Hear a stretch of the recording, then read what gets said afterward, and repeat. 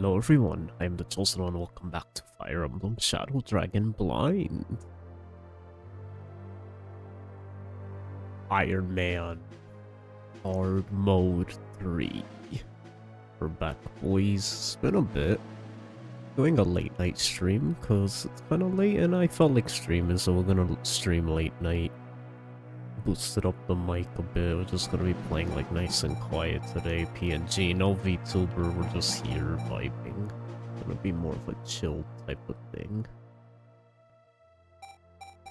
So yeah, last time we lost Minerva, and now we try to lose nobody. Let's do this.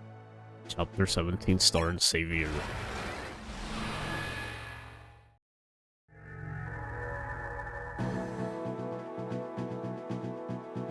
Make sure everything's working.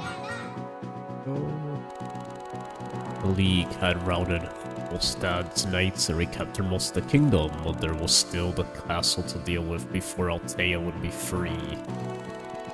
The mage dragon Morsas remained entrenched within its walls, unlike General Camus, who preceded him. Morsas has been a cruel warden, slaughtering many innocent Alteans at the slightest provocation. Very royal to think such a monster still sat upon his noble father's throne. Okay, let's see here. Who do we have as our team? Oh, Tomas been killing it lately. Astrom Pala. Oh, that's right. So I gave her like the res, and then. Yeah, we got Zane and Samson. That's right. So I'm probably gonna get rid of Astrom for Samson. And I definitely want Zane. So I'll probably get rid of Jake. Boom. There we go.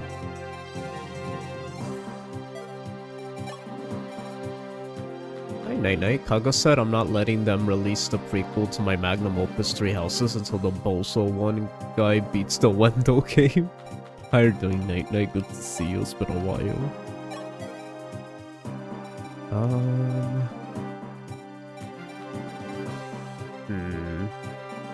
First things first. I want to reclass Paul. I want to see like what I could potentially reclass Katria to. He could be a paladin.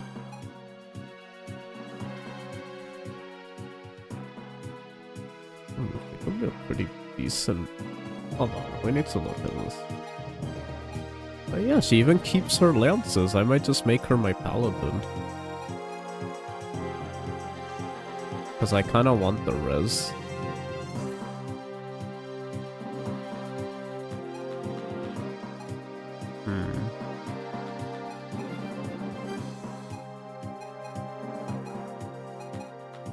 Sage.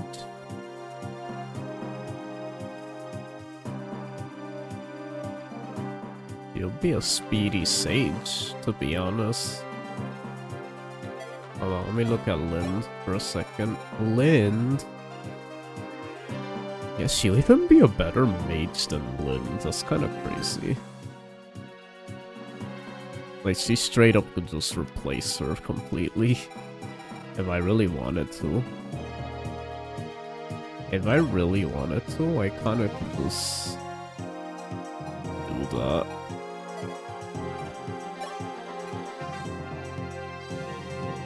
A bishop too?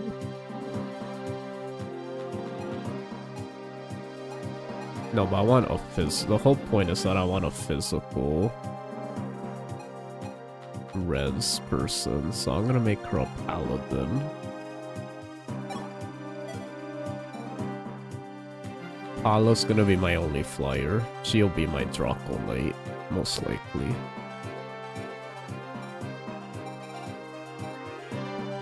Lind, I guess, is my mage for now. Only promoted girls can ride horses in this game? I see. Oh, then Samson. Oh, Samson who actually...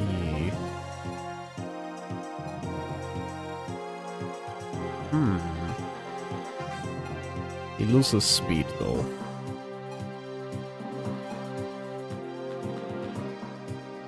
It's not worth it, cause look, it's like...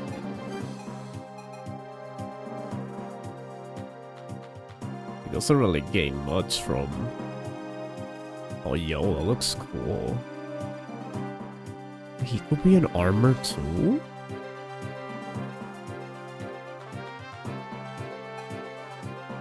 Nah, it's fine. He loses way too many stats, so I don't think I'm okay with this. He could stay. Everyone's pretty much fine.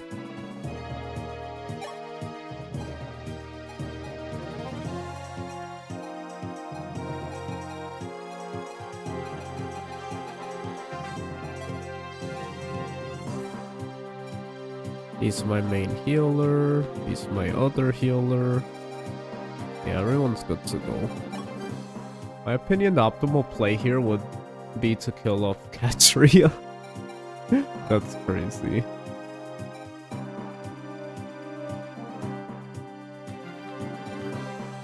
We got Sheeta. Reese is good. Let's look at our items a bit. Like, did I get anything interesting I could use? Like, you could use 11 sword.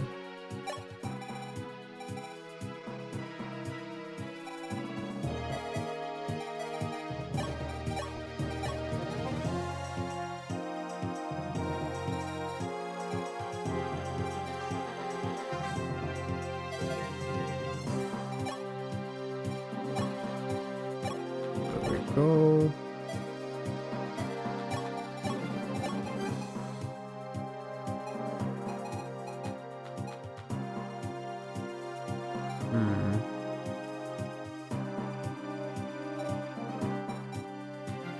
My Shadow Cho human saw me as in Fire Emblem Shadows, really? It's the opposite, he becomes a human? Okay, that's kind of funny. And random.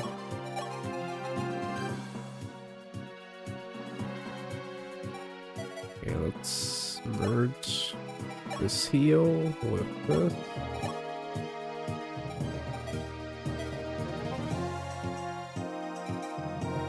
Oh, Moss is just killing. He's killing it right now. Honoraries? Okay, we have plenty of honoraries now, that's good. Master Key? Who should we give the Master Key? Also, let me know if the mic is good. If I need to be louder, let me know. I think I'm fine though. Something sounds different. You guys can tell me. Let's see.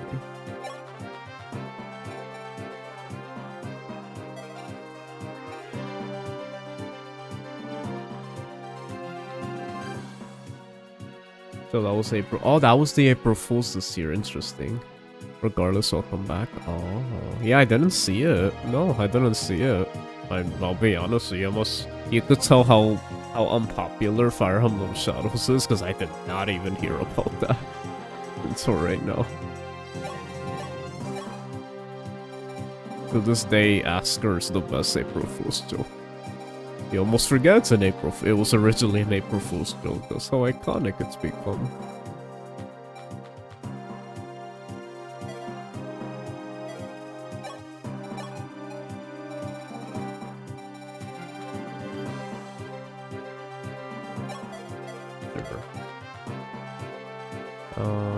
You just keep doing that. Blend. Let's see. Do you have anything you could use that's interesting?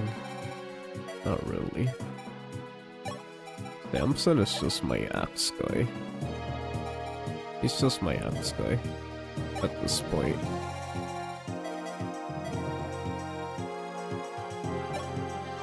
I mean, go argue that I should give him a sword. Yeah, if she's gonna be a... She really needs swords. Not really. Does he really need swords though? Not really. You never know though.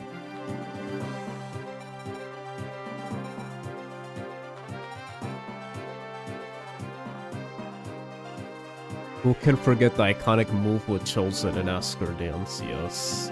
Your mic sounds good, thank you. Always keep them with honorary.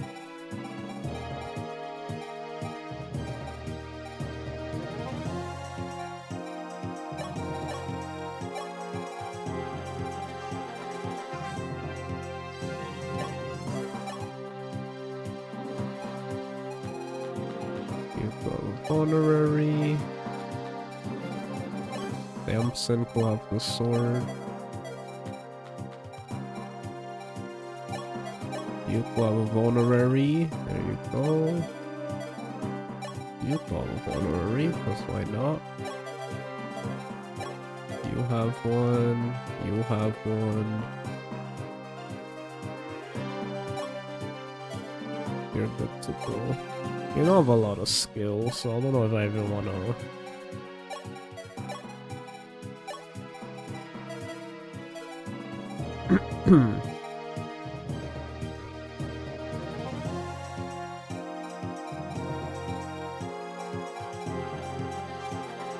Okay, and then...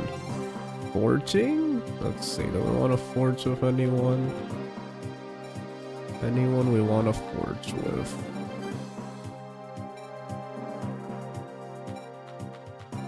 We'll argue maybe...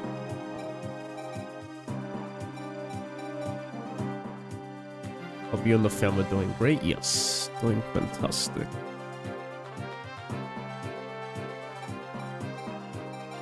I think I might want to forge a lance. Nah, it's not a lot of money. But probably no point forging right now. Anything we could sell? Like, do we really need all this? Not really. We don't really need all this stuff. Like, we don't need this many Bunganongans. Well... Yeah, like, we don't need Hellfire, Blizzard... Thunder... Get rid of this...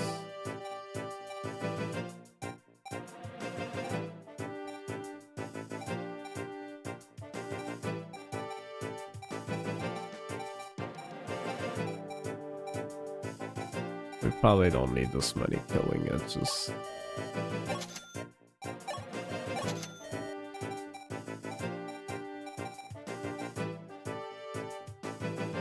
We need this many silver swords.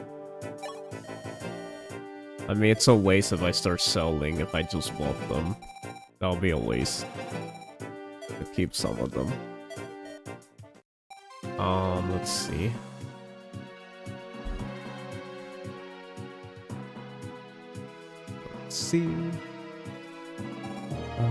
Now let's check the map. Let's see how it is. We start out here. I remember this map. Wait a minute! Is this the map I think it is? This is the engage map. They picked this map for the engage map? Any reason why they picked this one? Out of both games? Yo, so this is the map they picked for some reason. I wonder why. I don't know if I played it before in New Mystery. Or in Book 1. I don't remember, but...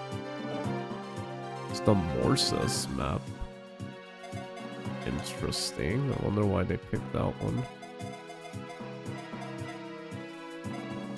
I have a VIP card. Okay. Dragon here. Okay, so we could use the worm slayer now. Finally. We'll start using the worm slayer.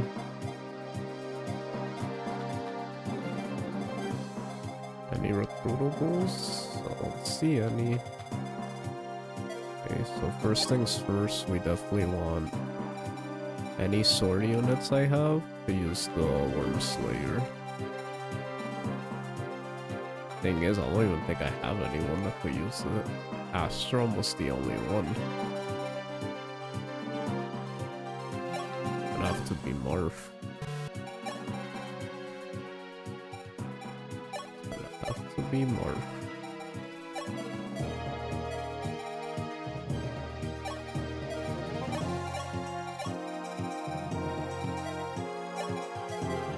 Yeah, Astrom was the only one. I don't know if I should bring Astrom maybe, or...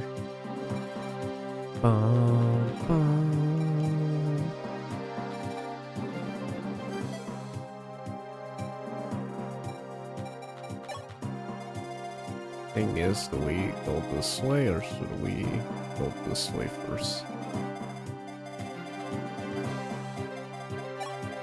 So let's have...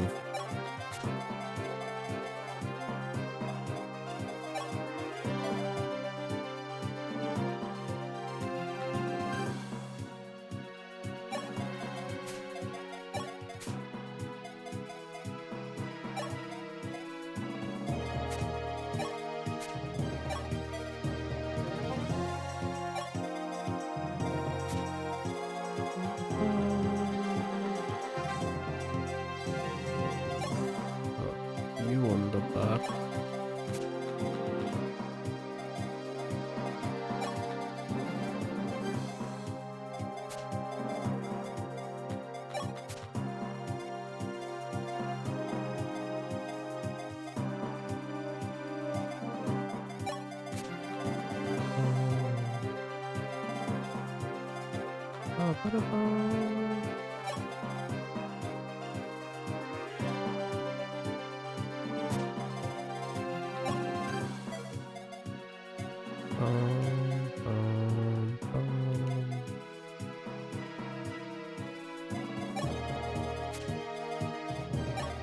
Okay, that works.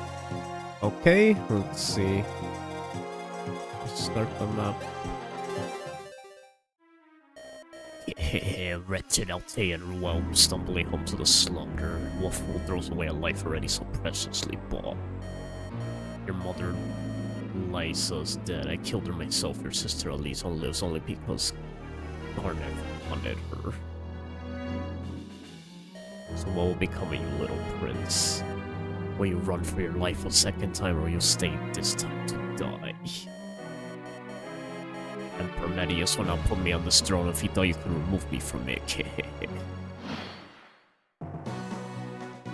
That's debatable.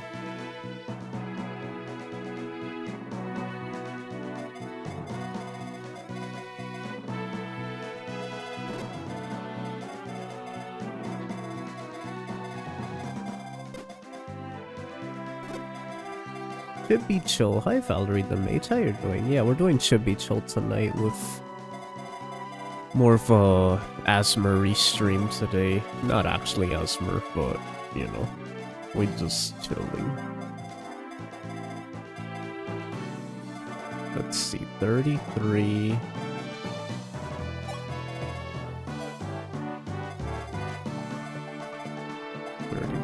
Okay. Oh dang. Okay, well, let's bait. Be careful of these swarm guys. Any swarm guys? Okay, we're good.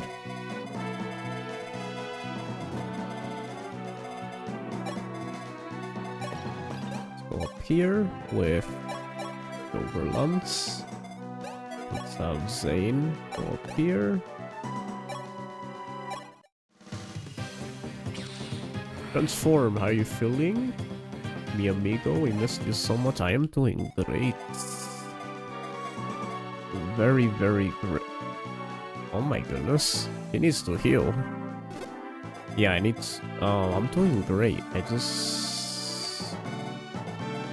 My sleep schedule's all crazy, so I gotta like... I'm trying to just push through it by streaming over the night, so I can just like get through it really quickly. So it's like a bit of a stamina stream. I am a bit worried. Did I screw up already? No, I don't think so.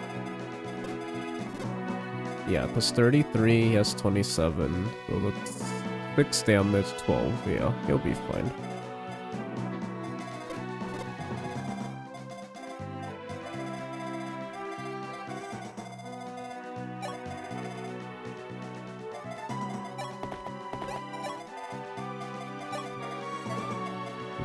Banhammer, maybe he could go this way. We could follow him. Up, Oh, I didn't mean to do that. No, I didn't mean to do that. I hope that doesn't mess with anything. I hope that doesn't mess with anything.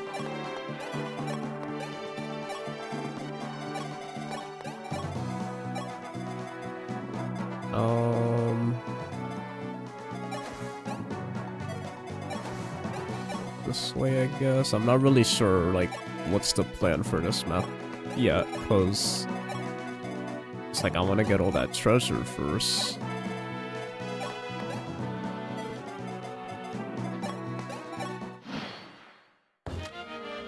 Warp, ooh. Okay, they go after Cord. Interesting.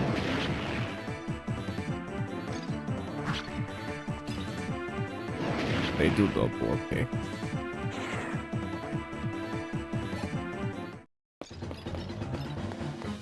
Okay, they go that way.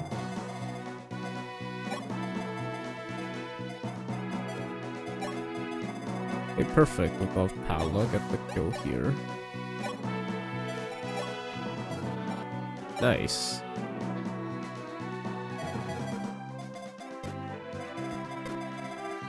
Let's have Pala get the kill. Let's go Pala. Nope. Ow. Okay. Nice. Yeah, let's have... I kinda want Marth to start getting kills. A little bit.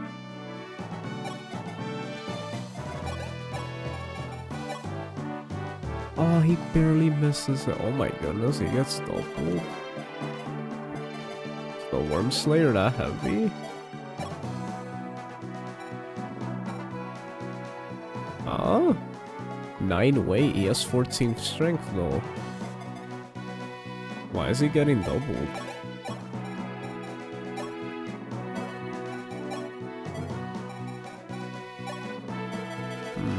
Doubles no matter what.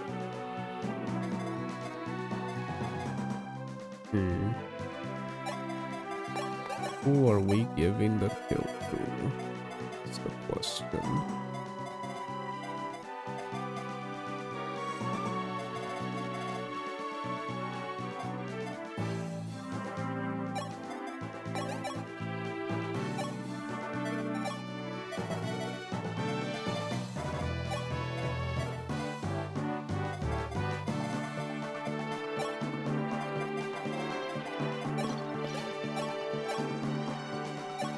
Versus chip damage. Hi Wild Pup, how you doing? I'm doing great. We just chilling right now, playing some Fire Emblem.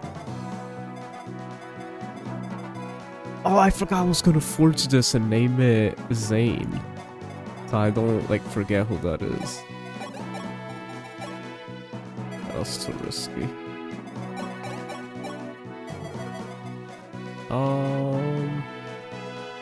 Who should I give this to?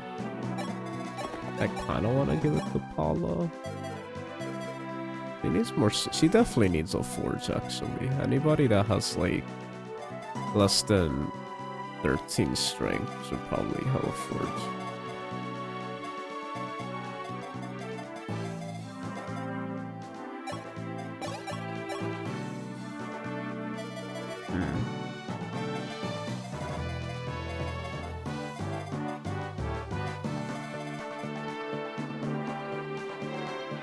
I wonder, like, should you level up Zane for his HP? Like, does it affect his HP, or you don't level him? That's what I'm curious about. Should Zane be leveled?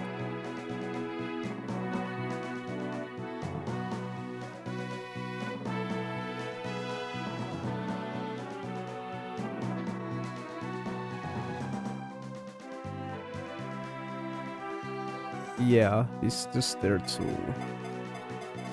help out. Okay, so most importantly, just heal him.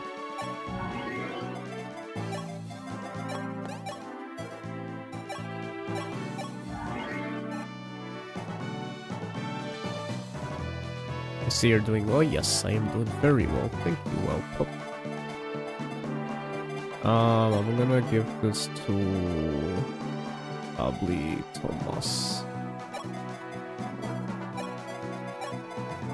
Or Lind, I guess. Yeah, Lind could get it.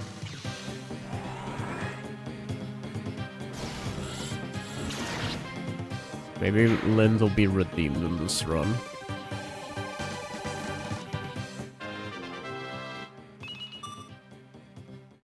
Maybe not. I don't know. Okay, so...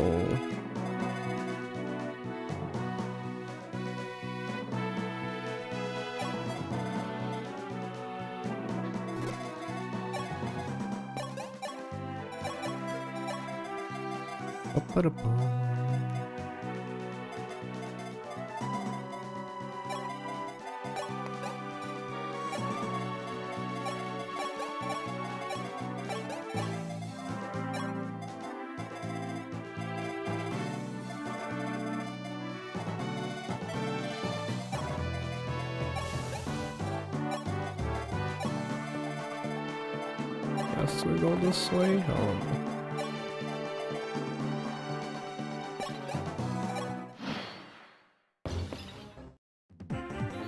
He throws a javelin at Samson, he dodges. He got two hand axes, nice. Maybe we could give that to Marth. They're trying to leave, which I'm not gonna let them.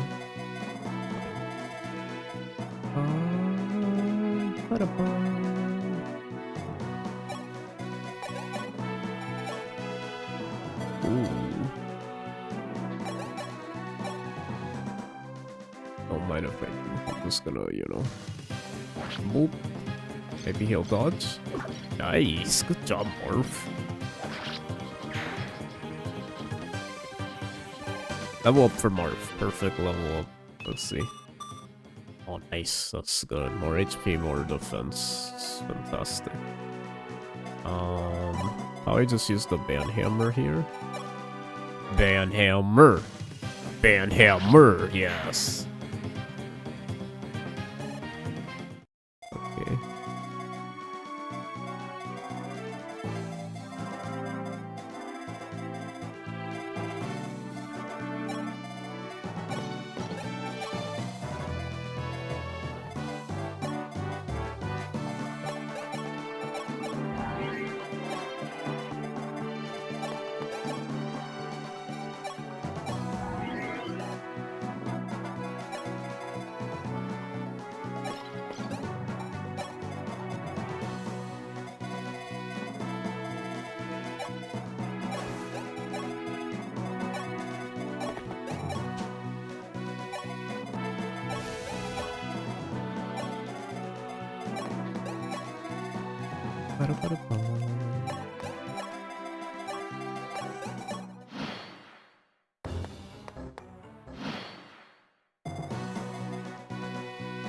Or just like come up here.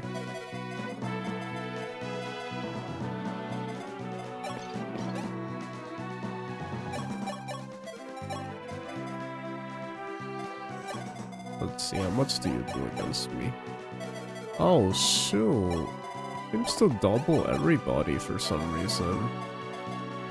That seems to just be a thing in general, for some reason.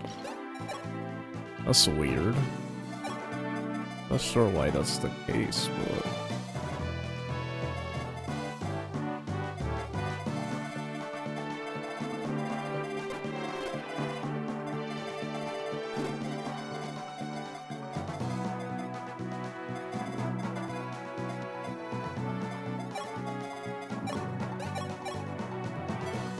Perfect.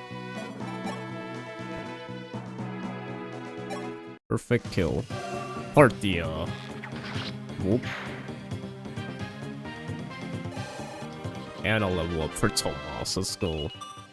Defense. I'm so familiar with this map, so it just kind of feels like, you know.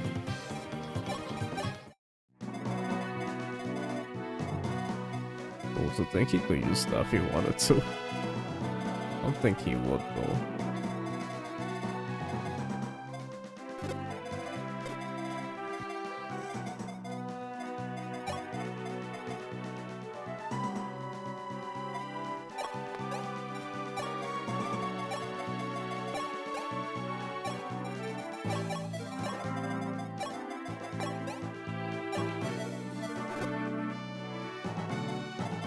Oh shoot.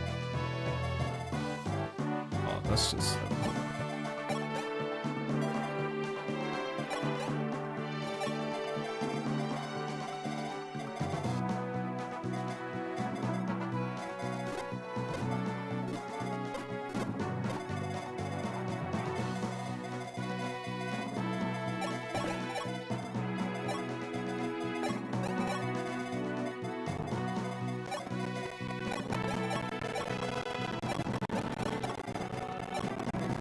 Ba-da-bum, okay. Goes off the cord. Oh, cord. Ba-da-ba-bum. Ba-da-ba-bum. Okay. Good job. This guy tries to run away. Oh, but I don't even want that. Yeah, you can run away, it's fine. They don't steal the other ones for some reason. Like, I don't really care about...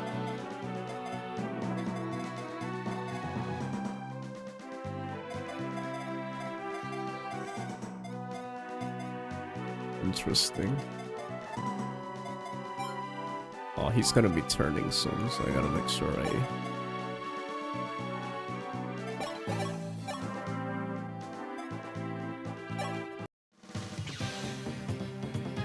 Go another level up for Cord. HP, oh my goodness, he's going crazy.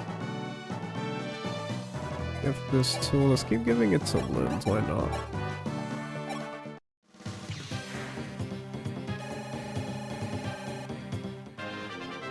Gonna help her out. Magic's good, nice, okay, there we go.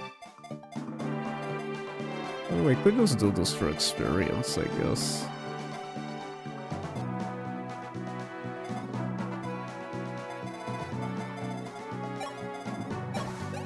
For the heck of it.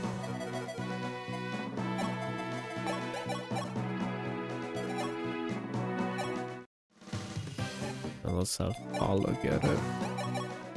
Yep, perfect. Perfect kill. Whoop. Come on, get defense. Get tanky. Nice, perfect. This we don't need.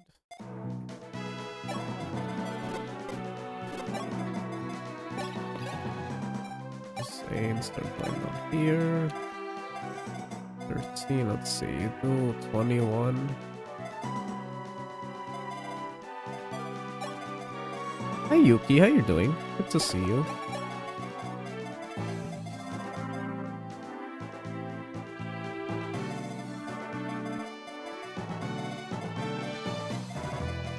We could bait this guy.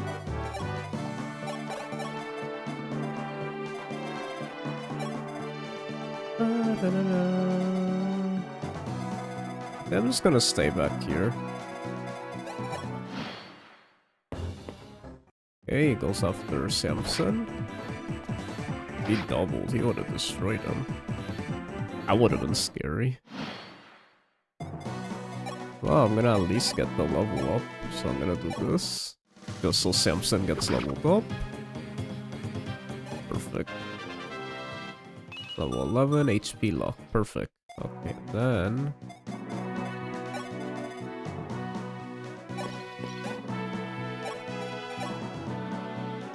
Gonna weaken a cord.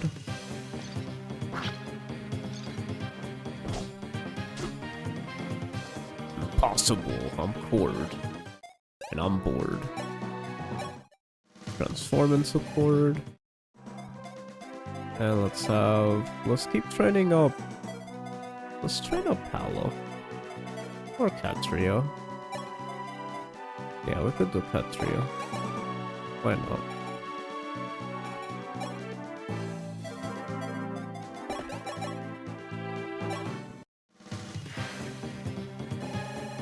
There we go. Doing well on yourself? I'm doing actually pretty dang good. My sleep schedule's messed up, so I'm just kind of gonna do these late night, overnight streams until I fix it. I don't want to wait a whole week. We already been gone for almost 2 weeks. I don't want to, like, let a whole week go by me fixing it. I could at least be grinding out these streams of this playthrough. And I'm kind of desperate to be done with this playthrough. If I'm being honest, I'm having fun with it, but I do feel that, we could do other things on the channel. I'm still trying to figure out what's gonna be our next thing, but as far as, like, playthroughs for the channel, like, wow, this one was solid. I enjoyed it. I still feel like I'm gonna think long and hard about what we do next on the channel. I'm excited. I might even do, like, one more engage run, maybe, before the new game. Just because we didn't do everything in that game. Who knows? We'll see. Well, I feel good because after we beat this, I could actually say I beat every single Fire Emblem game except 3, so... I mean, Duke Draw. The Duke Draw games. And yeah, there's still Sacred Stone. Maybe maybe I'll go back to Sacred Stones just so I could finish it at least. Because I should at least finish that game. I probably should finish that game.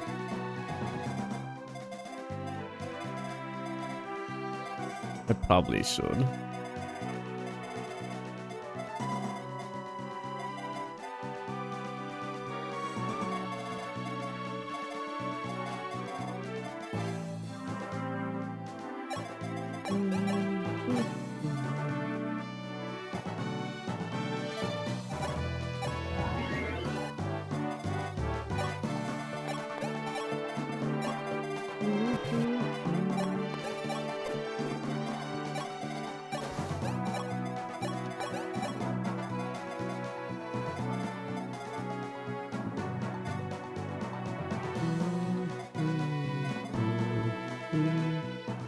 I gotta play the Duke Draw games. The only reason I haven't, actually, is because of the potential remakes. I played New Mystery and Echoes over the original, so it's like I kinda wanna play... Oh, and Shadow Dragon, as you see, like... Well, sorta, because I did play Book 1 from New Mystery. But for the most part, I played the remakes over the original, so for those, I might want to wait for the remake. I already said it, like, if by next year,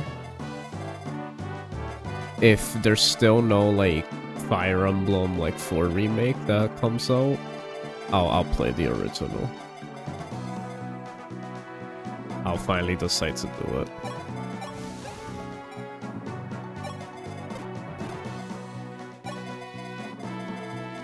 I'll just take it as a, like, that they're never remaking it.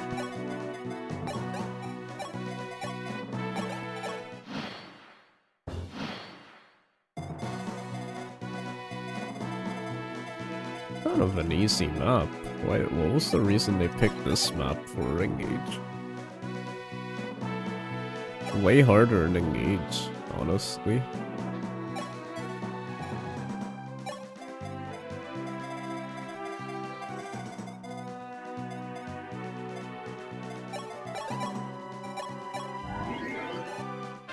Level up for Wendell, level 9. Oh, and finally he gets luck. Let's go.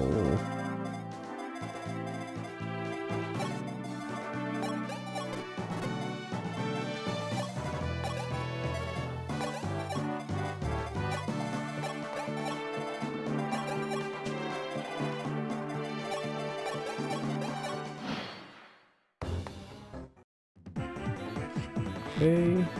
Hope we get this skill. Lynn? Shall we just keep giving it to Lynn?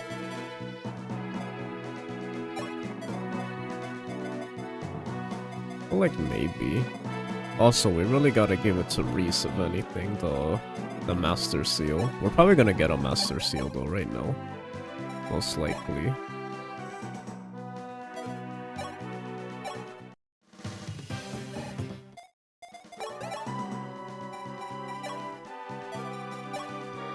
Oof. We gotta be careful here. I could just lose limbs.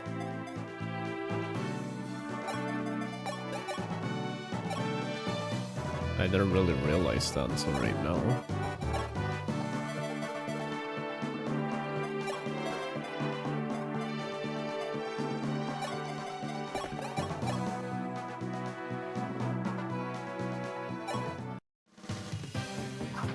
Thank you. There you go. Hellfire 21.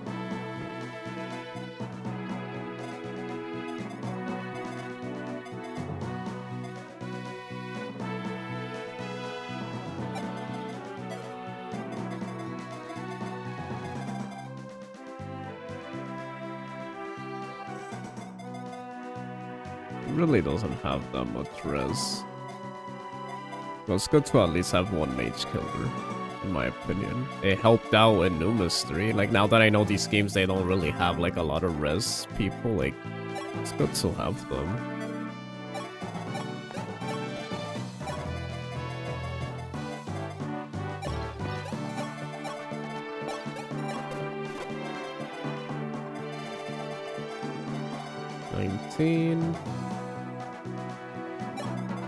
Yeah, we could bait with her.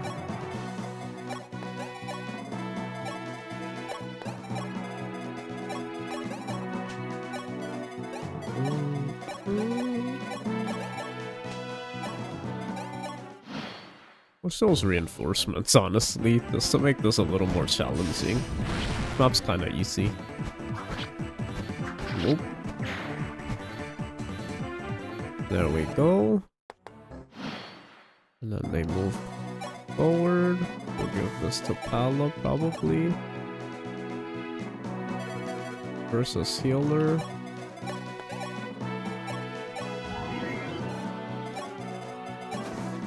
Whoop. And then she can get the kill here. Nice. And then Marth is just gonna have a feast. And everyone else will start running back.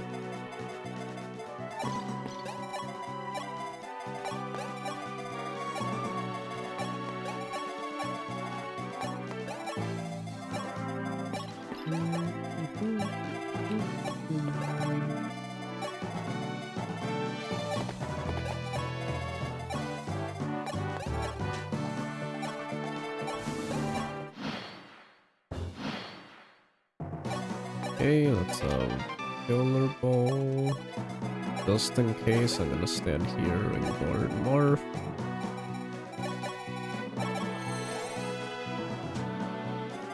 I don't know, like, just in case. You never know. Something crazy happens.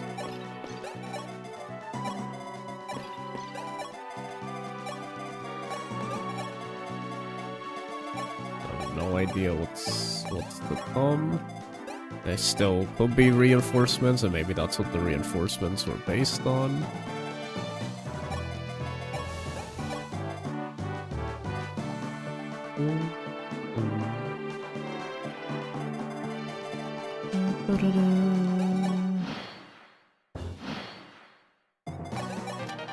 Rockle shield.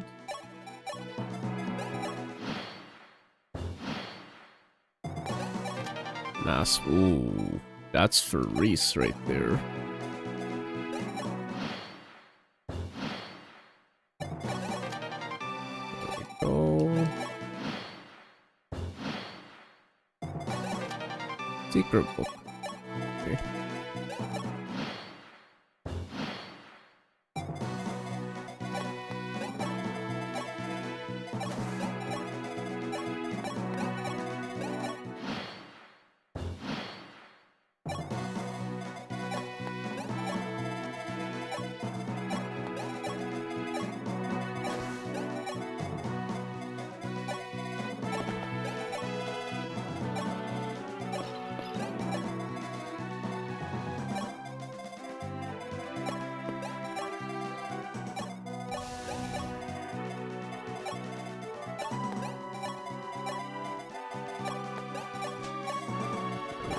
on ahead. There we go. Marth, you go on here.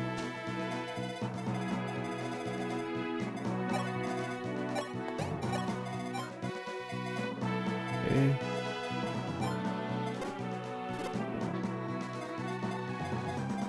A bunch of 2 range units we could destroy here.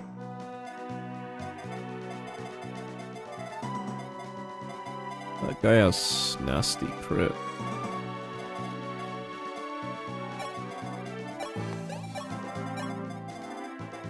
I feel like reinforcements are gonna come like after we trigger something. I just have a bad feeling.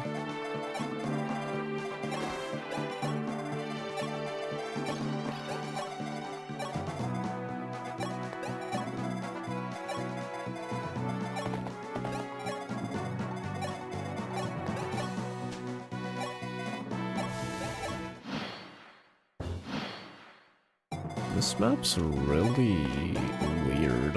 I'm not sure why they picked this one. It's kind of like just random.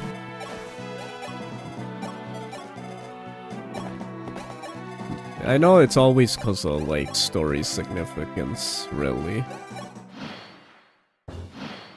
Something that's like important, but it's like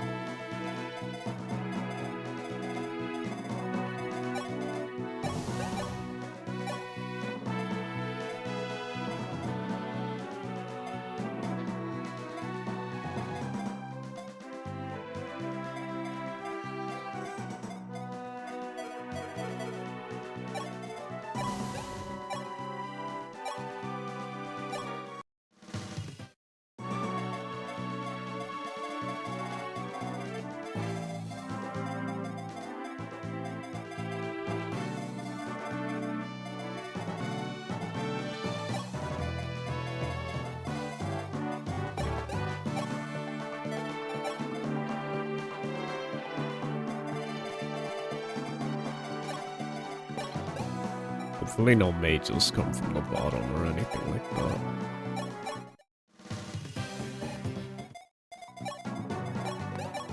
That will really suck. Oh, let's do it now. Let's just do it now.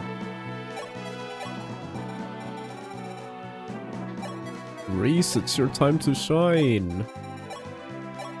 Let's go, Reese! My goal! Sorry I didn't promote you earlier. You deserved it.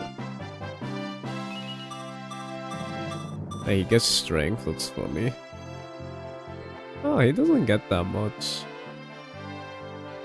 I mean, he becomes a res goat, though.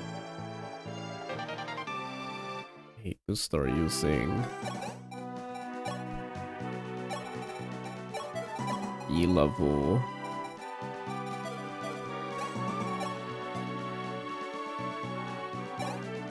I should have not thrown out the. Oh, Thunder is okay. He go off Thunder, I guess. Sure.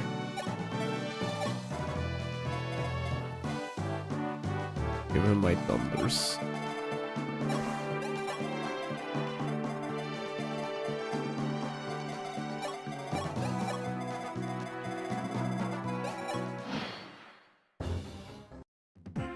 Oof, I didn't know he reached. Luckily she could tank those.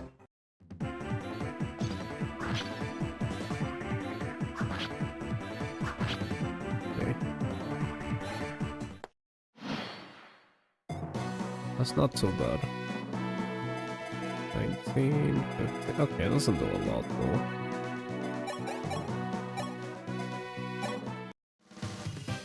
Dang, you miss a lot.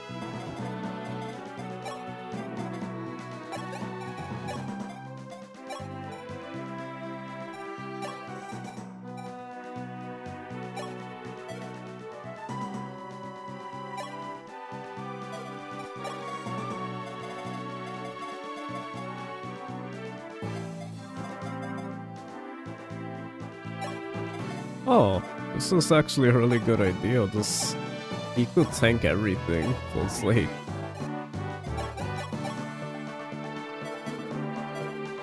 just have her keep standing here.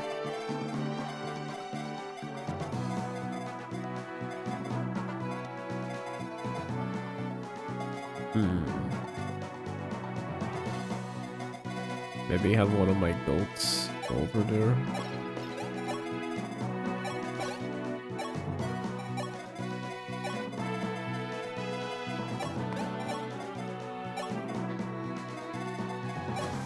Yeah, I have to be careful.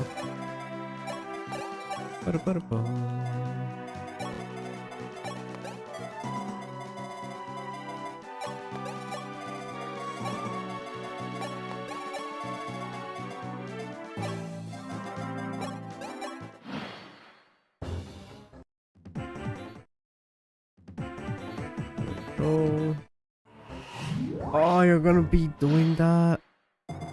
You're gonna be spamming fortify? We can't have that. We cannot have that.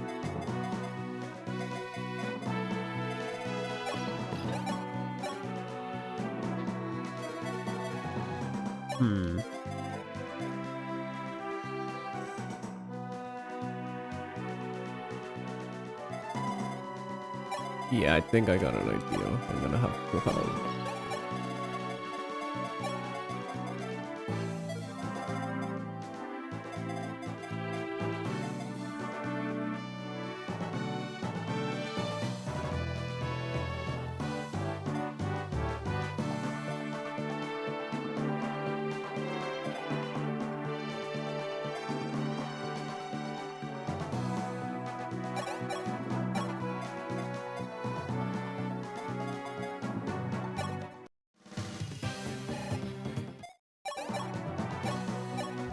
Just make me up for all the Reese levels you're gonna get.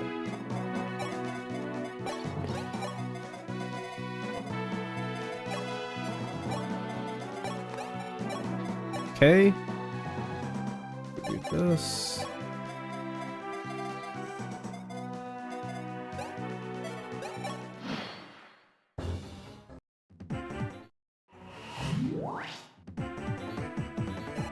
Level up for Sheeta. Katria, I mean. Get them confused sometimes.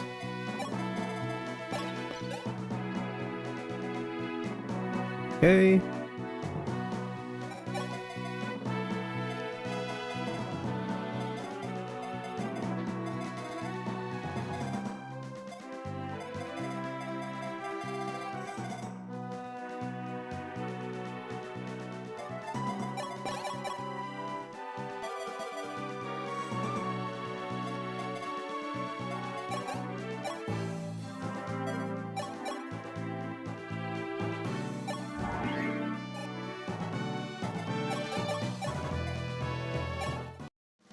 There you go.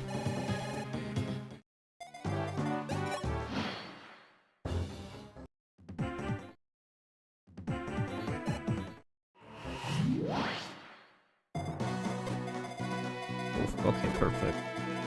Let's have you stand here.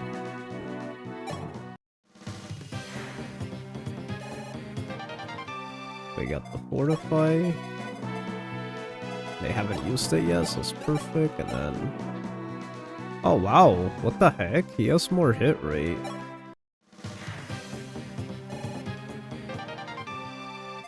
Oh, it's because he's using an iron ball. Oh, and then we get the VIP card too. Looks excellent. That is excellent.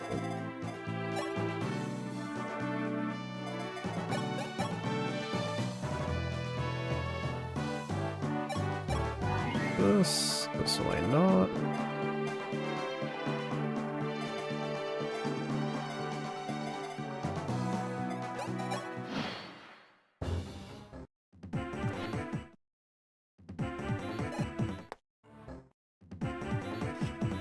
Oh, I thought that 16 was from him. I was like, oh shoot. scared me.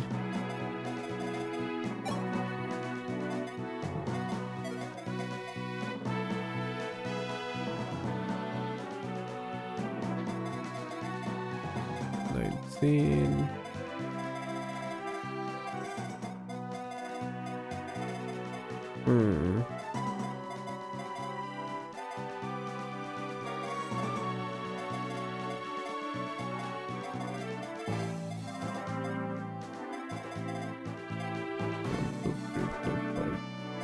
Oh no, they can't reach.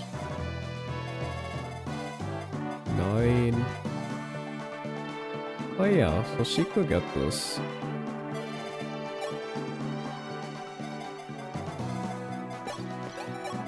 Loki could get this.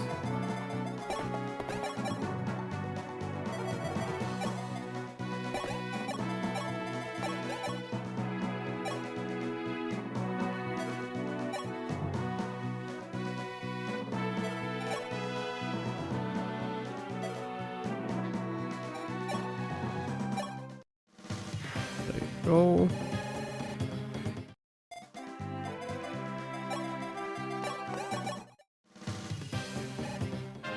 Sane got a level up, it doesn't matter. Oh, he doesn't even get anything. He's just like, that's funny.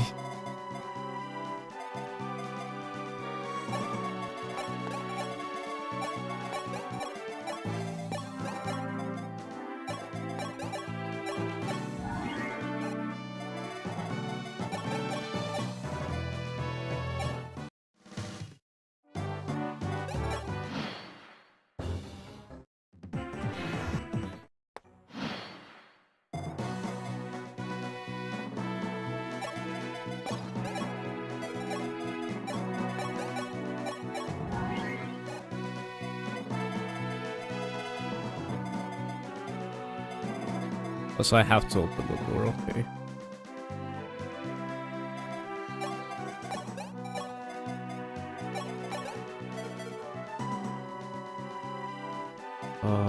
Okay, door key.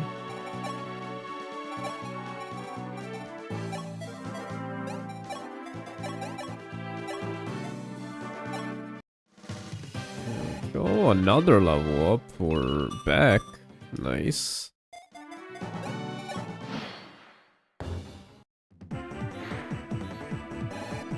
Nice.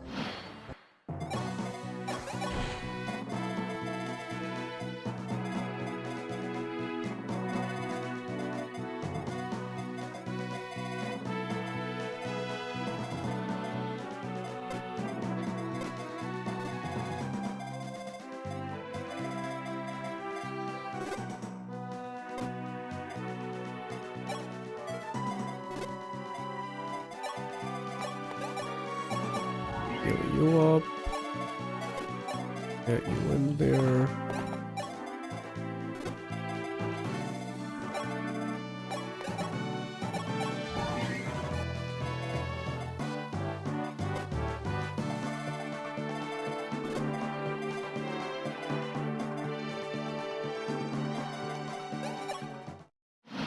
Oh.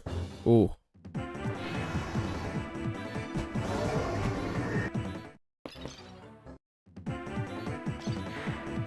Reinforcements.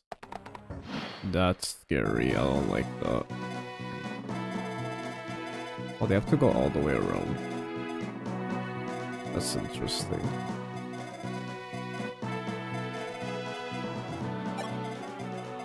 Oh, okay. I could just still do stuff. Oh, okay. Yeah, that's not that bad.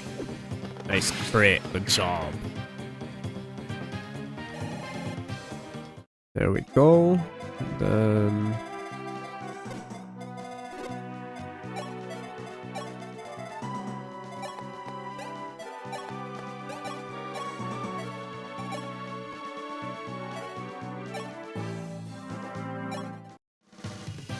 Marth.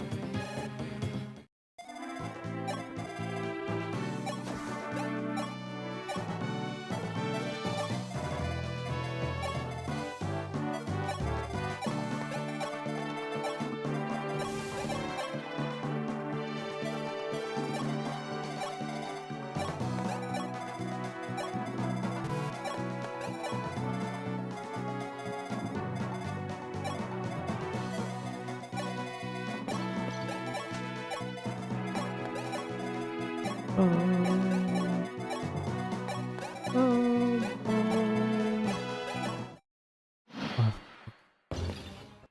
no!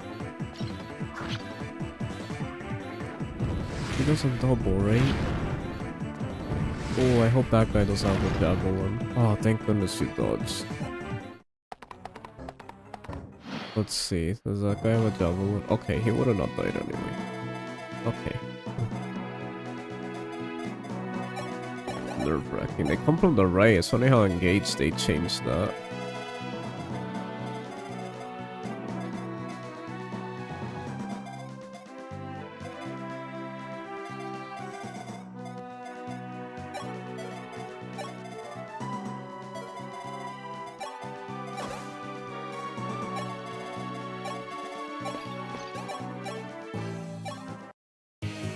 A weightless human on the Fire Mage Dragon lived to speak of it.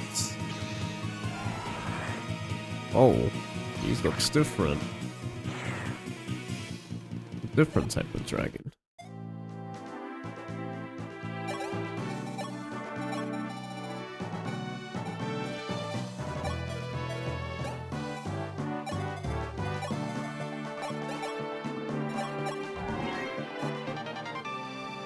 Nice, you got A rank too, no? You... I don't want to build up. Look how much damage he does. What the heck? And he doubles? Let me see. Well, his speed is better, but his magic's better. He could be my other mage. I just realized that. Jakey says, I see you're fighting one of the most important villains in the franchise, the iconic Morsa. Surely the franchise will honor one of the first major antagonists who holds so much relevance to the First Lord in the series, and the series classic, Take Back Your Homeland map. Yeah, I was shocked this is in Engage. I'm not really sure why it's in Engage. It's because of the plot, right? Plot reason.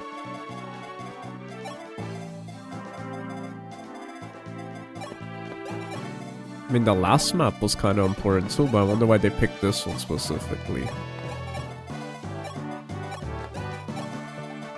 over the last one. How are you doing, Shaky? Also, Reese is promoted. Look at him. We got our promoted Reese.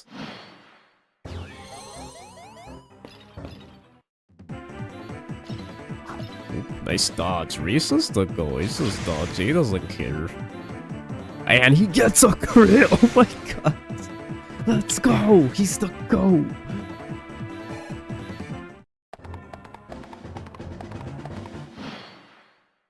Coleman says, good to see you streaming after fighting off Jirodi. How are you doing, Coleman? Good to see him. Shaky says, I don't have time to be in this stream, but I did want to pop up and acknowledge how technically important Morse is. I was just about to say that. Like, I'm like, wait, this guy is important if his map is engaged and then what's happening in the story, but I never hear anyone talk about him. Coleman says, bit late to the congrats though from me. It's okay, no worries about it. I kind of been MIA, so it's all good. It's good to see you, Coleman. It's been a while. Oh, this might be the wave right here. 12, let's see.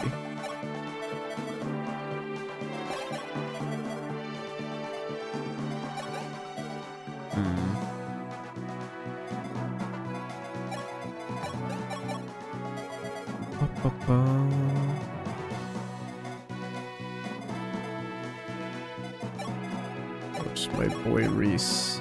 Oh man, he doesn't do anything to Reese. Look at that, Reese the goat. Reese is my goat. I love my goat, Reese.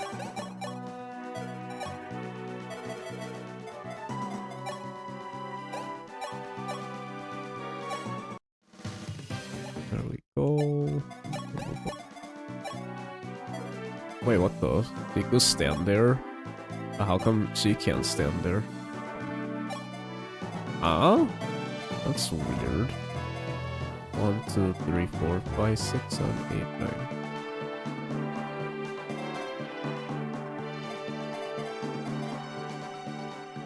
It's so weird that she can't stand there. It kind of bothers me.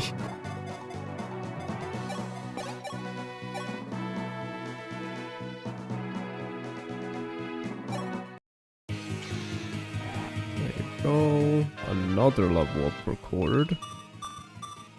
Oh my goodness. You're going crazy. There you go.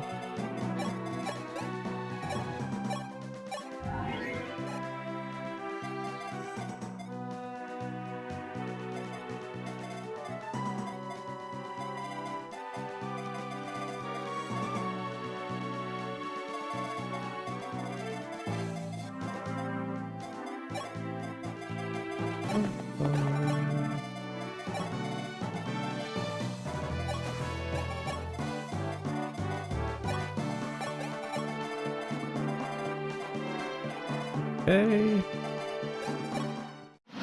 They just keep on coming. Careful, accord. Nice dodge. Dang, Samson, the dodge king. You're kind of the dodge king right now.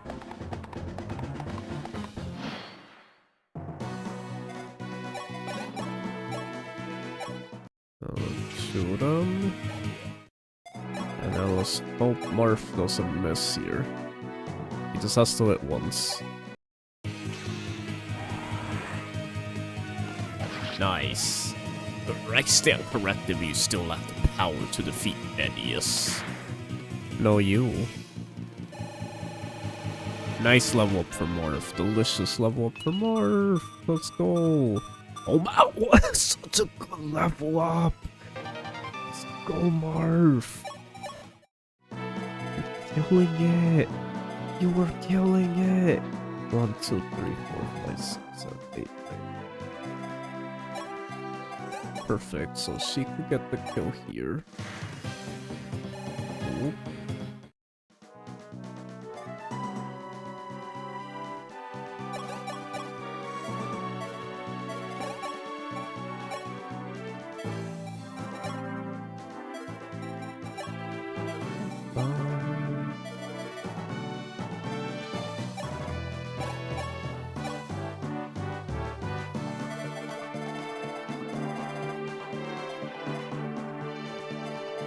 Rider spade. That works.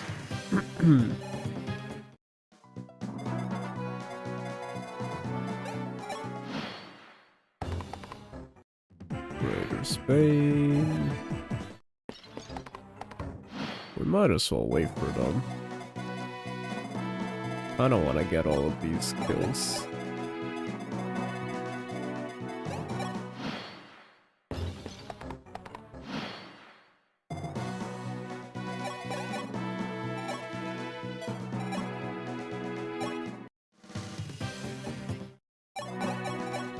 There you go. Lins. Leveling up Lins like crazy. Look at that. Good job.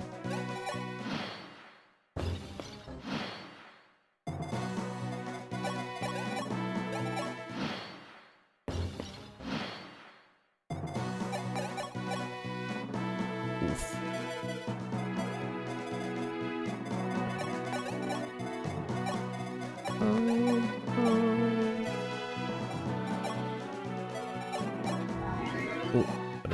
But we got another level up for Reese.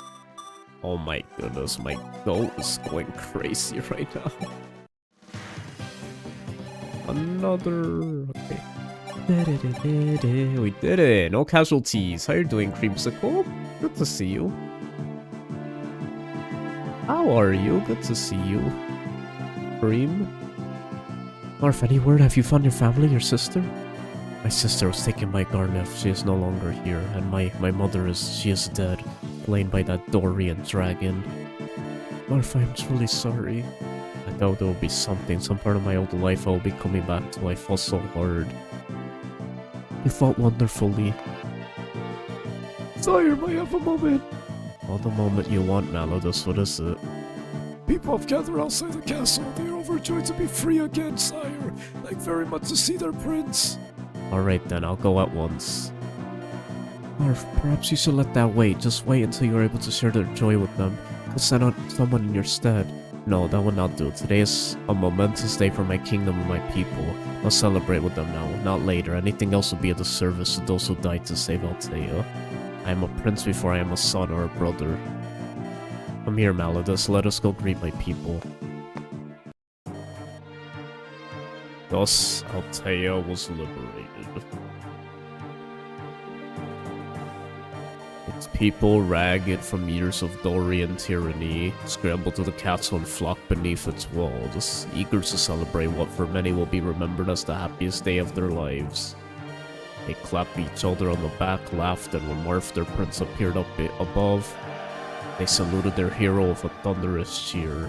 Glory to Marth, our Prince of Light. Glory to our star and savior. Marth smiled down at his people and waved. The great commander's last victory of the day was commanding his tears not to flow. Ooh, they kind of cook with that line. They kind of cook with that last line. Holy cow. I like the way that last line was written. That was sick. Kind of fire. Also, is the remake of Shadow Dragon and the Blade of Light? Yes, this is the remake of Part 1 Fire Emblem. Yes, correct. It's a lot of fun. I've been enjoying it. It's my first time playing this specific game. And, doing an Iron Man challenge, and we've been doing pretty good, honestly. Okay, let's see. For Goto to create the magic that could defeat Garneth, he needed two orbs, the Light Sphere and the Star Sphere. Marth and company set off to Chasmere and the Fane of Rahman to find them, but in their path stood a cohort of Grostian knights known as the Sable Order. Bridges across the strait will soon be choked with the brave and the dead. Hey, they kind of spinning with these dialogues, like holy cow. So freaking epic. I love it. Where's Reese? Where's my goat, Reese? Am I blind? Oh, he's right here. I freaked out. Like, did he die and I didn't, like, see it or something? Hey, you can use Fortify a lot in this game. I love it. Hi, Leo. How you doing? Good to see you. Good to see everyone coming through. How you guys doing? You chose one of the hardest ones, if I can recall correctly. You got guts. Thank you. I appreciate it. Yeah, it's the first blind Iron Man I ever do. And I know it's kind of crazy I picked this game, but I am playing on hard 3. Like, hard 5 is the hardest. So hard 3 is still decently hard. In my opinion, I feel like it could be harder. I feel like I'm kind of breezed through that map. Just checking what you're doing. Yeah, I've been playing Fire Emblem Shadow Dragon. It's been a blast. VIP card. So what does VIP card do again? Oh, okay.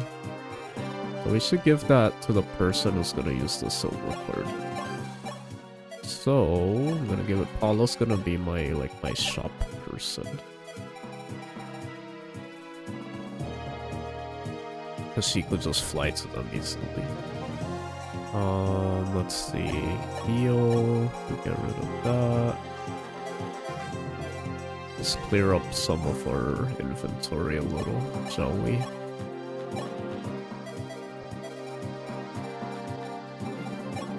Couple of stuff we got.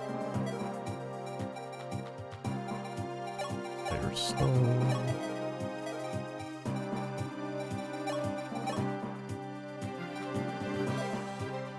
Let's see, what do we get? Oh, okay. So for defense, I like the idea of Cord just like going crazy ham with like, we didn't cap yet, right? With anything? But yeah, I like the idea of Cord just being like max defense. But we also could give it to like our second tank. If we really wanted to. So we go up like 2 tanks. Nah, it's fine. Just give it to Cord.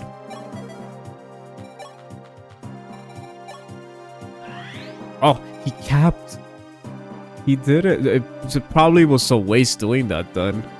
Because it's like he was gonna get there anyway. But hey, it's fine. It's all good. Unless we reclass a chord. You know what? We could reclass a chord because in reality, it's like... Huh. He's still kind of a tank. He's still kind of a tank if we just make him a hero. And look at his yeah, he kind of could still be a tank. Right? He was at 28 defense. It's like, okay, it's just at 22. Is that like a huge difference? Like, for example, let's check this map. Let's just get an idea of, like... Yeah, like, most of these guys don't... Yeah, he'll still tank every single person here. Except the boss, which it doesn't matter, he doesn't move. Yeah, I think honestly I'm gonna do something kind of crazy here. I think I'm just gonna... I'm actually gonna... change chords class. Just cause he, you know, he capped. Make him a hero. Oh, I can't though, because then he doesn't have lances. And archery anymore.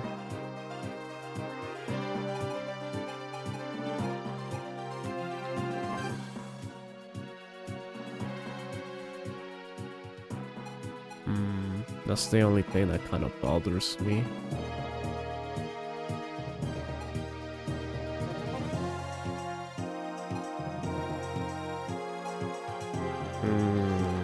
I don't know.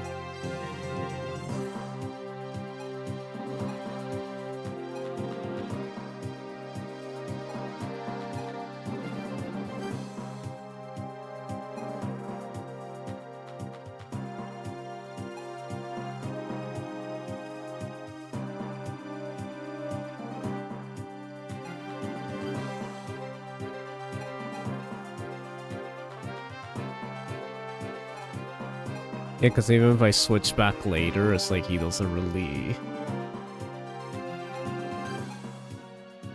He only loses, like... He'll pretty much still be goated.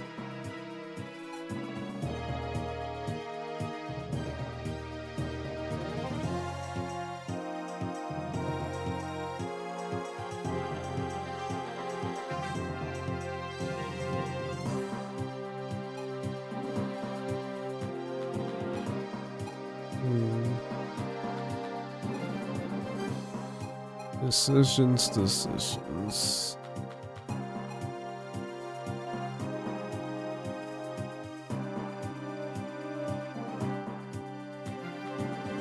Yeah, goated hero, to be honest.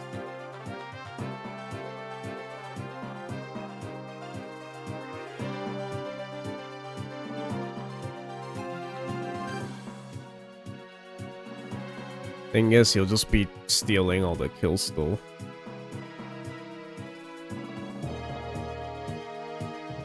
If we really need him to hit something hard, maybe it'll be bad if we don't.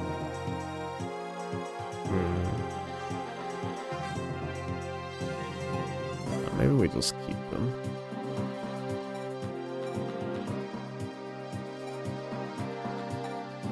Well, like at this point, I don't know if we even need Wendell to be a bishop anymore.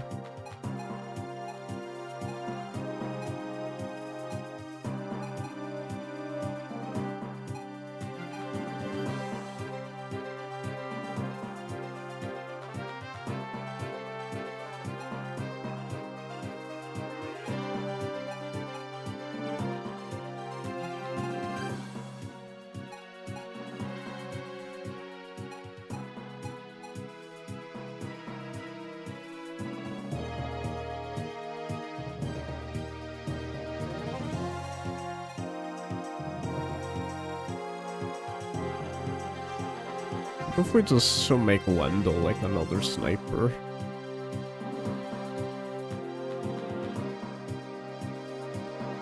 Nah, but we should have 2 healers. Oh, we should have 2 healers. I wish I got more Master Seals. We need one for you, one for you. We need 3 more. Well, that's not that much, actually.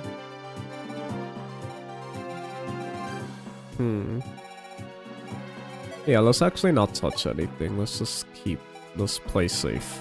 Like, let's not risk anything. But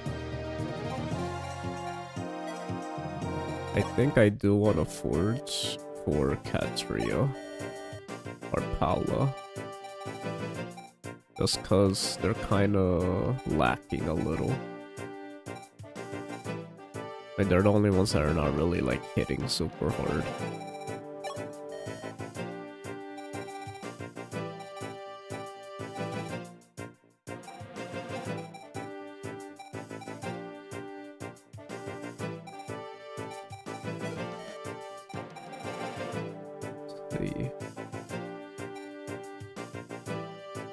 I want to do a weapon that has like full 13. Oh, we can't even afford it anyway.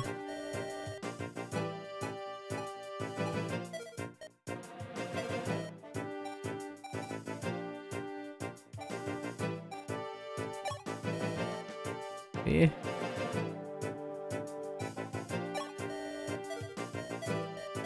First, let's merge everything first. Like, let's see what we can merge.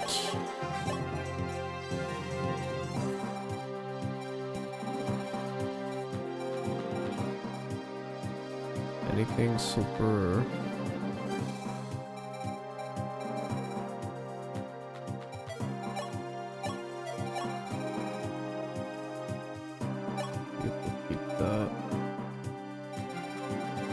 Oh, never mind.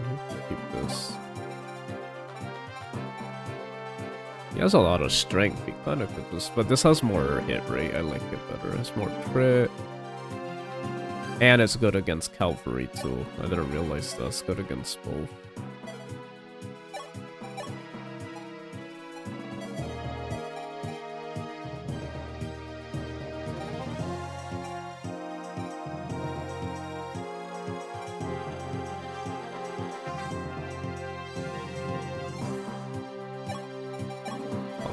Equal merge for sure.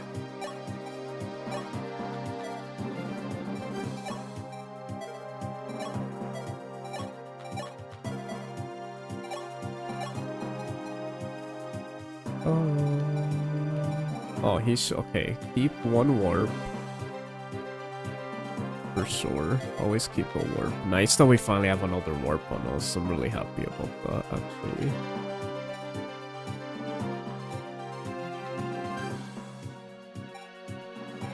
What's barrier do again? Oh, resistance. That's really good, actually.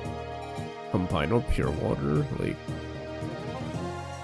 be unstoppable. I feel like that's better than just having a res tank. No, it's good to have one, even, like... I feel like doing that's more like an emergency. If you want to do barrier, pure water combination of a high res unit, then sure, but I feel like it's good to just have someone who's your res tank regardless. Just that they're set already, so you never know if you don't have time to do that or if everyone's in range and all that stuff, so...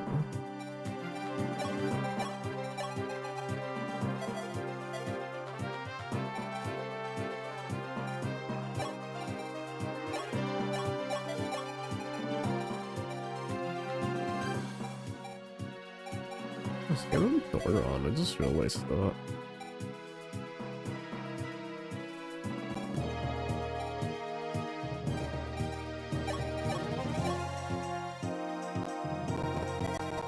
Give someone a writer's main.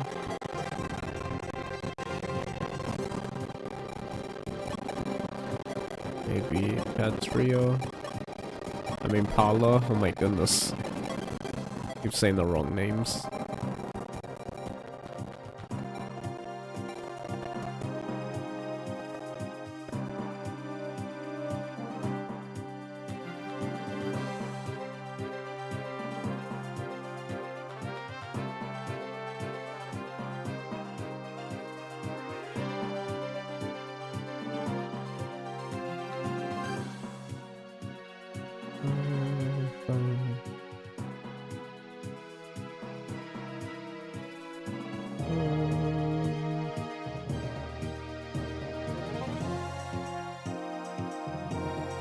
Okay. Let's see.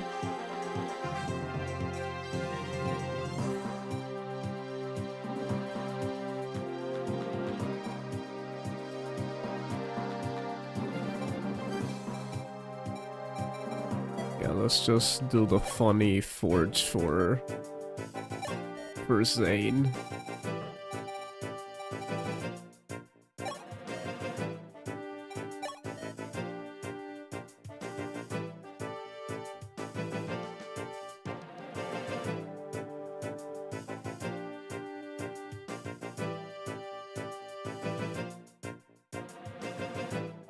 We just want him to tank, not really kill.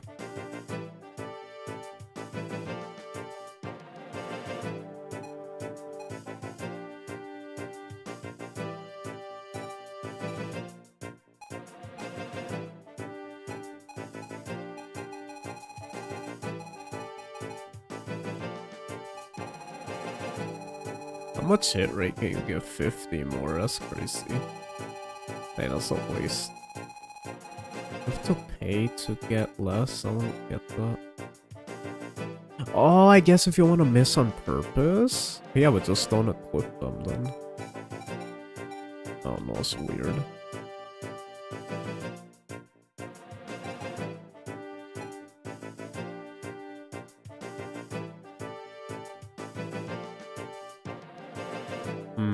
Maybe...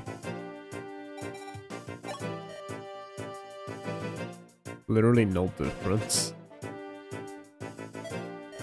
Probably at least, like, give it something. Okay.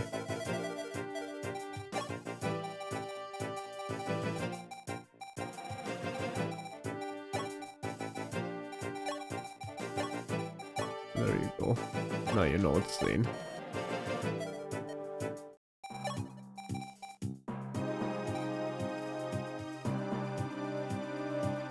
That's how you know it's Zane.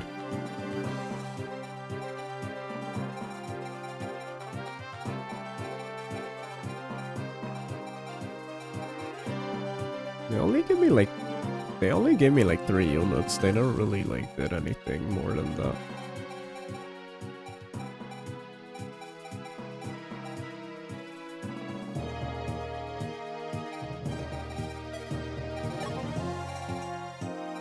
Boa.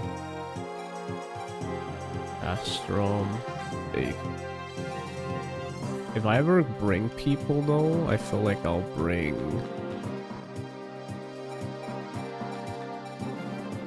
people that could potentially promote or already promoted.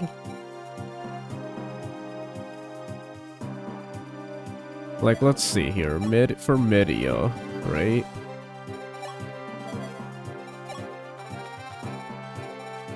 Hypothetically, can she become something?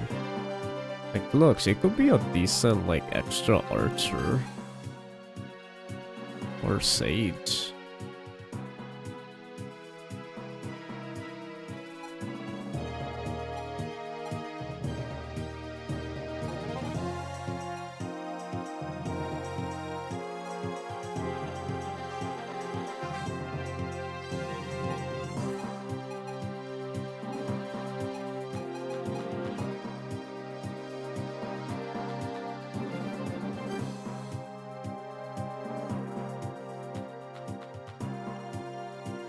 Extra archer or healer?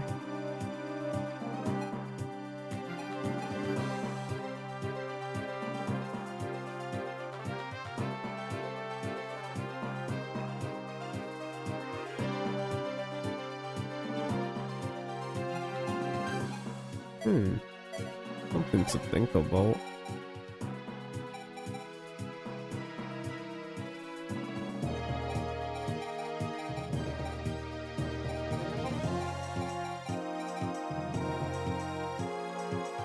In case I want to make Wendell something else.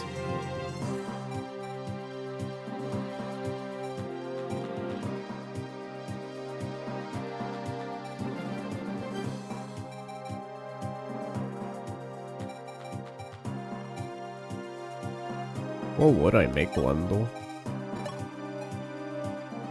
If I decided to like do something. The fact he's super fast.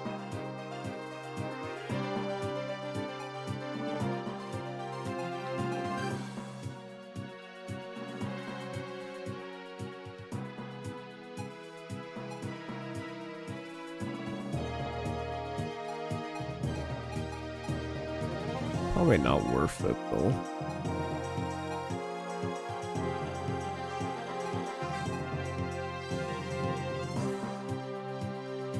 I don't know, having like extra sniper always sounds so like cool to me.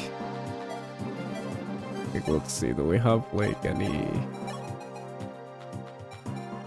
Yeah, I could give them killer bows and it's like call it a day.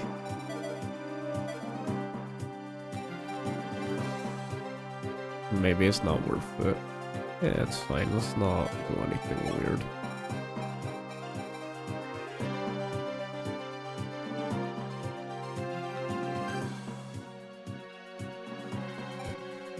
For me, just having an extra healer is enough. Like, Boa.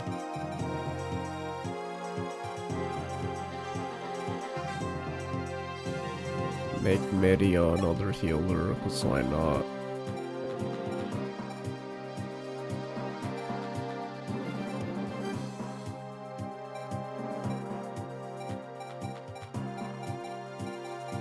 Make either Agma or George another healer. Let's see, which one could be another hero?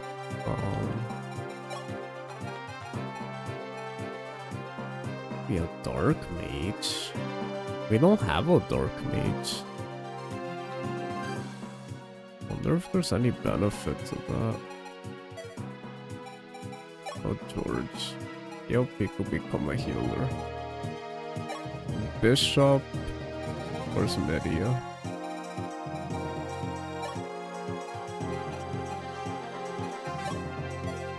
There you go. You got your 3 other healers. Because why not? Just like, just to have them.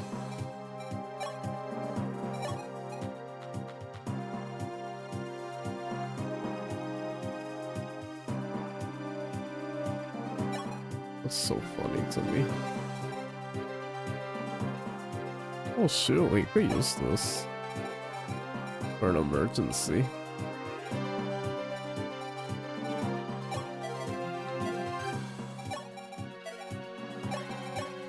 You could just have your men, and you both a men. And a heal, why not?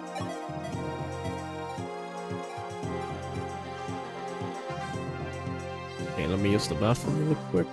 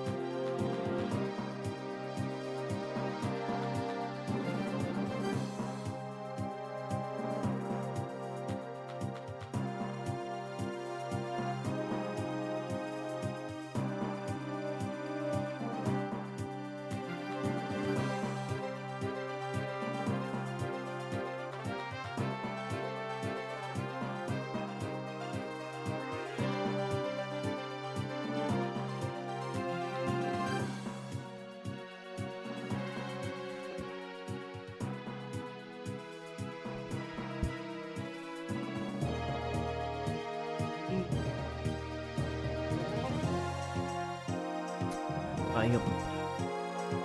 We are back. Yes, yes, I'm having a lot of fun with this game. Holy cow. Great game.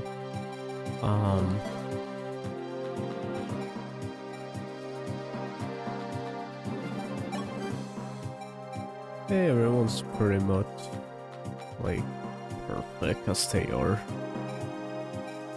If I'm being honest, everyone's kind of just, like, fine. Like, we don't really gotta do anything different. Though, I don't know how this map plays, so I'm a little nervous.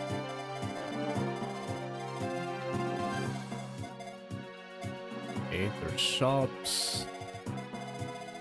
And that's yeah, there's definitely reinforcements in this map.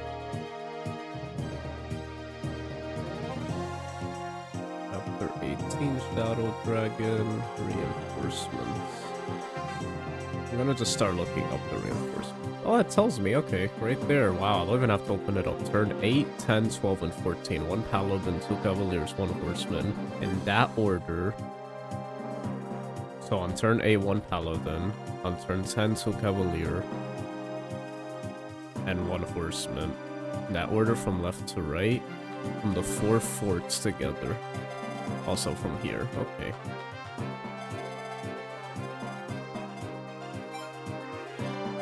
Okay, so it'll be like... 2, 3, 4, 5, 6, 7, 8. Okay, so I just gotta stay away, like, stay over here.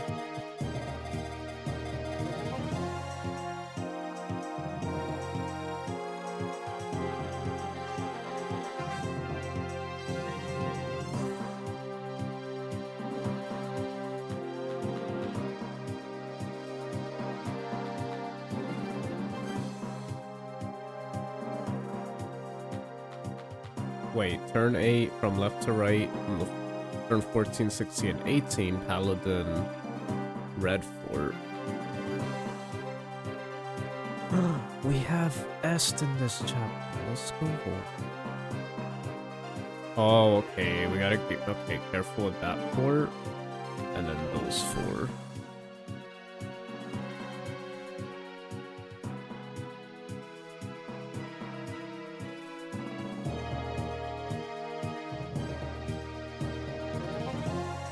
Paladin comes on 14, 16, 18. So 8, so every 2 turns 8, 10, 12, 14. Okay, I'll try to remember that. Yeah, that means 14, we gotta be careful. Paladin starts coming from there. Oof. Okay, yeah, this chapter looks kind of scary. We finally get Est, yes! We get Est, I'm so happy we get Est. Let's have Horde, Zane,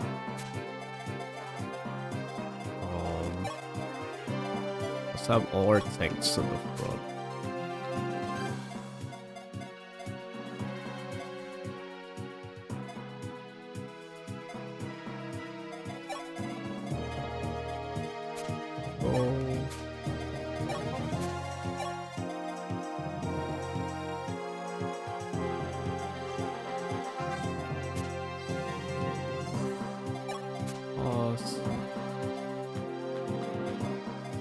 Our healers stay in the back. Why not?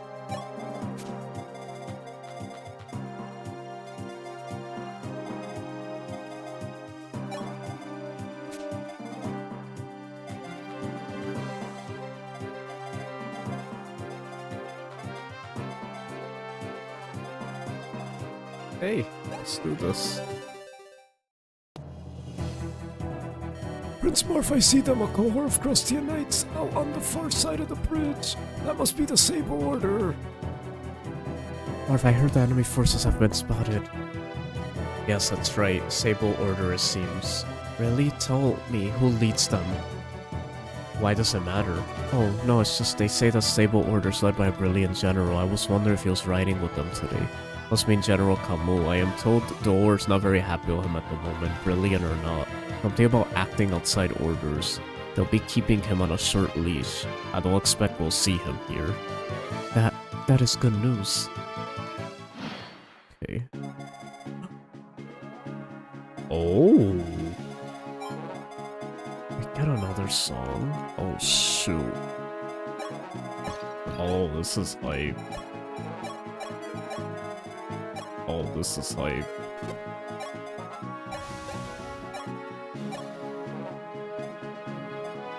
Oh, shoot, this is hype. Holy cow.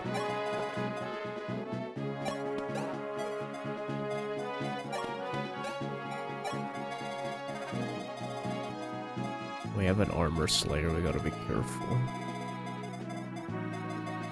Rider's Bane, we gotta be careful. Rider's Bane. Knowing that.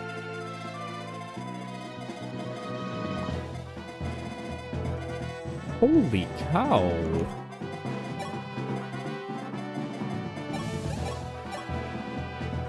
Oh my gosh, this is so epic.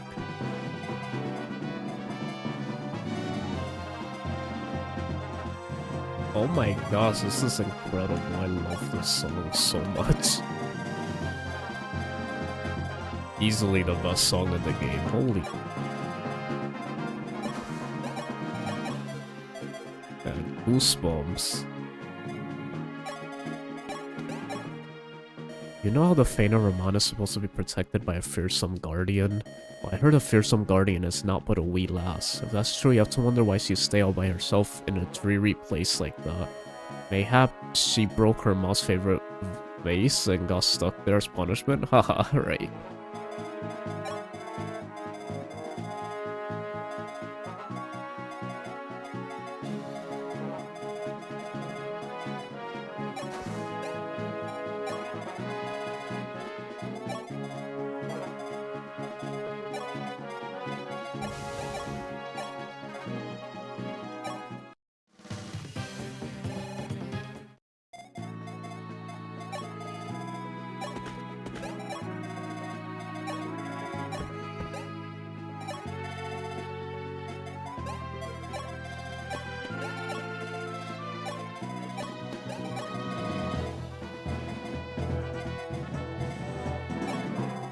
Lead the charge of healers!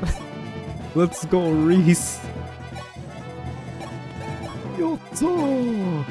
These are my healers! That just looks so funny. What the? What do you just do? Different enemy face music too. Fortify, why would you do that? Oh, cause I hit him, duh.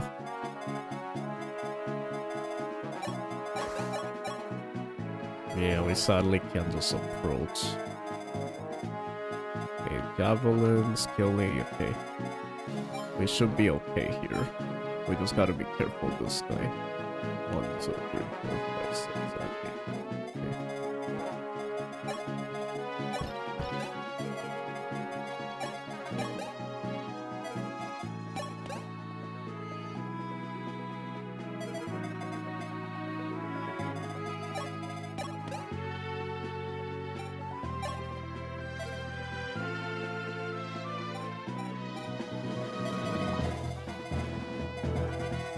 Oh, this is so epic, I can't.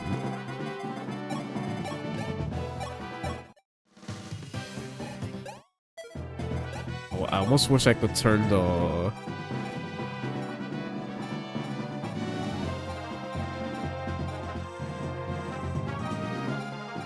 music off for the battles, because it sounds so epic.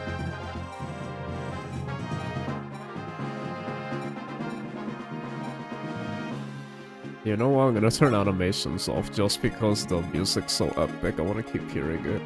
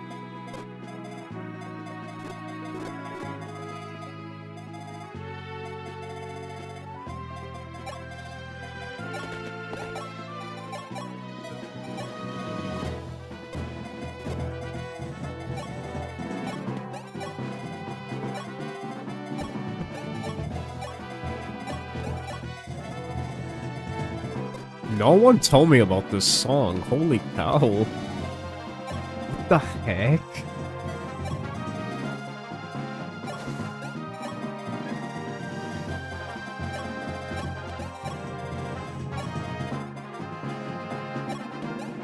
Oh, freaking epic. I can't. Oh, good. Yatta! Line up my heroes! My healers!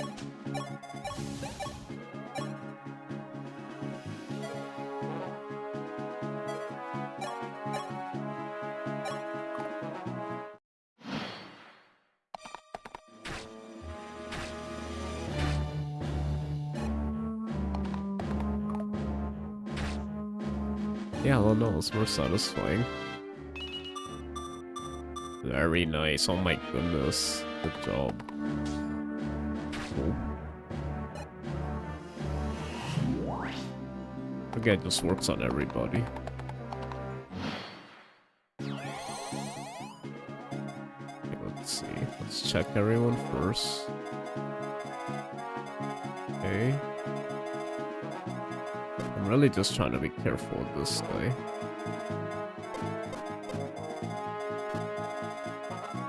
Okay, so as long as we're like this, we'll be fine.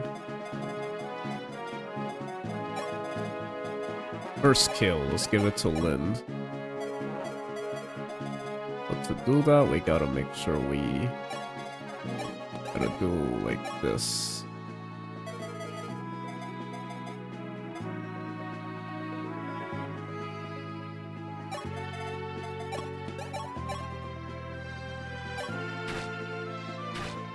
Go.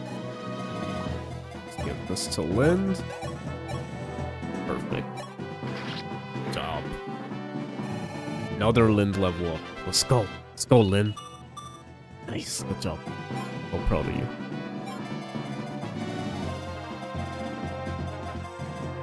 Bro, I'm so invested with this music. Something about the music, man. It makes me feel like I'm fighting for everything right now.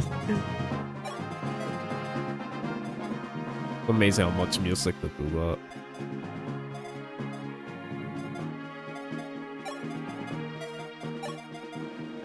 Oh, walk over the water? I didn't even know he could do that.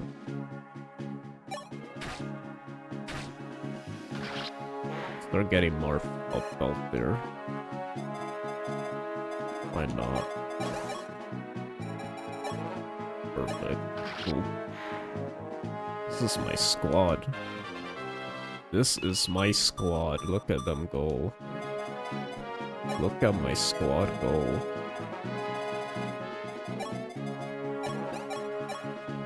Look at my squad go.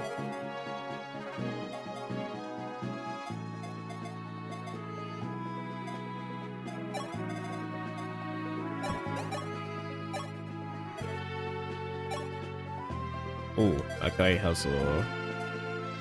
I gotta be careful, so what I'm gonna do here is actually whittle him down first, put Tomas, and have Samson come in.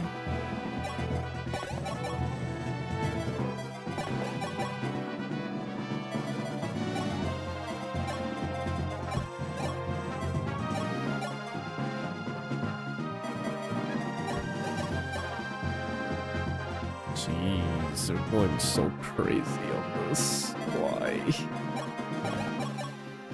They didn't need to go this hard.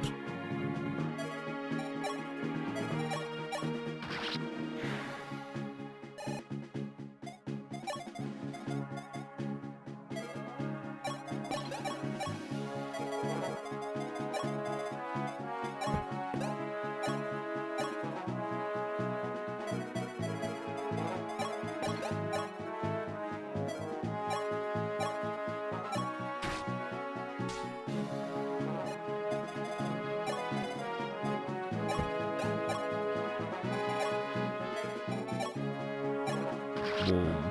There we go.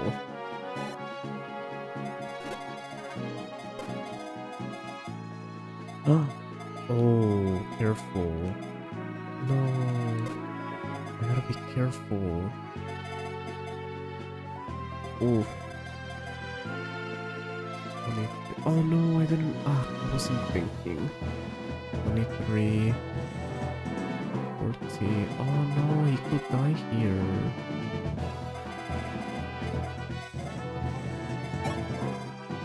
No. I have a warp though, right?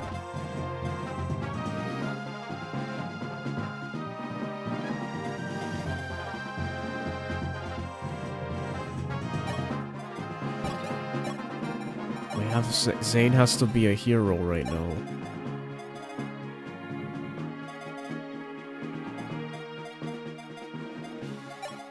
Boa, you gotta. This is it's up to you. Up to you, Boa.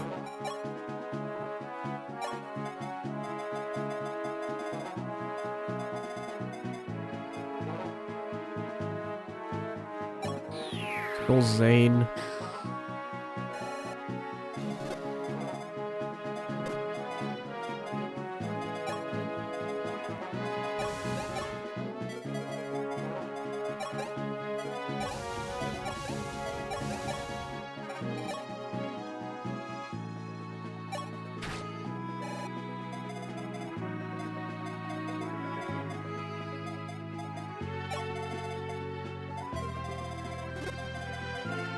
Oof, I hope Samson survives. I'm scared, Samson. No. Hopefully. Lances. They all have lances. I think he'll be okay, actually. Come on, Samson, I believe in you.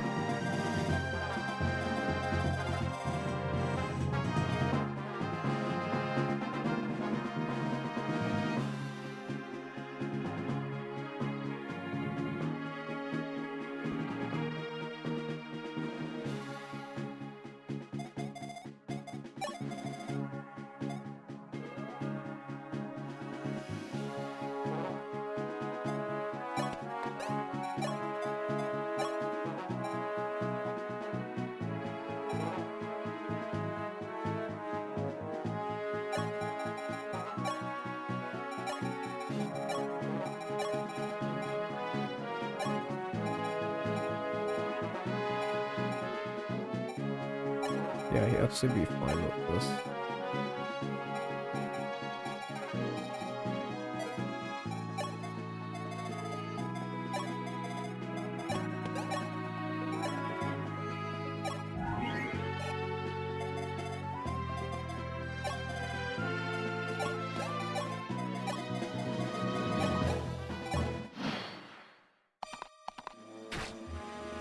Hey. Oh! He killed him. I don't know if that's a good thing though. No!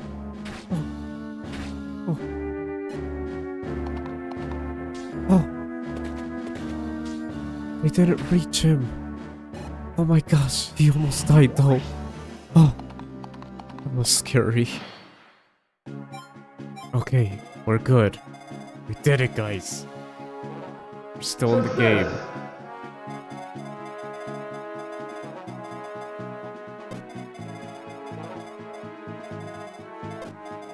Yeah, from now on, let's just keep that open. I feel like maybe she should start heading to the shops now.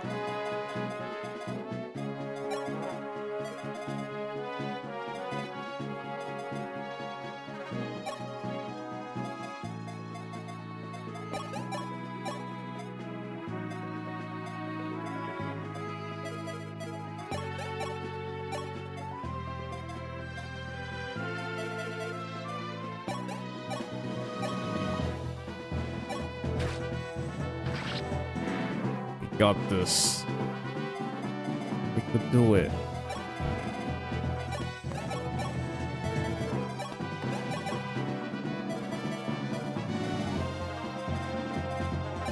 Let's have Marth come in here. Oh, Marth. No? Alright.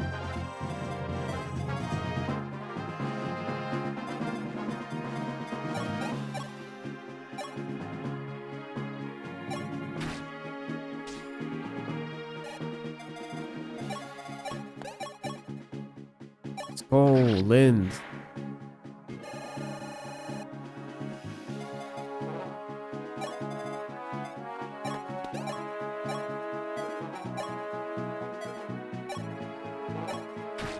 Oh, Marth. Being able to fight with the big boys now. Oh, I didn't get give all the stat boosters. I just noticed there was a speed wing and a...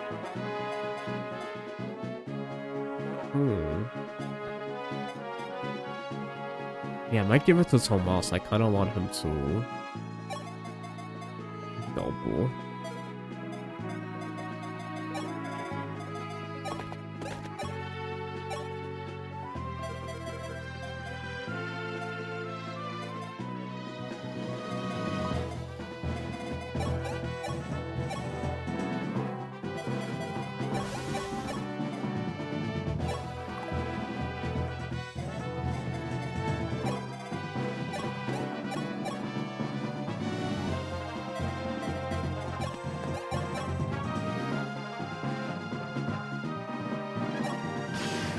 Dang, let's go, Boa. You know what? You earned that.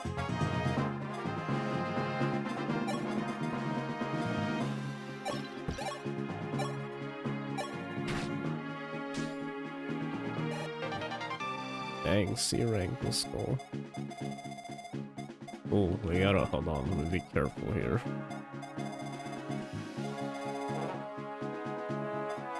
I'm not thinking. I have to be careful. I'm not like thinking of where I'm placing everyone.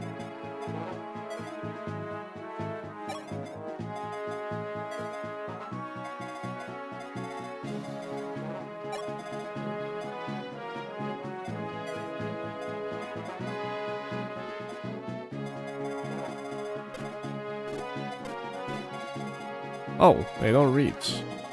Oh, okay, thank goodness. Okay, so let's have enough Tomas get this. Actually, not really. I kind of want Tomas to just worry about Speedwing.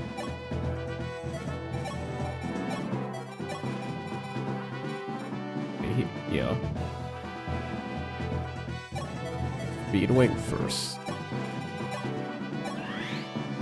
Nice.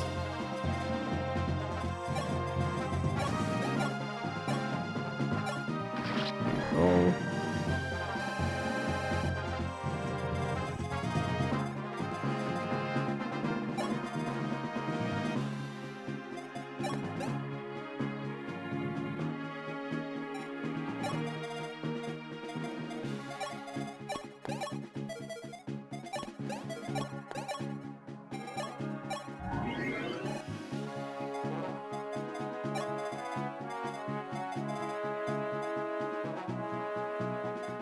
Lisa.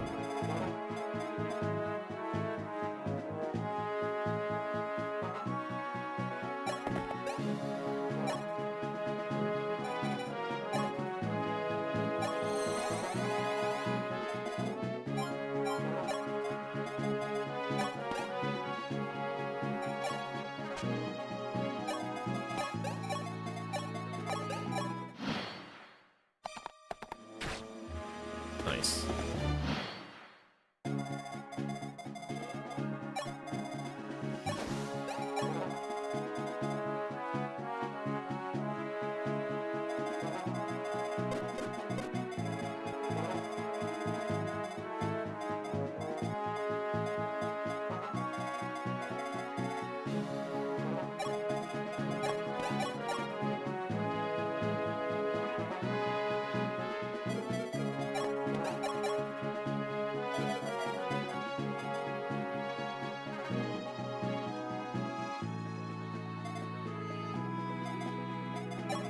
Let's just...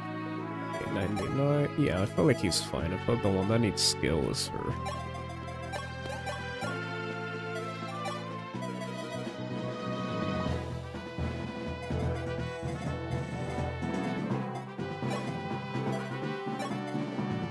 Even Marth. Marth might need skill, to be honest. Yeah, I'm actually gonna give the secret book to Marth. I feel like he needs that extra skill.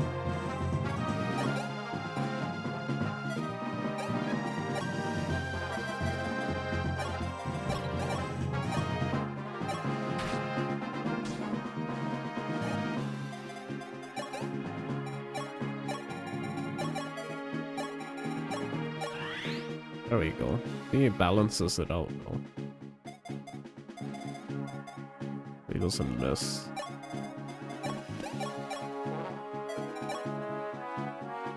I don't know if I want to risk her possibly missing. So I'll give it to Tomas, I think.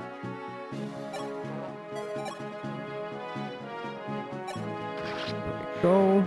Good job, Tomas. Oh, it didn't give me crap.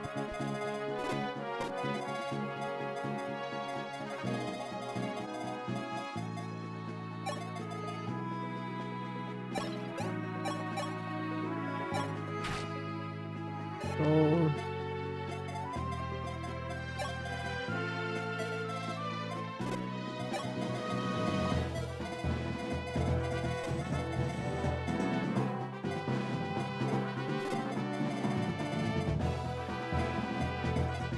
Oh yeah, we gotta be careful, Rider Spade.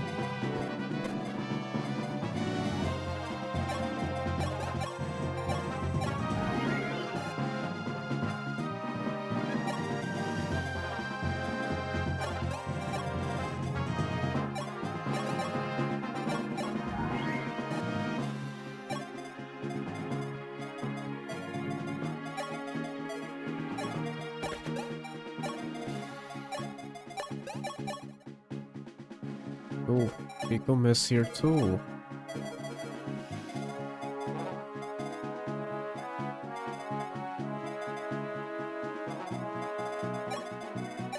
Gonna have to just give this to our boy. Hi Coleman, well, it's late, good night, so good night Coleman. Have a good night. Thanks you for lurking, I appreciate it. Make sure to leave a like if you haven't already, and have a blessed night, my friend.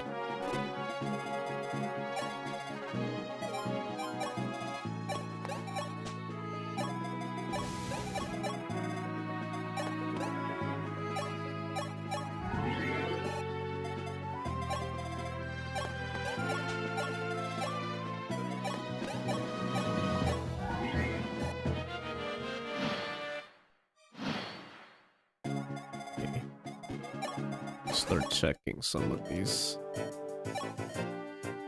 Okay, we have silver swords, 11 swords, armor slayers, riders, banes.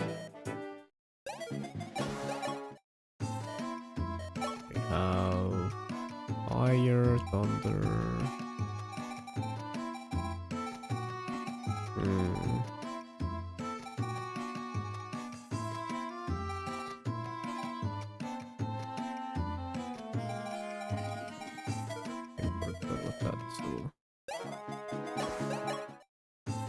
We got mend.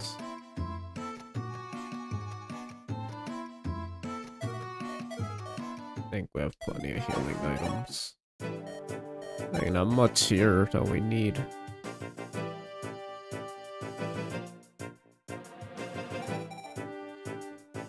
I will say, we do need another silver lance. Like, probably 2 of these.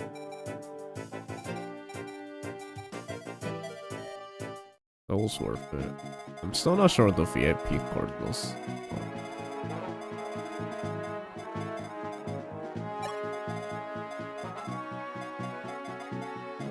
Okay, now let's just watch Core destroy everything.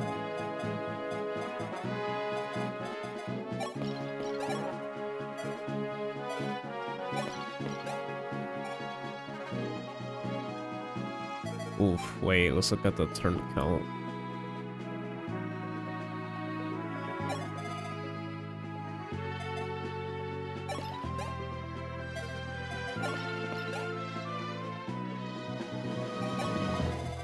Make sure we have everyone that can kill, like, right on the front.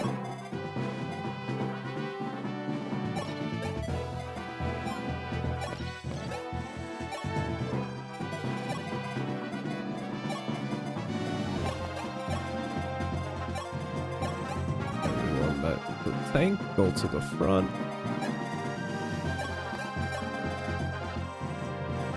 Oh, we probably could just leave, like, a healer on there. I just realized that.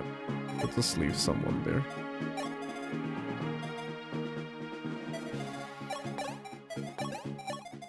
Oh, we're gonna be seeing S soon. Just realized that.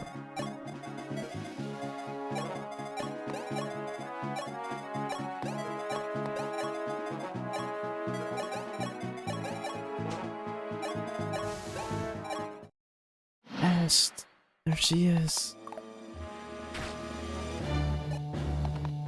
I kinda like it when you turn animations off, because then you could hear the enemy face music. You barely hear it completely seamlessly, because it's always gonna be playing the battle music.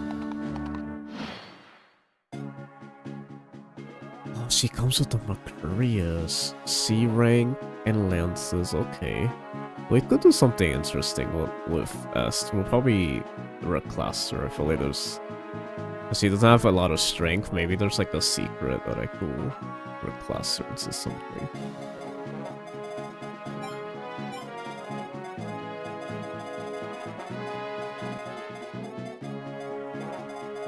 Hey, we might like low-key speedrun this map.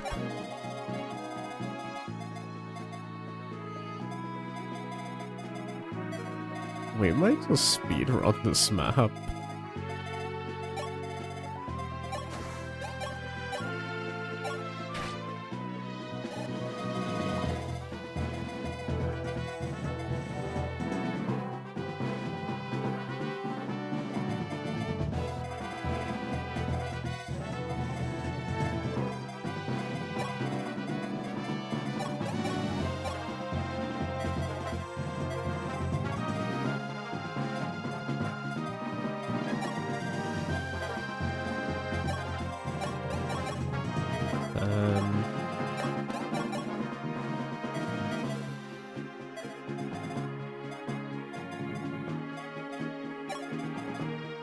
Yeah, have her, let's see, 1, 2, 3, 4, 5, 6, 7,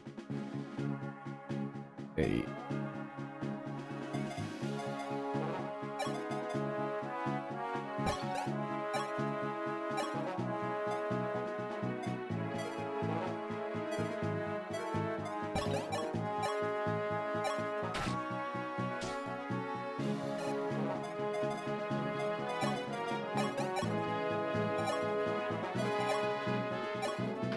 There you go.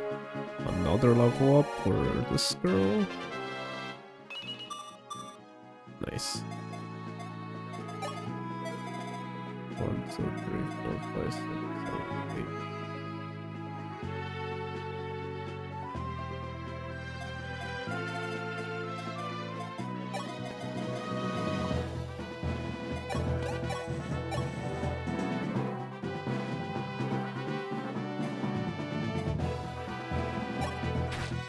Oh, so Marth really out here right now.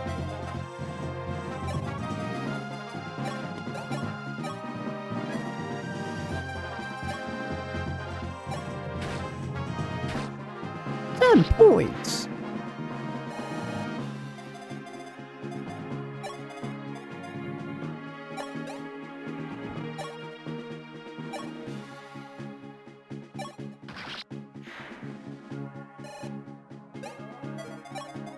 Oh, that was scary. Be careful.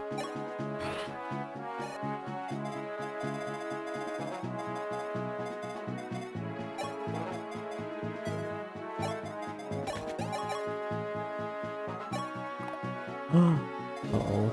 Careful. Ooh, careful. That's not good.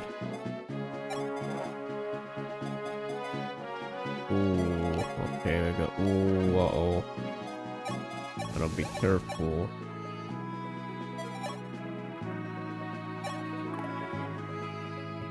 Come on. Game, don't do that.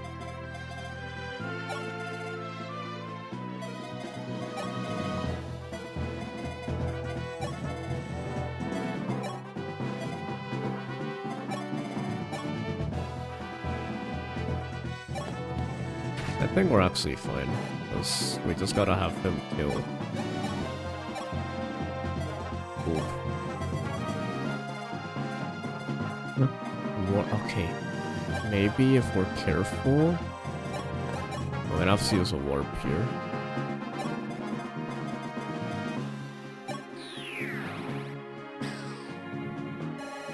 I hate that we had to be so clutch just to, like, get this to work, but...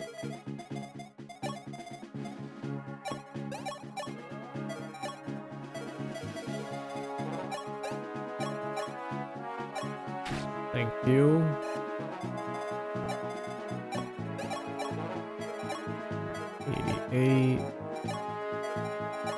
Don't miss. Thank you. Okay. Good job. Samson, level up. Let's go. Speed, strength, speed. Perfect. Perfect. And then S is right there.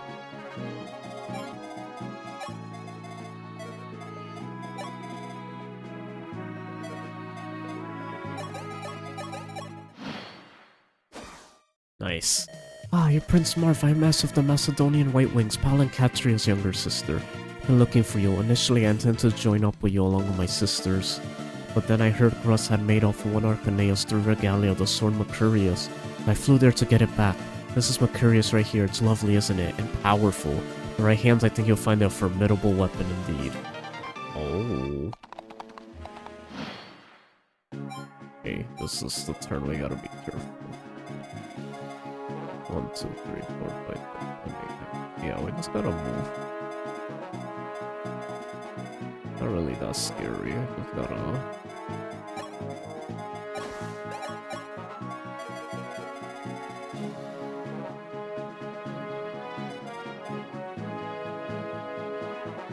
Oof, I should have saved... I should have saved some of... Darn it! I should have just saved some of the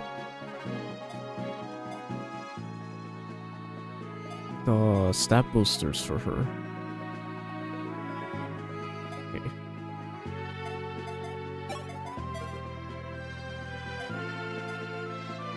Definitely want to feed these kills to her. But I don't know, I kind of just want to end the map as soon as possible, so I don't know if I even want to risk anything right now.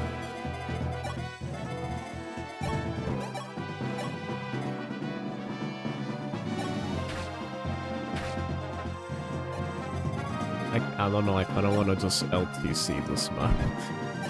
As funny as that sounds.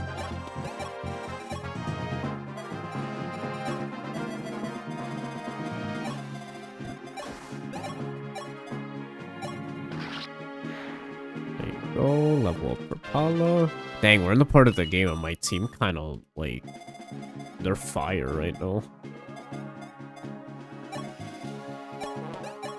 Always my favorite part of Fire Emblem. My team is like really coming together. Like they kind of just kicking butt right now.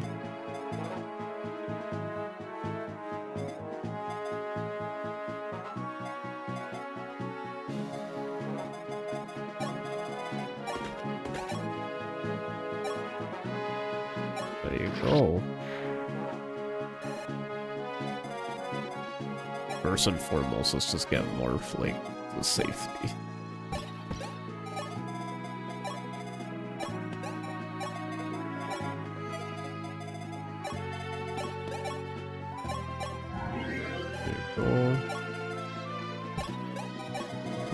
Back. His wife will be right there. Let's go stay with him.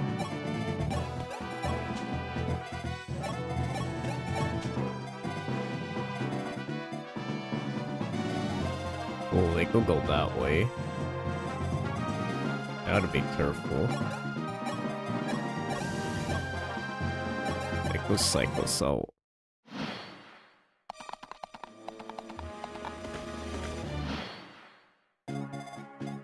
We gotta be careful, they could really psych us out here. But I think I'm just gonna kind of speed run this map. We're gonna go like straight for the juggler.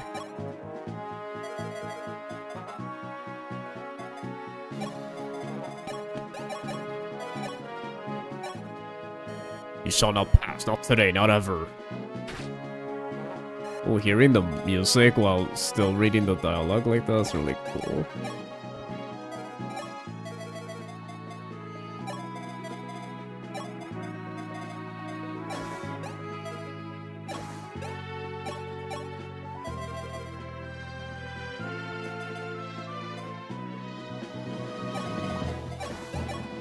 Fighter's Bane.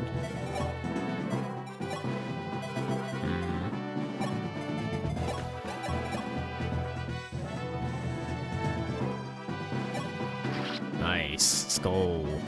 So I think White Wings really stood out this map. Nice. Oh, now I'm thinking to give this to S.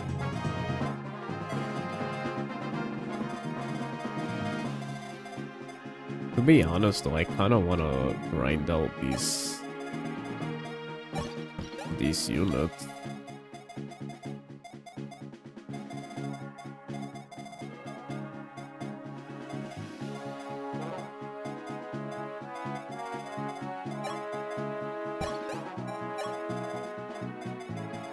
Yeah, I think I kinda wanna grind out these units.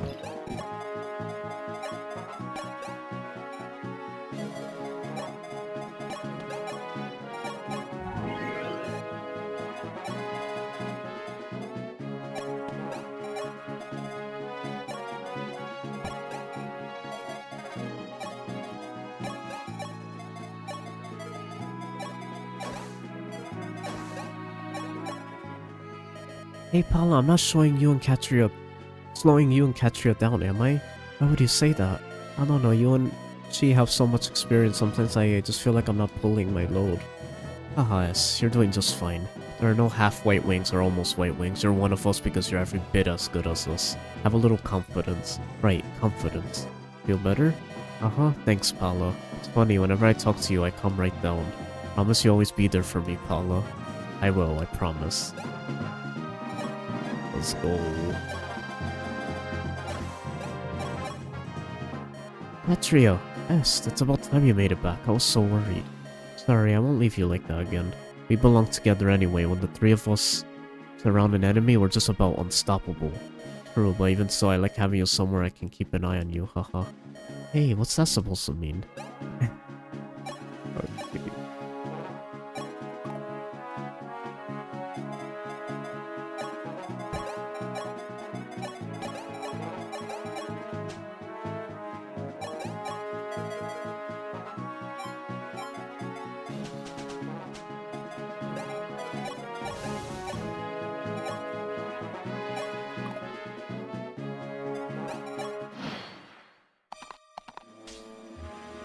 Oop, he's gonna weaken all of them.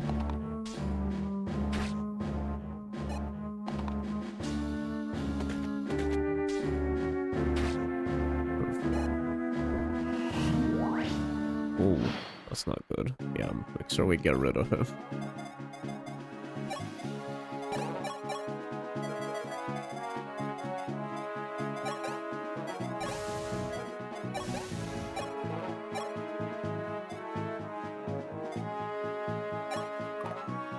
No, okay.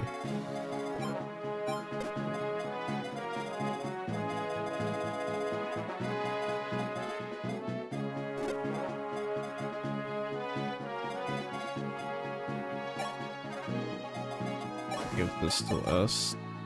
Oh, that's not good.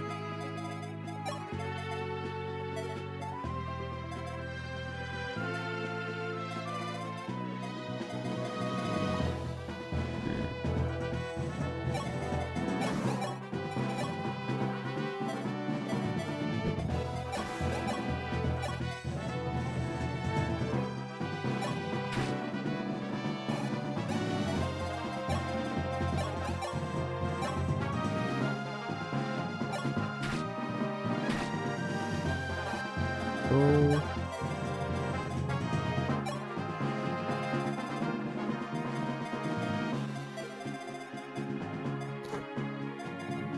Let's get Lynn up a level. Go. Oh, very nice.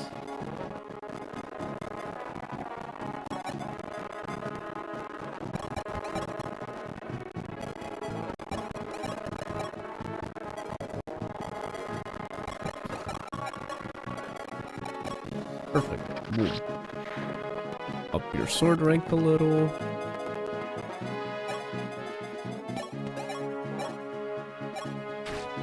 you. Cool.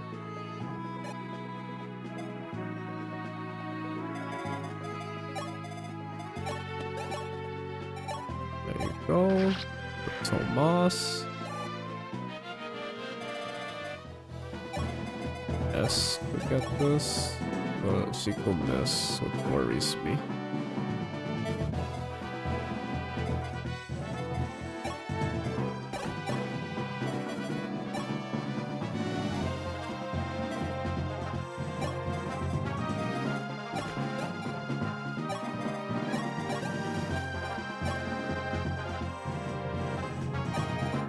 A ring.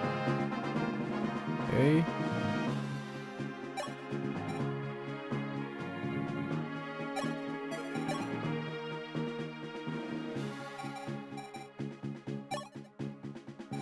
C rank weapons.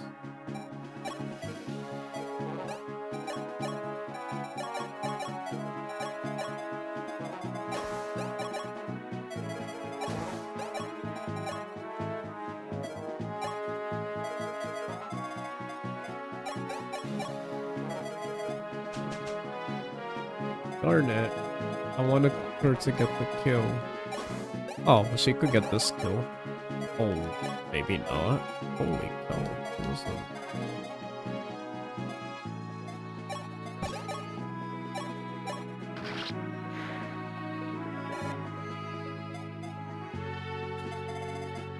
Okay. Let her just grind out on this guy. Or you could just miss. Like...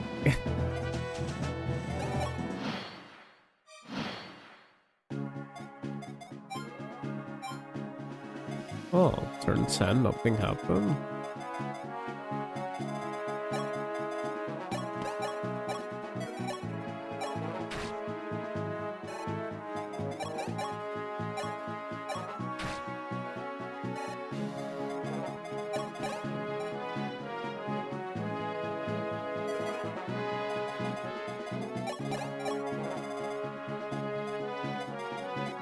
Oof.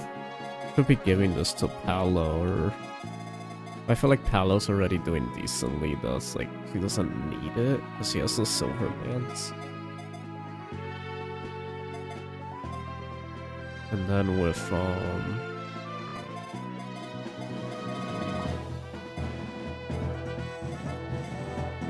then the nest is gonna take them a while. So maybe I do just give it to Paolo.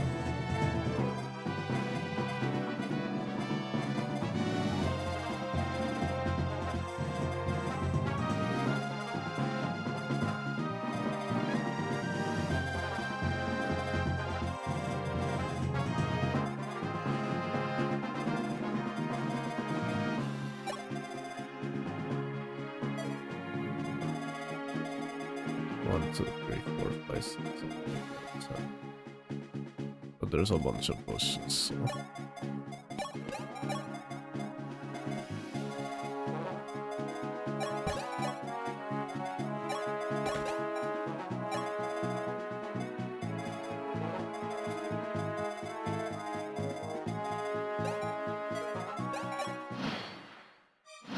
Oh, they stopped coming? Why?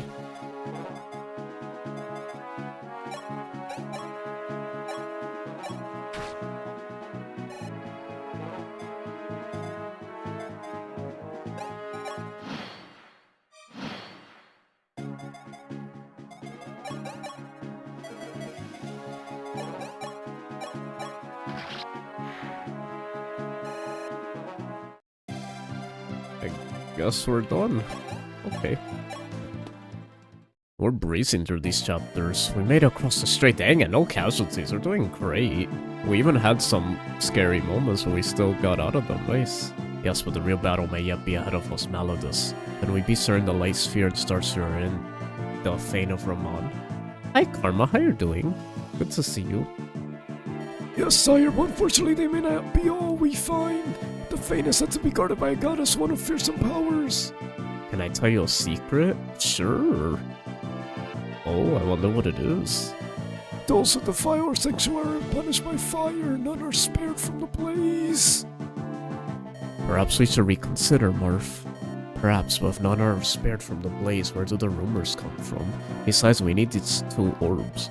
Well, I suggest you take in just a few able companions and let sleeping dragons lie.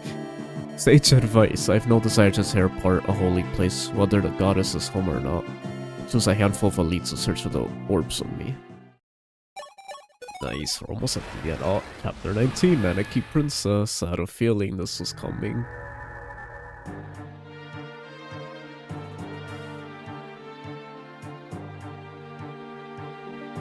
Stable Order fought valiantly to keep Marth's army from reaching Jasmir, but in the end, Gruss Knights buckled, the world's mightiest only in song. The League marched on to the Fane of Raman, a holy sanctuary built by the Divine Dragons to house their most priceless treasures.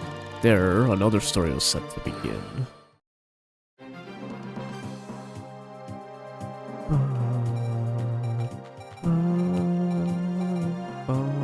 Karma says, between us, Junie said you're the only guy she collabs with because you're like a bro. Aww. Really? Oh, that made me so happy right now. That's so nice. Oh, you know, sometimes I doubt myself that I'm like, I don't know how, I guess. Like, I cherish friends so much, but sometimes I guess I get in my own head. I'm not sure how friends see me, because I cherish them like so much, but I don't know if they cherish me the same, so that makes me really happy that when I guess they have that same feeling I have for them, so that makes me really happy. Oh, so that warms my heart so much. Thank you for telling me that. That means a lot to me. Oh, hi Cho, nice to see you for the first time today. Oh, yeah, nice to see you for the first time today. Yes, that's right. Oh,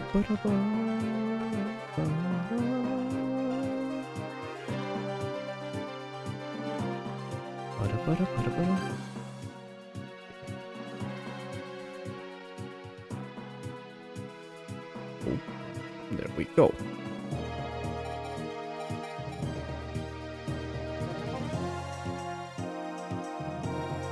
Okie dokie, let's do this.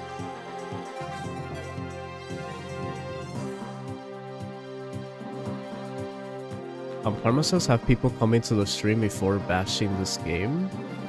It has a reputation. What do you mean? Have people come into the stream been...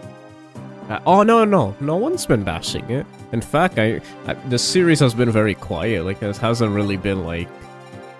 Very chill series. Like, no one has really been saying anything about it. Either just giving me tips who've played it before. And that's pretty much it. It's been very chill series. Tiki, you know what? I know I say I don't really like Tiki, but being this is like the game that she's like kinda emphasized, I think even more than New Mystery. I almost want to use her just so I could say like I actually got to know this character, because I felt like I never like connected with Tiki on that level, so I almost feel like I should at least give her a chance like one time and then just never again. Like, we still have a spot on the team, I think. We might as well. Be cool to just have a dragon unit too. Yeah, I might actually do that. Unless there's like a really cool unit that comes, I'll replace them, but I think I might as well use them. Like, doesn't hurt. Hi Vera, how you doing? I tried to just lurk, but don't know if Twitch fixed it, so you don't need to say stuff. Oh, okay, thank you Vera, I didn't know you lurked here. Thank you, I appreciate that. I hope you're doing good, Vera, by the way. I always see you around. Nice to see you're doing good. We're kind of just chilling right now. Late night streaming. We're probably going to be doing that all week.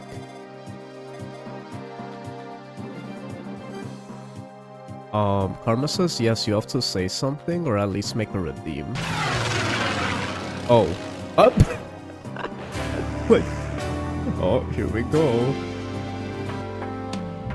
Yo no sé qué me asusta. No one died though. Well, I guess you guys missed it so much though. I guess you guys missed it. You wanted to see it anyway. I'll have to get back into the habit. No, yeah, I really appreciate that, Vero. Lurkers carry this channel. Wait, is this your first time seeing this, Karma? I played this every time a unit dies.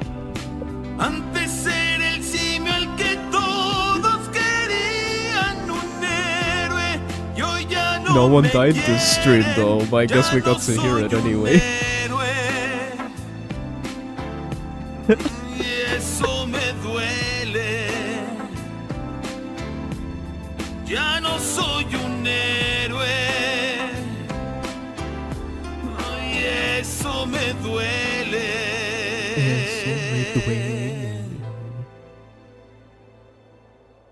These lyrics are so deep, they are. Wait, do you understand Spanish, Karma?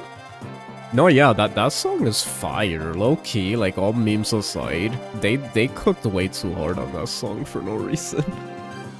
I have no idea why.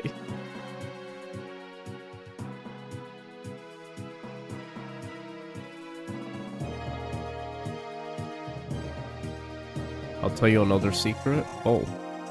Dude, we getting a bunch of secrets today.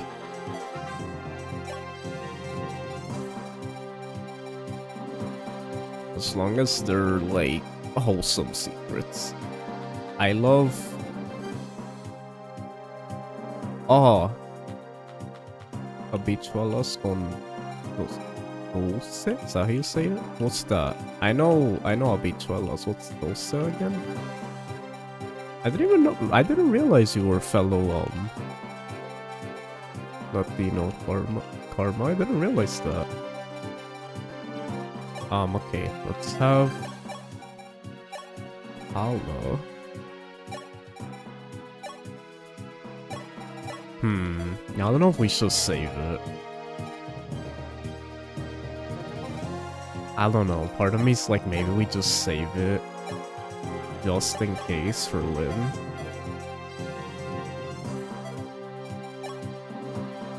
Oh well, stream's still going. I couldn't join a little earlier. Dang.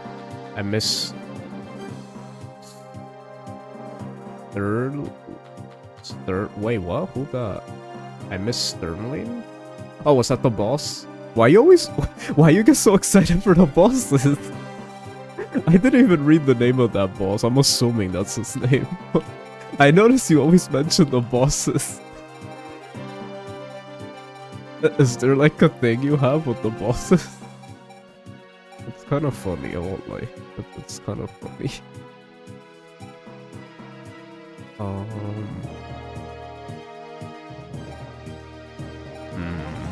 I think I'm actually gonna have to put Beck away so S will come in. Like, he's gonna still be part of the team, but...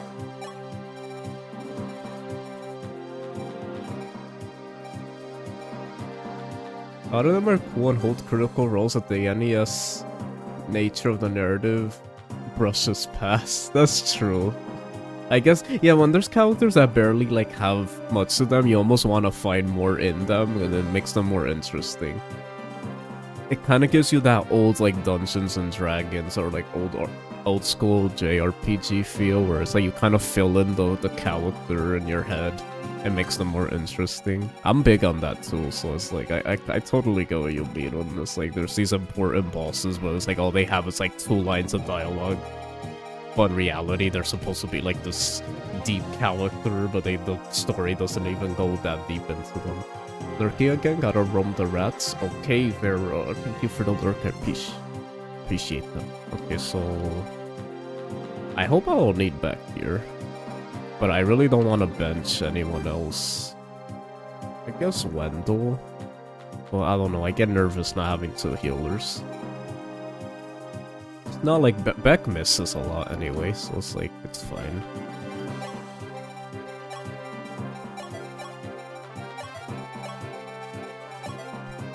Okay.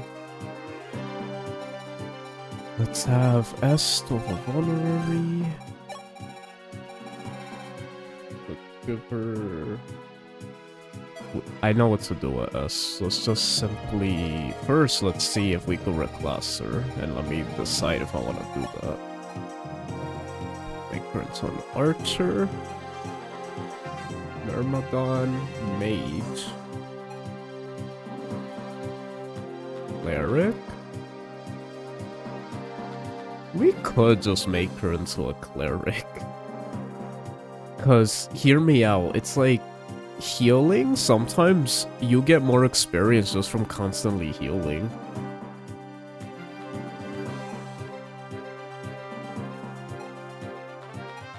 Like, I could always turn her back, like, to a different class. Like, I'm thinking maybe make her a cleric, just spam heal.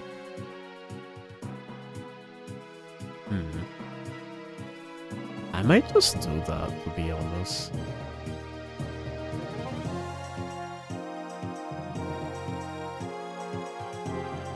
Woman healer trope, I know, it's like... That's not true, though. Most of my female units are, like...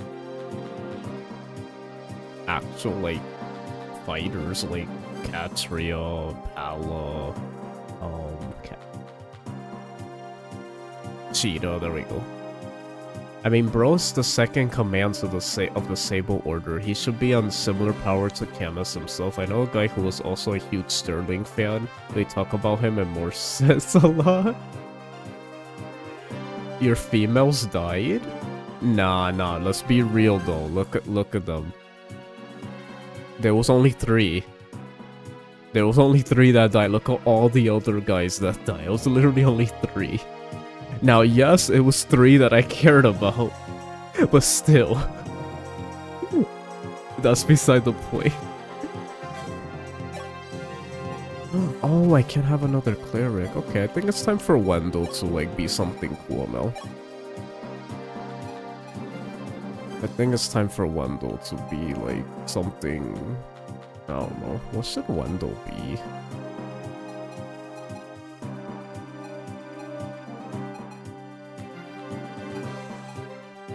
Maybe he should just be a sage, so then she could be a cleric.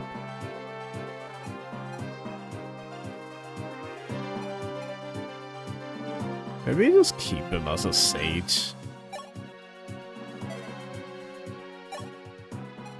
I mean, yeah, he had A+.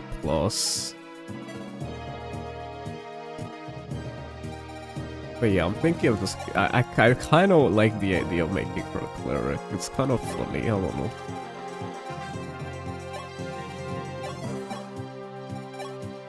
I like the idea, it's funny.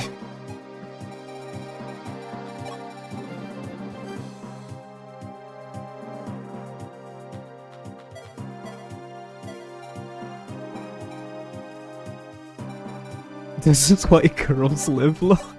That's crazy. Okay, so let's have...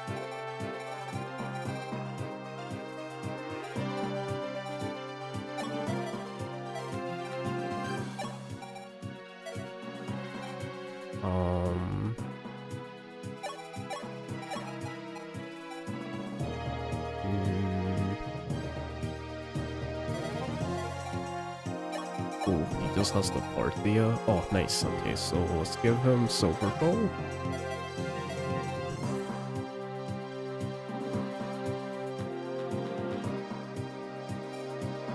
Reese, you just keep being cool. Oh, do we not have a single, like... Yeah, I want to give all the heals to S.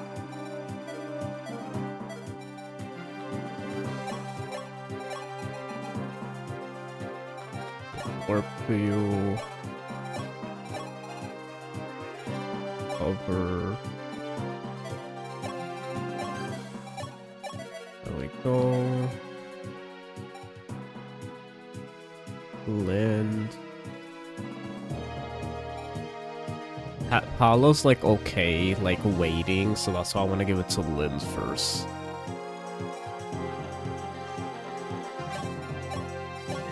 I just want to give it to her first. Okay, perfect. Now she finally has something good. You don't need a killer lance, to be honest. You're perfectly fine without one. Fighter's Bane and Javelin. Dragons?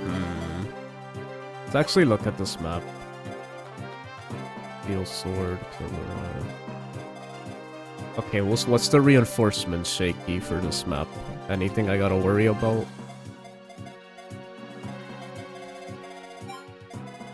Oh, there's like a bunch of doors. Alright, there's probably gonna be a lot of like stuff hiding in there. I don't like that idea. Yeah, I gotta do a lot of research on this map before I start it. Is there anything I should be like worried about, or like that might be a little stinky?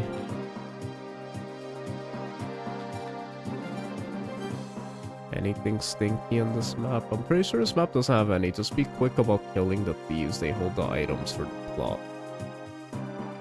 Oh yeah, what happens if I don't get that? Like, what'll happen? I assume I have to kill Tiki, right? Or do I talk to her, to recruit her? I'm not 100% sure.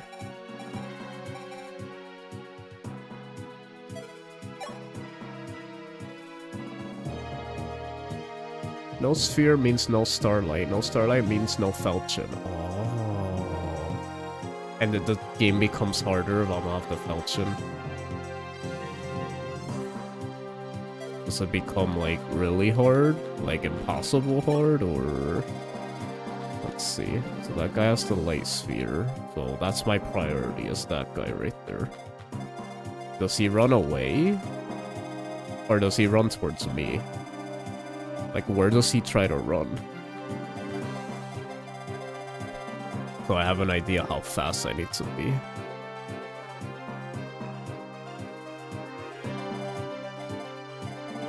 Luckily, okay, so there's no reinforcements apparently, right?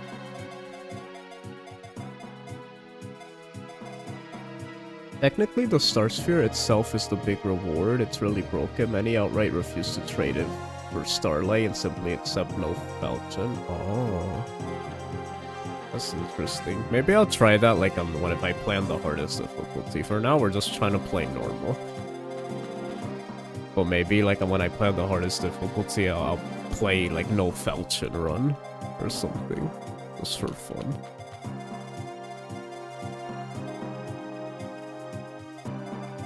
Okay, let's have our boys. This looks like a really easy map. I'm not gonna lie. Though all these doors are kind of frustrating me. I just noticed, how do I even open all these doors? I don't have door keys. I just realized I don't have door keys.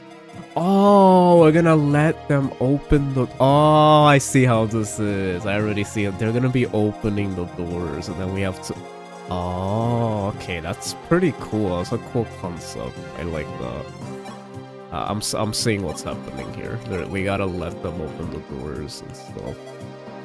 But I'm gonna have...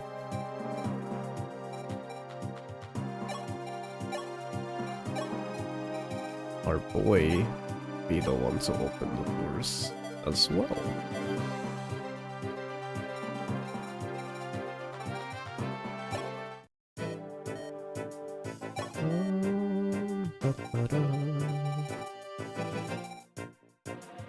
They only open the doors in the center and take the spheres and run left or right immediately to leave the map. Oh, sorta easy, but many doors have enemies in them, which is kind of okay, so I gotta be careful. Yeah, I was kind of thinking that. I don't get to see what they are until they open them, so... So wait, if these only open the doors in the center and take the spheres and run left or right immediately... Oh, they run left or right. Okay.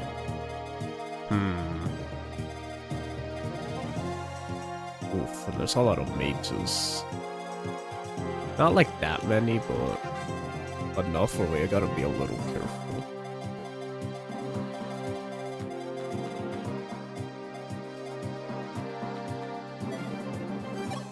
Actually, I don't like the idea of saying taking both of the keys. Just take one.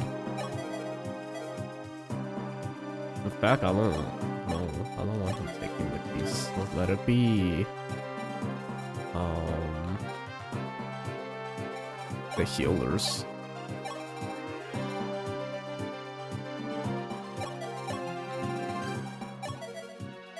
Let's just have my healers be the ones.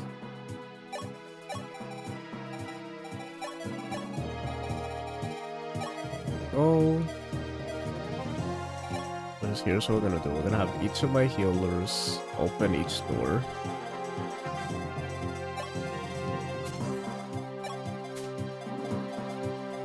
Right?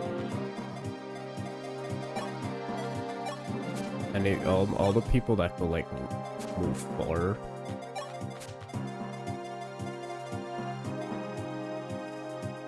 Why Sheeta and Tomas look different? Any reason for that?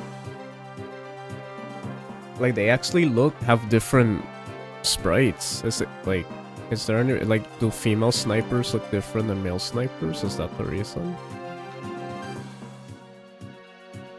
Because I'm pretty sure Jagan looks the same when he's a paladin, or no? I don't know. Anyway. Okay, wait, so how do I open all these doors? Wait, I'm confused. If these only open the doors in the center and take the spheres and run left to immediately leave. But then you're saying the doors have enemies in them. So that means, do they open the doors or not? Because I thought the reason the enemies appear is because they're opening them. But you're saying they don't open them, they only open the center, so now I'm confused. Do you have a thief that didn't die? No, I do not. I don't think so, anyway.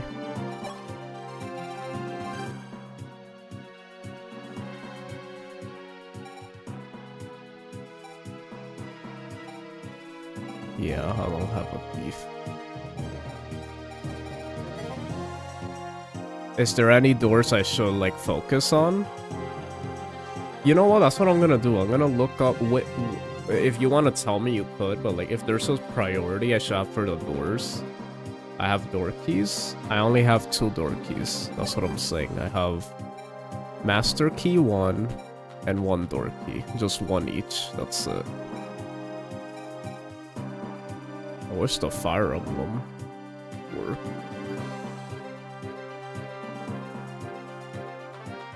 Let's see.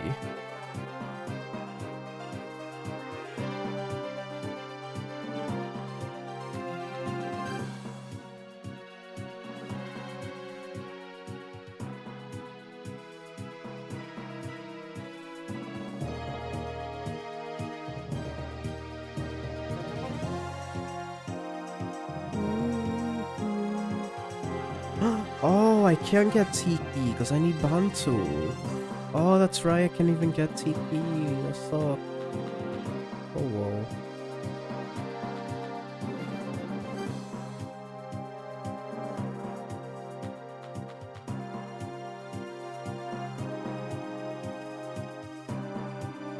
So there's enemies.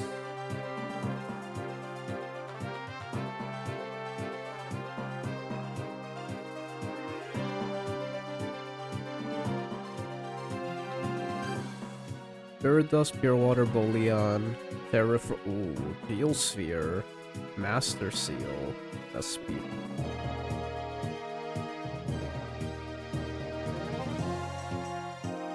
Oh, okay, well I guess you don't have to worry about enemy and doors because the ones with enemies have no chest. It's like a oops, wrong door thing which you can't afford. Okay.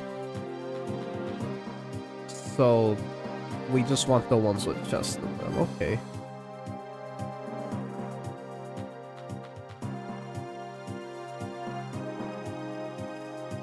I'm gonna let the thieves that open the doors to open the doors, right? So I don't have to waste my keys. And those are the only doors they open, so I'll know which ones they are, right?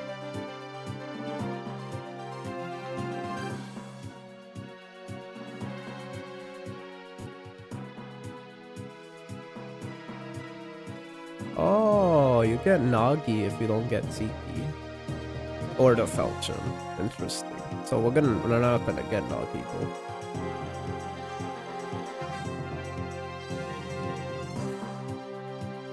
You could revive. I forgot you could do that. In this way, you could revive. That's right. These older games, these first two games, you could do that.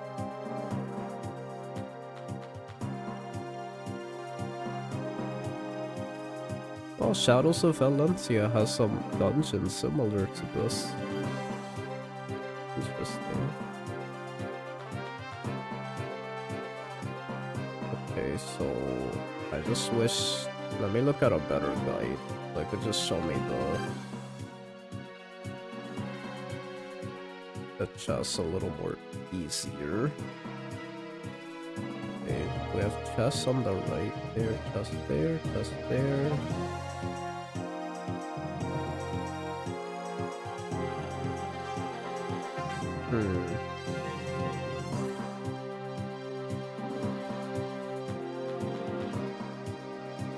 Spirit dust.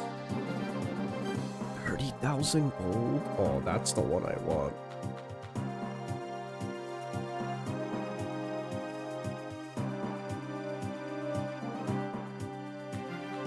Oof, I want the Master Seal too, though. I'm gonna have to make a sacrifice. Oh wait, but they go for the Geosphere, right? So I don't need to open that one. I don't need to open that one. It's the middle one. Okay, so they're gonna go for that one. So I'll wait for them to open it. And I'll open the one with the 30,000 gold and the one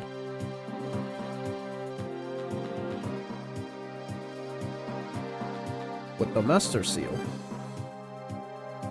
And Speedwing, perfect. Oh wait, the Star Sphere is what they go after, never mind. They go after the Star Sphere. What's the Geosphere though? There's a Geosphere? What's that for? Oh, and then there's also a sniper of a Master Seal. Is a sniper inside of one of them? Ah, that sucks.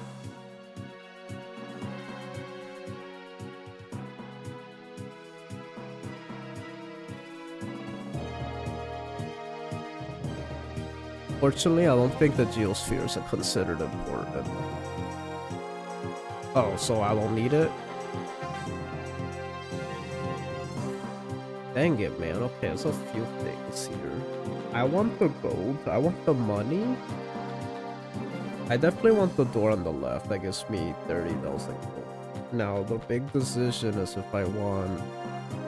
Then again, is there future Master Seals?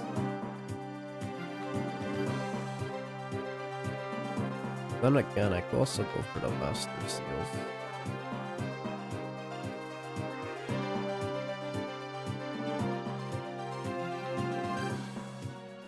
ABC. Oh yeah, he's in that door. Yeah, I might go for the Master Seals instead.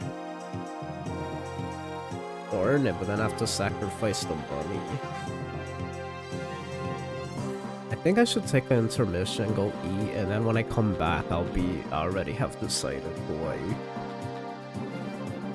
which door I'm picking. If you guys have suggestions in the time that I'm gone, just type them in chat and I'll read them when I get back. Like, which do you recommend? What should I be careful with? All the suggestions you have of what I should do. Because this map seems like I have to be a little careful.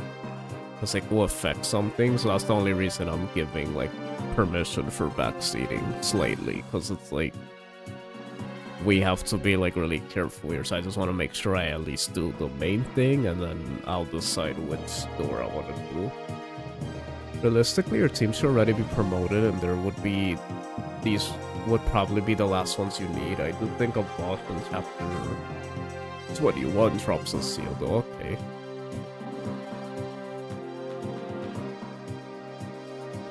Okay, so that's good to know. So you know what? Maybe I'll prioritize the Master Seals. I feel like money, it's fine. Maybe we don't really need money. I feel like we have plenty of items, I think. Hopefully. I don't know, is money like really important in this game? Like, am I gonna run out of stuff and I'm gonna be like in trouble that I need money, or should I just... Am I okay? Plus, I have the silver card and VIP card, so it's like the little bit of money we have and selling, like I feel like we can still afford stuff. Oh, you really want the money? You suggest the one with the... Yeah, I was thinking the one with the seal and the speedwing, I definitely want because of the speedwing. I was thinking if I was gonna sacrifice one, I was gonna say it would probably be the Master Seal one with this guy in it.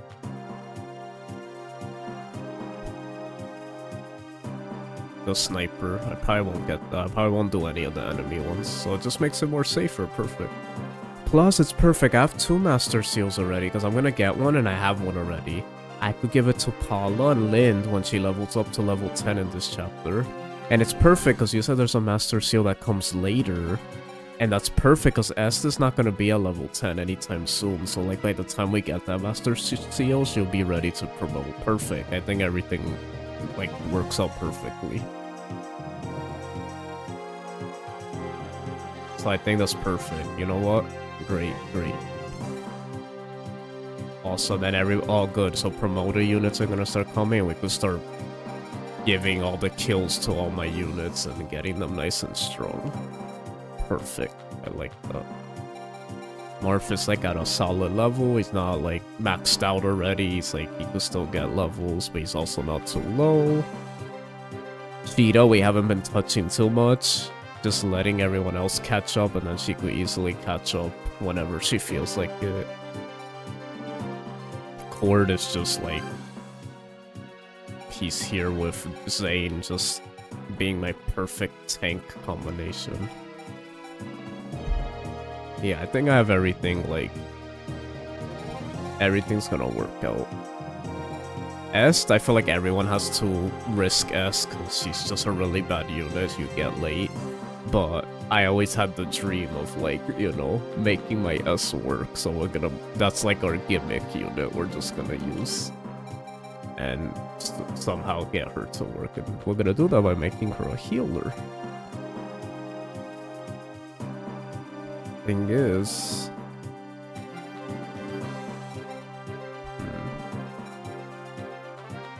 Wendell, I'm still like debating if I want to make him something else. He's like really the only unit I'm wondering if I should like change. But he doesn't really get a lot of physical. There's really no reason. Luckily, despite Macedon's Drackles being really fast and tanky, you have 2 snipers and bow cord. That should make it not too bad. Yeah. Oh wow, that's cool. They're gonna have a lot of fun. Luckily, all my bow units are really good. It's like Sheeta. It's Sheeta. Tomas, like, we made him a go. He's the Parthia wielder too. And we gave him stat boosters. Like, he should be fine. It should help him grow more.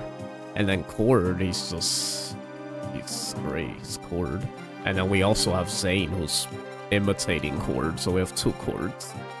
So yeah, we're definitely good to go. And everyone serves their role perfectly. We have our axe unit, we have our flyers, we have a paladin, magic units, healers, warpers. We have our ballistician.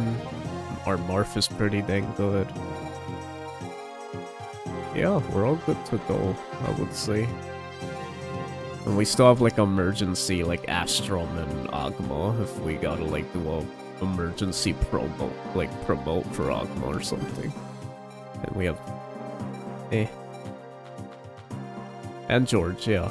We have George too. So like for emergency we always have like we have Jake just in case Spec dies. But yeah, we're pretty good. They come with really good defense, so like they're kind of just perfect. Okay, I'm gonna go eat. I'm starving, so see you guys in a bit.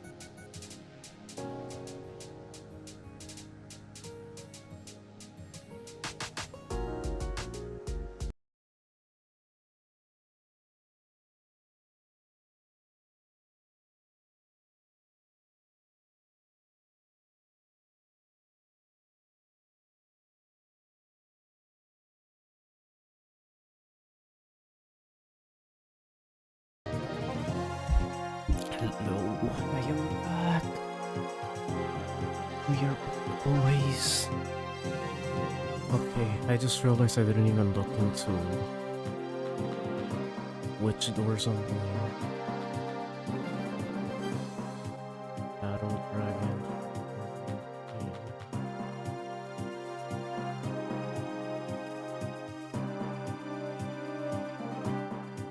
Okay. So we're getting the money and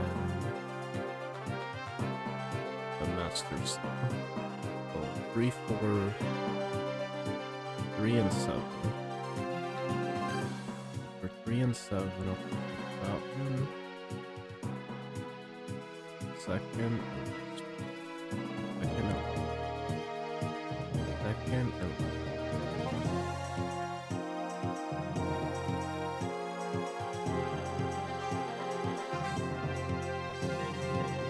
second and last one on the left. So it's this one and this one. And then we gotta make sure we kill the thieves. Okay.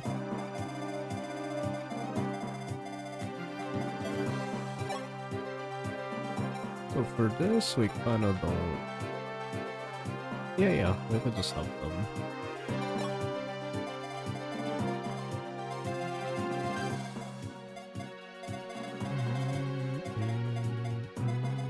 Okay. I think we're good to go. So, because of that, I'm actually just gonna have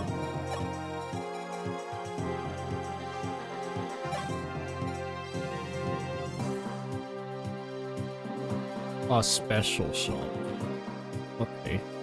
I don't know where the special shops are at, so I think honestly, for that, we just keep in the...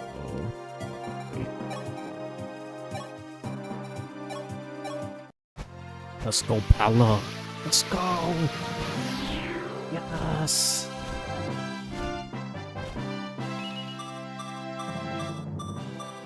Okay.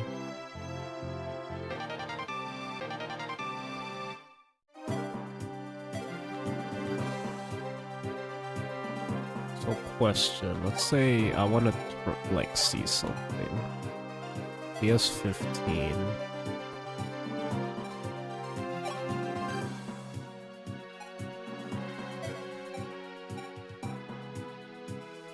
Dang, did that res boost even help her? It's like, he only has one less than her. I guess that doesn't mean anything, but it's like, huh?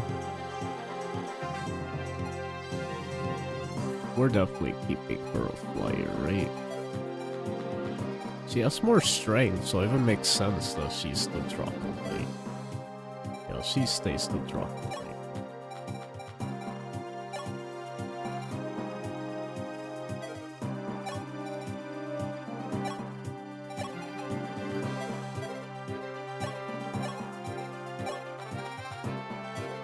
Okay.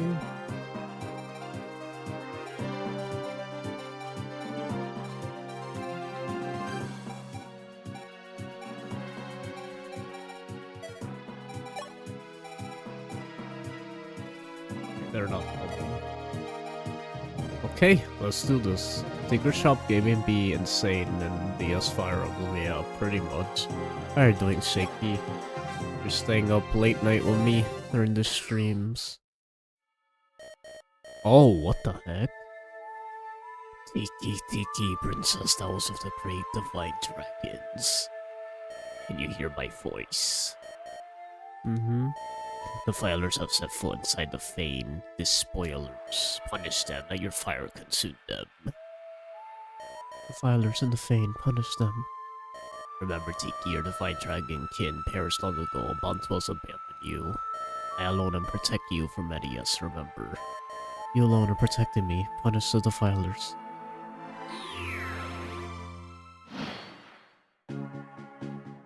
Yes, we get this awesome music.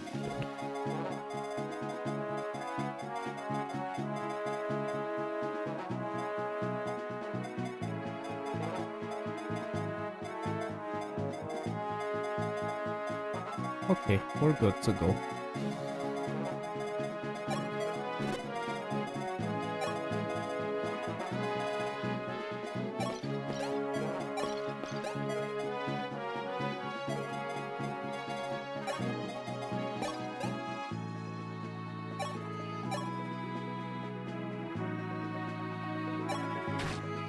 At the end of the day, Shadow Dragon practically has no true res tanks other than TE, I suppose. Good thing we're in the map where bot.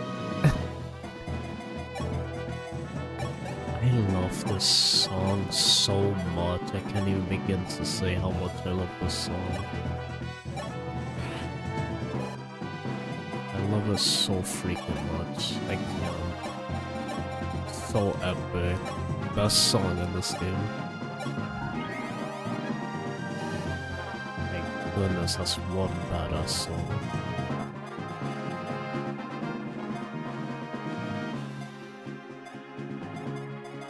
So freaking good.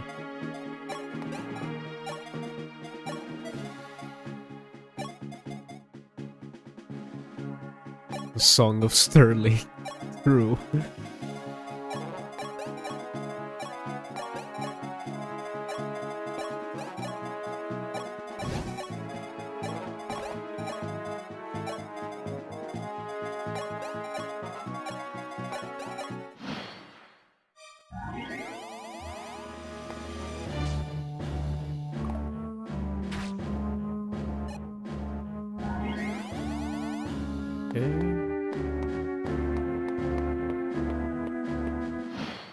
You gotta hurry. This is gonna be one heck of a rush.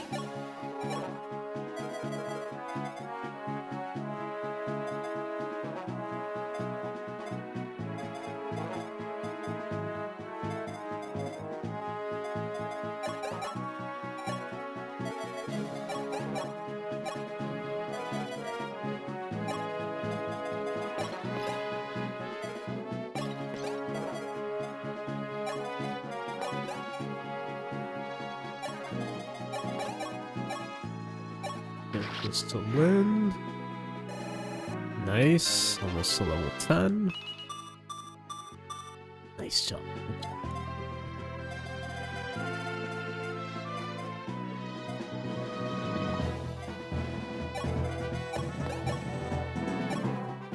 My goodness, this song's so good, I can't. It's so good.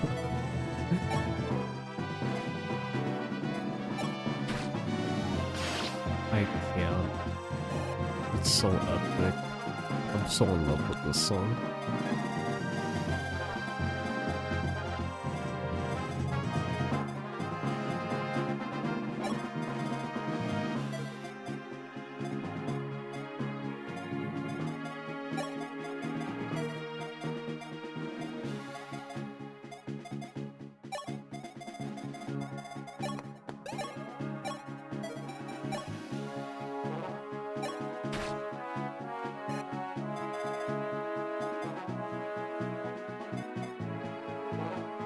Shadow Dragon has nice music, but everyone's brain got fried long ago by the early game song that played for 12 maps straight. Yeah, that's what I'm saying. It's like the first maps are like kinda like meh. But it's like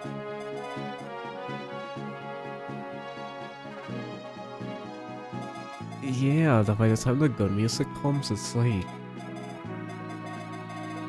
people probably forget that this game had that. But man, is it good. Who should I be giving these levels to?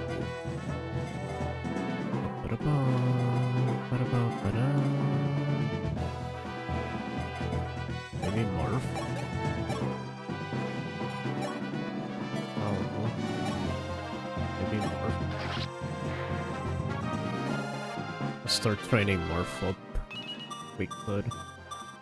Oh my goodness, Marth, he even got res! I got a perfect level up? What the heck? Holy moly! That was a perfect level up. Then again, FE1. B1 has only one song for literally the entire game other than endgame. Oh, really? Also, this is added music? Res Marth, we did it. We did it, boys.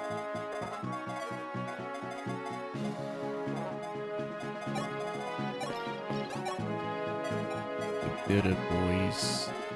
Careful the mages. Yeah, we're fine. Okay, so let's have this door we have to go into, right?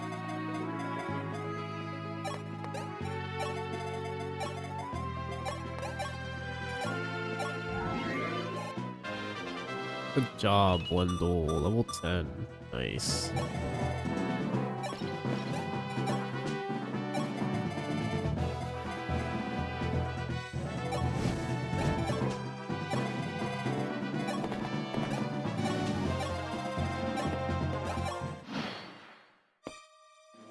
Oh.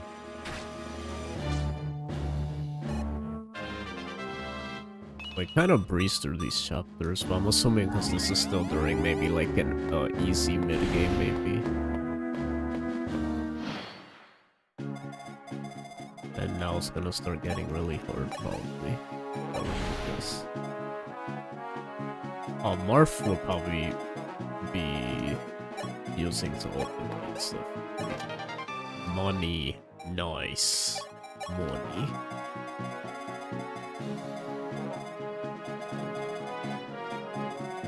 Ongen. Ice sphere, perfect. Right there.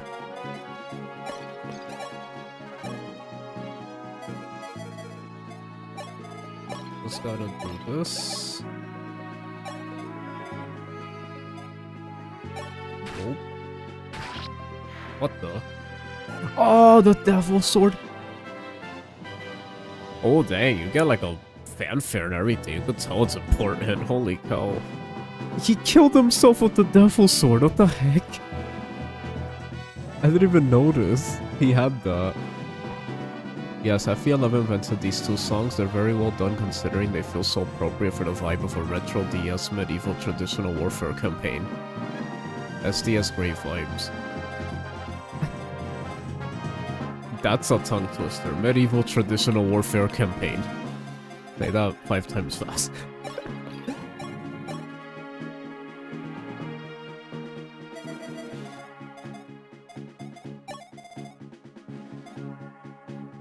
Lind has aura. Get it? You saw what I did there.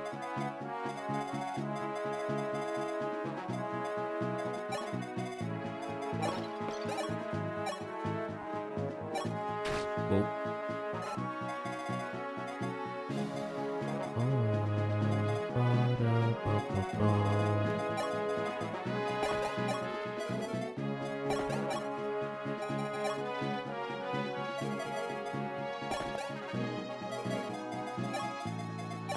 Tomas. Wait, so oh, he could get a level just from hitting him. Oh. Oh, and he got a crate. He didn't need it though. Darn it, we could have gone like 2 experiences for 2 different characters if he didn't kill. I didn't need you to kill there, but it's fine.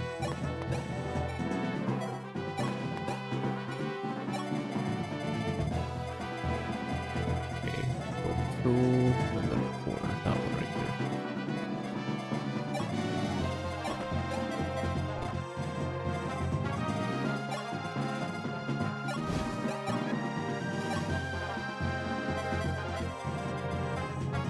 Make sure we hurry.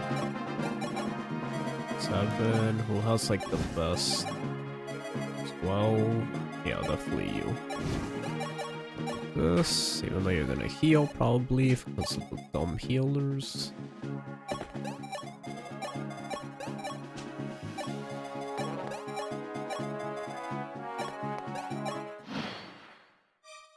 Oh, nice. Oh, nice.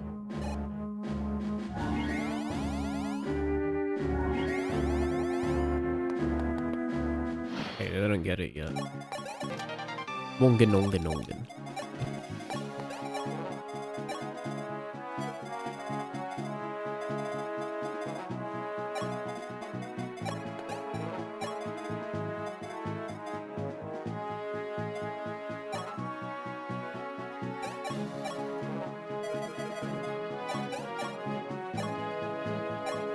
Ooh. Ba-ba-da-bum. Oh, we did get something, I guess. You could get the kill. And you could go on ahead.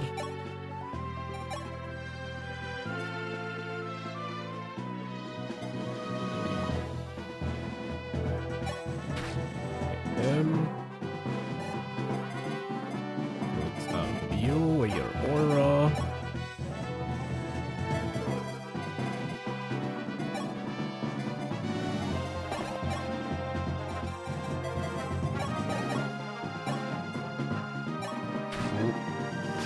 Dang, no misses, and he crits. Don't miss. Nice, good job. Perfect, she's just about to get the thing.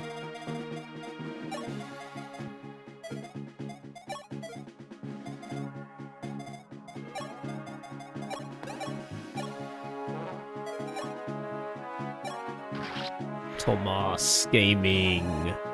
Aw, that barely gave me anything. Oh, we should make sure he opens that, right?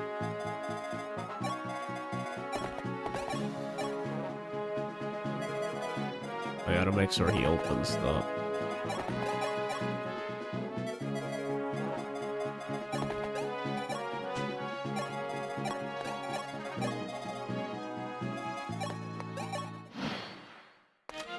There we go.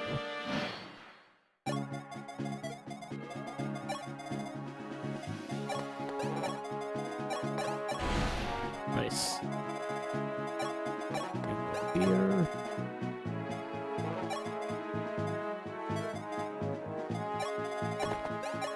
Okay, you do 20 damage. Just kill this guy. Whoop. Nice. Yay, we did it. That was super easy. Very easy map. Also, that level up was really good. Does she just get res?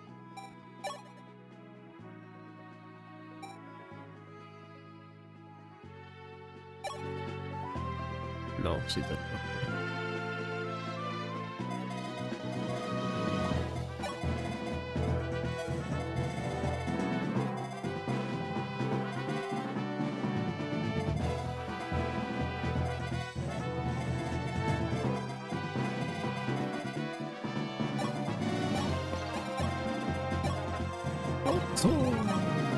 Charge!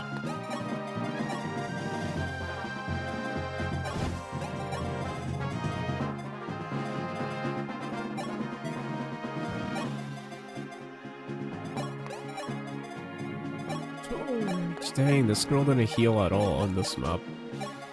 They're not really making much progress.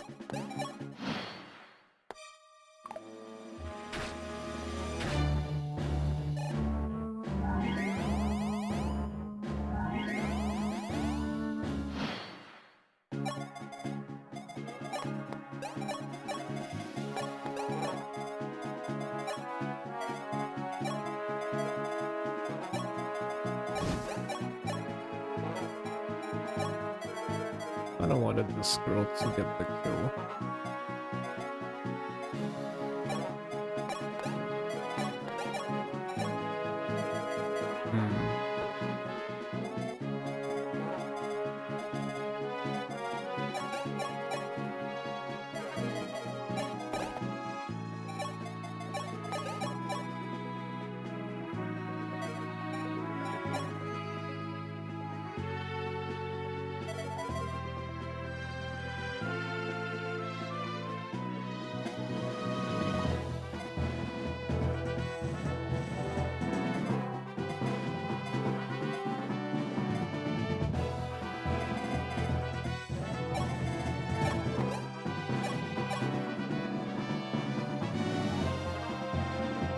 I guess I could do this.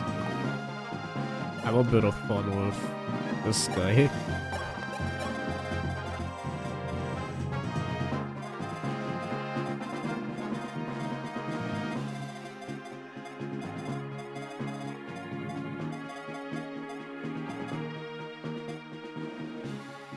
Oh, actually has a decent amount of res. Oof. We gotta be careful here. We need someone with good res.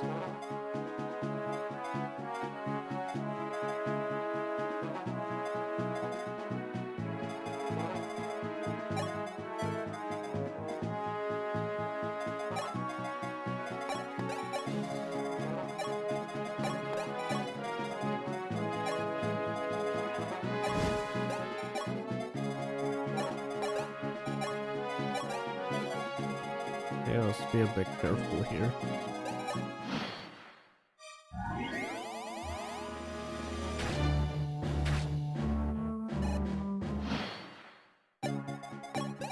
Gives me time to do this at least.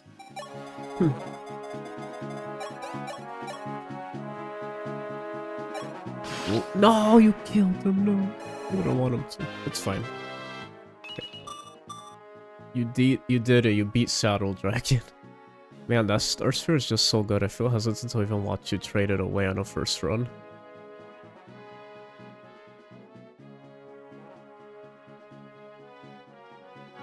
Trade it away? What do you mean? Huh? Oh, we have to trade it away to get the Falchion, you're right. Oh, okay. That's right, that's right, that's right. What does it even do?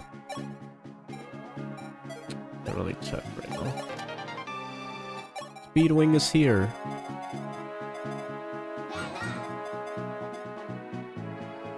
You saw what I did there.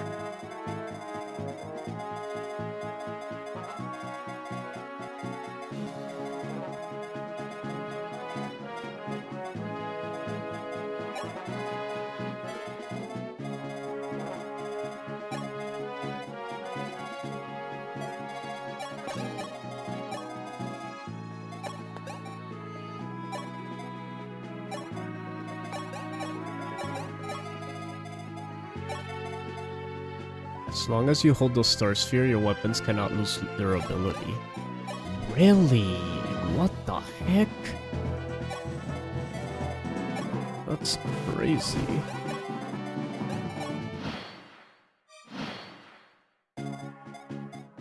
Hey Reese, time to do your thing. Bait these suckers. Yatta! Of course!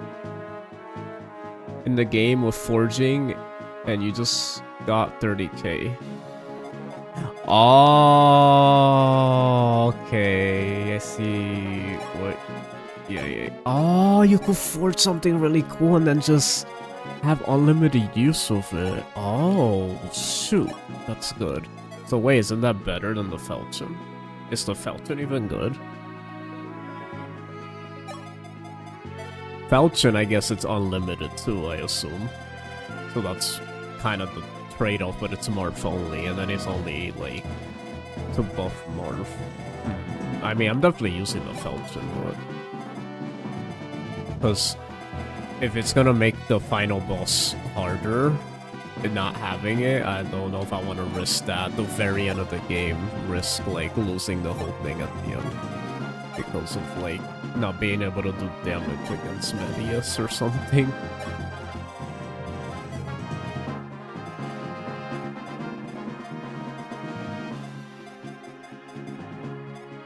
Okay, let's spam heals.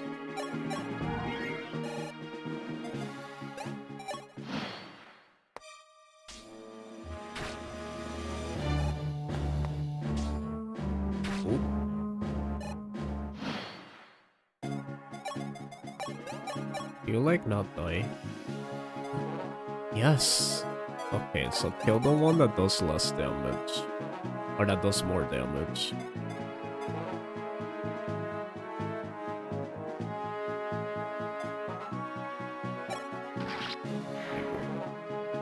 Nice, you can promote now. Perfect. I think we're gonna be fully promoted now. In fact, we kinda could just come up here and... Yep.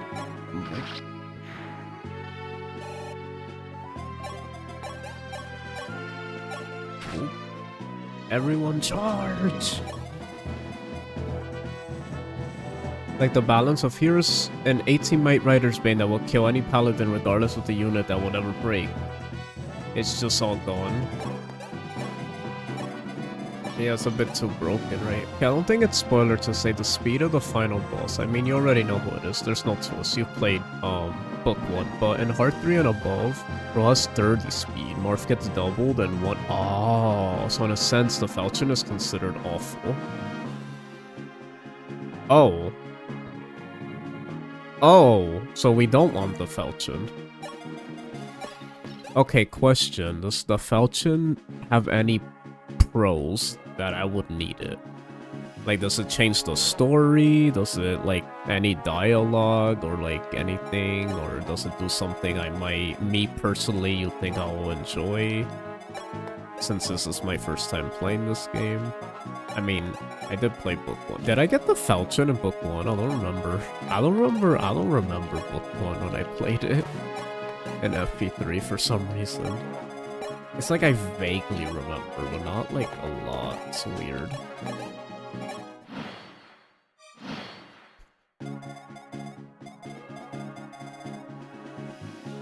Okay, time for Marth to come up here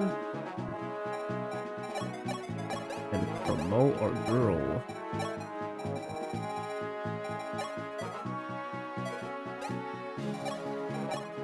Yes. Let's go, Lind.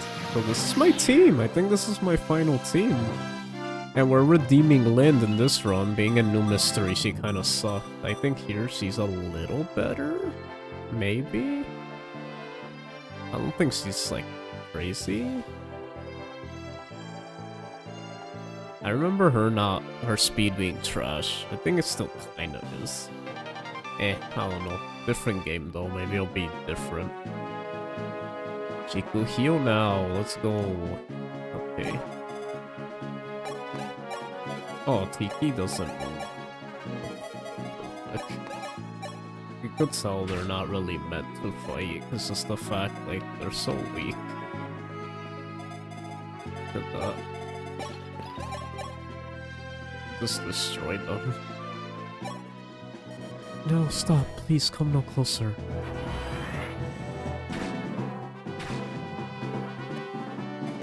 Actually, for this, I do want animation fun.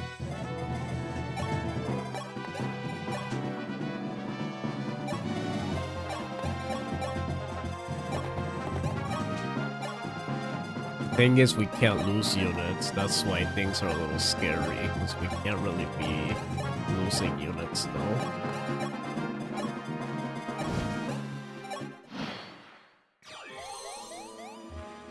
Which is why it's even kind of even a worse idea that I even have that. What's it called? Sub unit dies and we choose a replace. You know what? I'm turning that off. As of right now, I'm gonna turn it off. I don't even think anyone's gonna do it anyway. People still get to choose, like, forged weapon and stuff, but as far as, like, the unit dies and choose replacement, I think I'm turning that off. I'm gonna turn that off.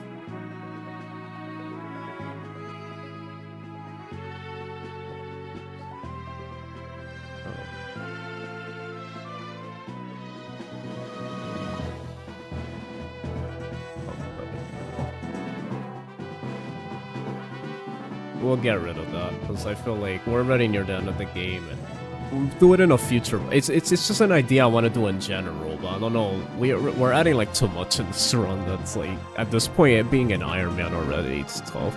And now that I know it's gonna be getting harder, maybe we shouldn't have that on. Because if it just happens and I don't expect it, and we lose a unit, now it's not even about the fact of replacing a unit. It's the fact the game might just be too difficult to be losing units for silly reasons like that. We gotta kind of keep people alive. It's good generally because 12 might mana key effective is neat, but not even close to the insane star sphere stress because you're gonna lose Tiki. You can get Nagi, who was Medius affected. Oh. So, to be blunt, Medius is badly designed in the remake. Manakits get unfair bloated stat buffs per difficulty increase. You're meant to use Tiki and Marth to kill him, but he's not too fast. But he's too fast and kills both. Oh, so in reality, so Team Falchion or Team Nagi? Because we get Nagi if we lose the Falchion, so it's either Falchion or Nagi. Let's see how many units. 1, 2, 3, 4, 5, 6, 7, 8, 9, 10, 11, 12. Oh yeah, we still have spots for some units. We could have like 16, right? We still have 4 more spots, so we have Nagi, Beck, and then even 2 more units we could get. So if they like give us any fun units at the end, like 2 more, I'll probably take them. I was hoping Tiki was one of them, but I found out I completely forgot you needed Bantu, so it's kind of sad.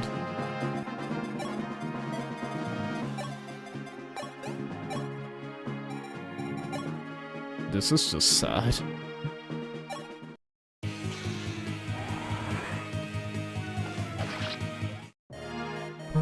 Why did you leave me? That's sad. I like how it plays the music so you can know that they're, like, recruitable. That's like a nice detail to let the player know they're recruitable. His stats are extremely high and he'll probably 1-round KO your entire army, so you kind of need effective damage to kill him, but Marth will just insta-die. It's sad how done dirty the Falchion is. Okay, so what, you're saying Nagi is better?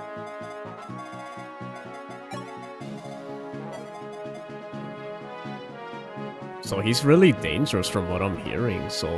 huh. How do people usually defeat him? Like, to range, or like... Because now you're making it seem... Now I'm a little nervous. Like, is he, like, impossible to defeat? Like, kinda? Like, you have to... You need effective damage. Oh yeah, because it's like if he 1-rounds Marth, it's like you can't... You have to rely on a final hit for him to defeat him, and he doesn't have high skill, so yeah, I think Nagi's better. That makes the game harder. We don't have...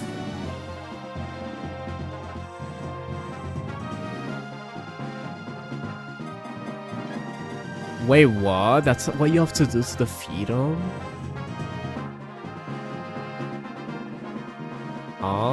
That's the only way to defeat him? So it doesn't matter how strong my team is, if I don't have Nagi, we lose? What?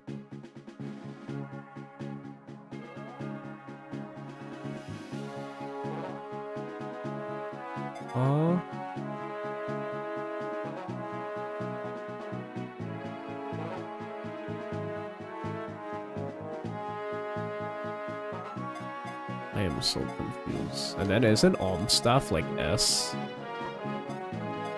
Or is it A? Or A+?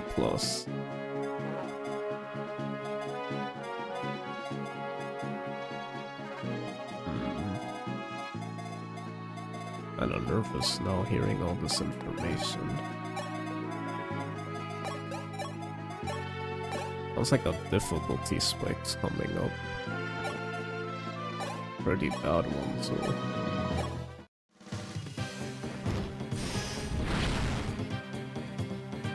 Most people do 1-turn LTC strats on hard fight because endgame itself is considered comically brutal to the point of borderline impossible without extremely less units. So very few people fight Medius fairly. What? Okay, I'm glad you're telling me this, because this would've really sucked if I just went into this, like, blind and not, like, just the whole game I did good, and then at the end they just, like, BS me at the end. Okay, so what exactly is our plan, Nagi? Like, I'm more so asking, not because I want help, I'm asking because I want to know, like, what I need so I could beat the game. I'll figure it out on my own when I do the map, but it's like, I just need to know now, Falchion or Nagi? Like, we're getting Nagi then? And we just gotta protect her with our life, I guess? We don't level her or anything?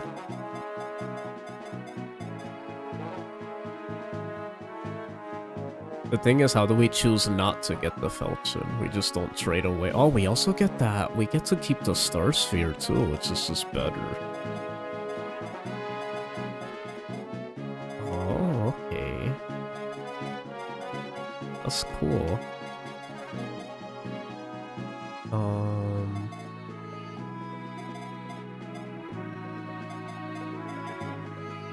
See, this is where this kind of sucks, because I thought I was going to get more levels with S just healing. It's actually the opposite. She could have gotten some experience from fighting these guys.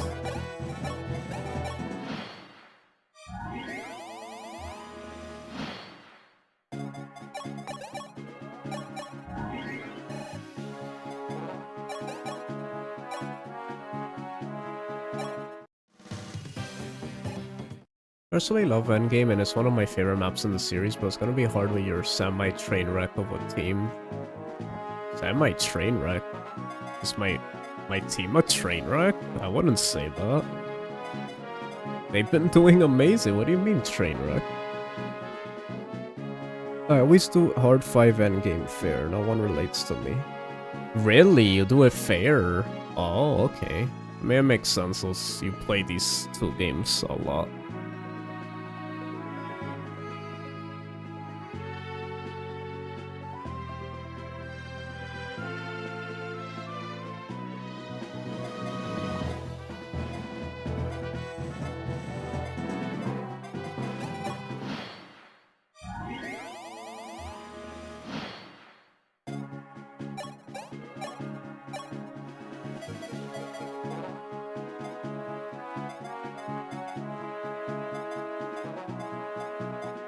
Who do I give the kills to?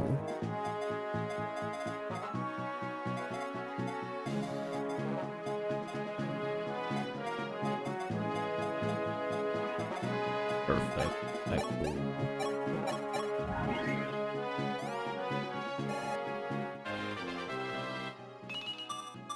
Strength, luck, rest. At least she got strength. Okay, on Shaky says, like, I know there was a strat, but every time I try to talk about favorite maps, I can never find anyone who relates. Even Ruben and Jotari, a diehard Arcanine fan online, admit they always warp skip. Oh, okay.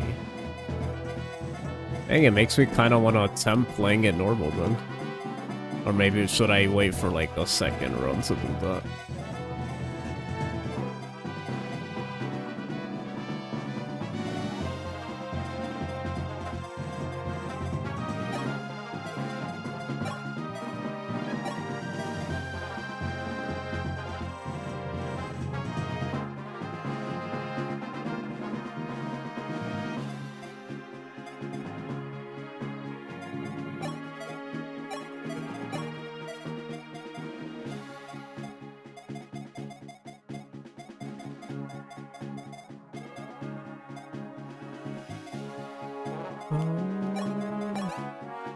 Okay, these are kind of taking so long. Let's just kill these guys.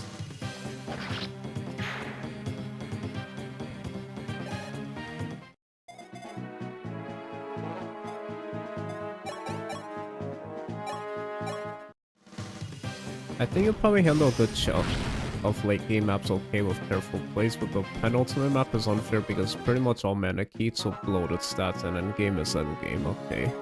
Good to know, at least I have Worm Slayer. I should probably make sure Samson has C rank though. Because Marth being the only Worm Slayer is a little dangerous. Which makes me think he should have Falchion.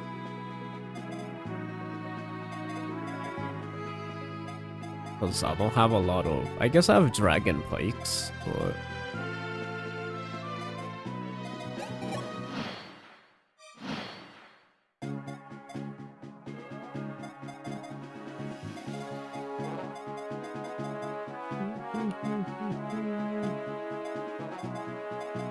Anyone about to get a level up? Sure, let me pull out this. Close. Oh, the music stays like this. Interesting. Dang, we made a lot of progress today. Marth, tell me, was that a success? Success! Did you locate the light sphere and star sphere? Never fear, I have them. Never fear, I have the sphere. We need to take them to Todo so he can undo Imulu's magic. First Nina away from more pressing tasks ahead of us. Oh, and what is that? We must defeat Gross once and for all. We march south without finishing them off, we leave our rear exposed. And you mean to invade? Yes, and this time General Camus will be there to meet us, I am sure of it. Camus the Sable, they call him. Many extol him as the most able warrior alive. Be a fierce battle, that one we cannot avoid. Can someone tell me how many chapters there are in this game? So I could just have an idea of when this game ends. How many chapters? The last two maps really are just an extreme difficulty spike. While endgame feels calculated, the previous map feels like bad design because the way the difficulty scaling works on mana creep growths. Shaky says we finally finished Grost off after like 13 chapters. Dang. Chapter 24 and then endgame. Okay, so 25 chapters, and we're about to be chapter 20. Okay, we'll finish it this week. That's our goal. Perfect, we have a week to do it.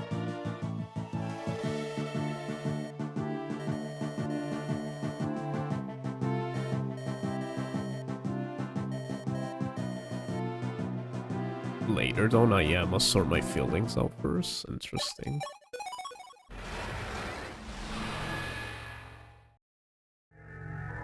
Okay, so we still have quite a bit to do. The Grost hold. I don't know why that sounds so funny. It was General Ordwin, one of the three I thought I said the three houses. One of the three heroes of the War of Liberation who put Gross on the map. His fearless knights tamed their neighbors, the barbarians in the kingdom's infancy, securing his place as one of the greatest of the seven kingdoms. However, the current king, Ludwig, was weak-willed and easily cowed. Thor had little trouble forcing him into an alliance. Now he had taken ill, even as Gross suffered its string of defeats at the hands of the League. The once mighty kingdom was poised to fall.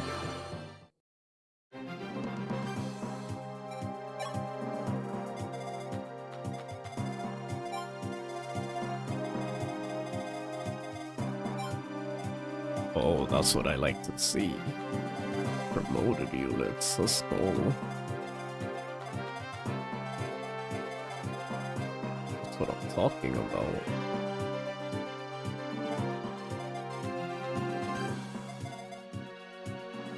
There he is.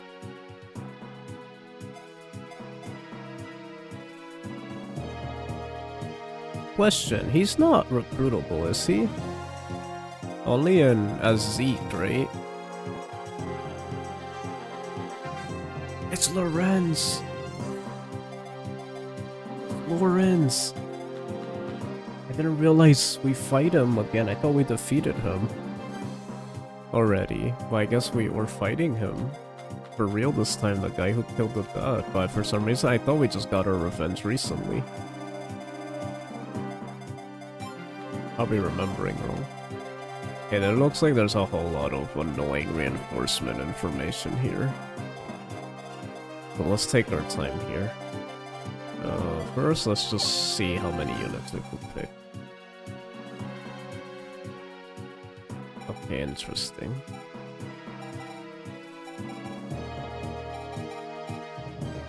Okay. Part of me's thinking maybe I should just train Astrum and George at this point.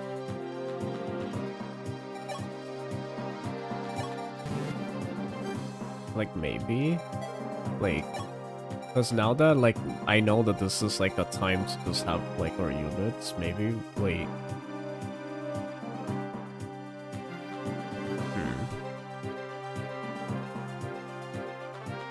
They use brave weapons? In Hard 5? Oh, so they're actually really calculated with the weapons they even use. It's not just stats, okay. That gives me more Conquest vibes.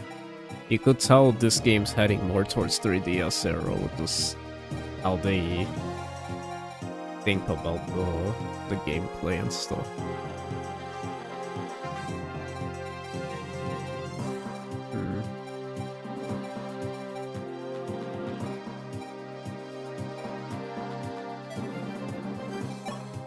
Let's see, I want to look at George really quick.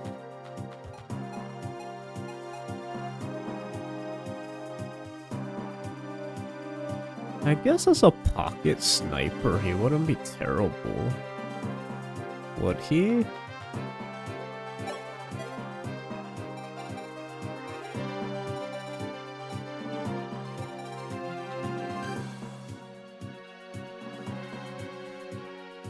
You know what? That's what I'm gonna do actually. I'm actually gonna unbench George and Astrom.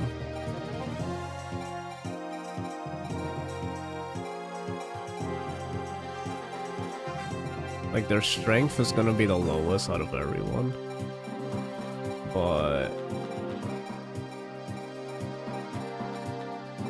my goodness, Sheeta. Holy moly.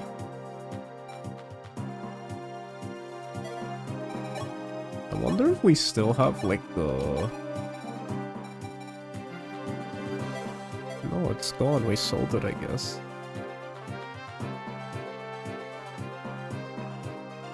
Would argue is FE12 that goes Conquest. FE11 does change weapons, but the reinforcements and enemy positions and quantity never change. Pretty much everything changes in FE12, even what you don't expect. Okay. No, yeah. I assume there's still differences. I just mean that aspect. I was just surprised because I feel like that's usually it's like some games it's just bloating the stats like Telius with Path for Radiance, but here it's like, oh, let's give them a Brave Lance. Now they have to deal with that. It's like, oh, that's scary.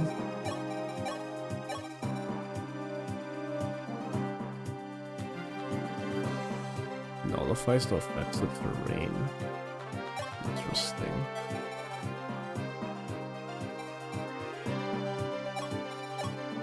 Okay, so you're telling me if I have the Star Sphere,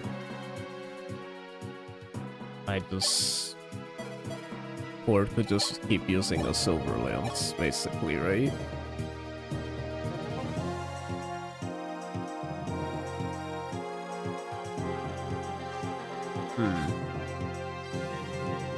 Who argue we could keep using Parthia non-stop. I kind of prefer that, actually. Tomas with the Star Sphere, and then just keep using Parthia.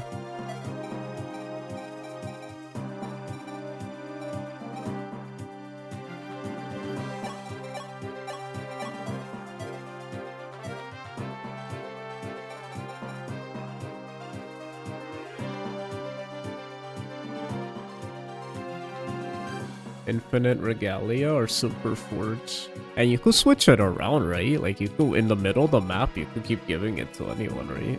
So it's like, you don't really have to keep it on one person.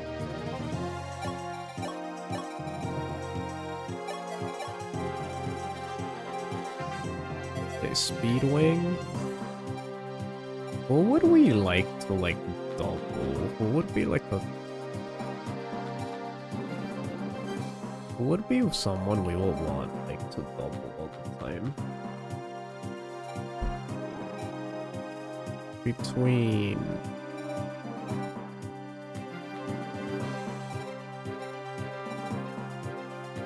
Do we want to have Marth? Like, yeah, he's gonna get speed eventually, I feel like.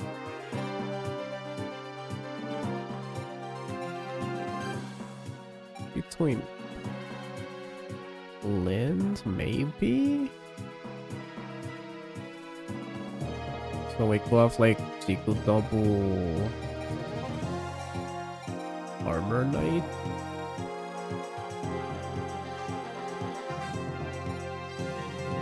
And again, Tomas just being able to double with Parthia.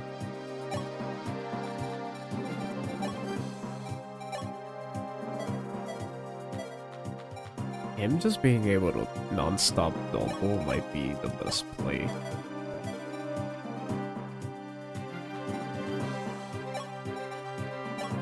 I might just give it to him.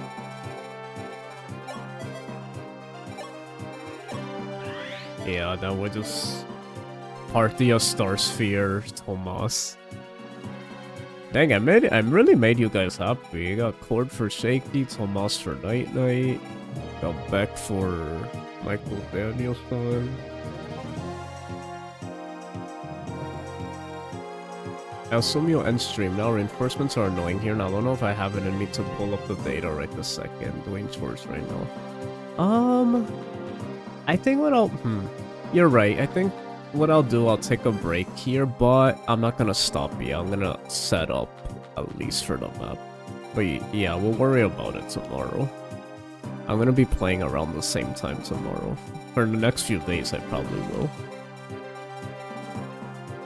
Take a break and go play Dragon Quest or something.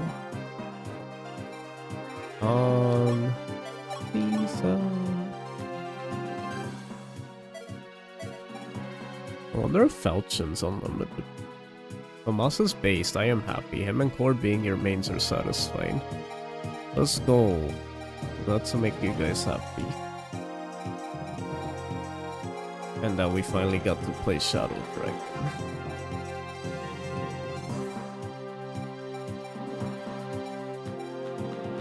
Don't forget Reese and Wendell. Or other goat.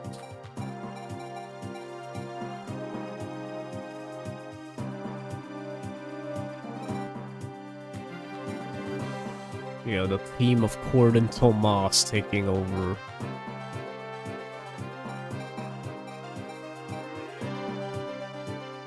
Reese tanking all the hits from Garneth like a Giga Chad. We got a lot of epic moments, honestly. I like my team. I feel like we have a pretty cool team. Like I like them. I kind of like got attached to everybody. Our biggest loss probably for me personally.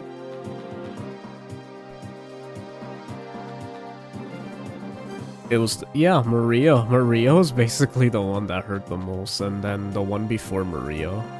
What's the mage girl's name? I forget. Sorry. It's hard to remember their names. The mage redhead, I forgot, that we lost first. Her and Maria were the ones that were the saddest loss. Her and her replacement, basically.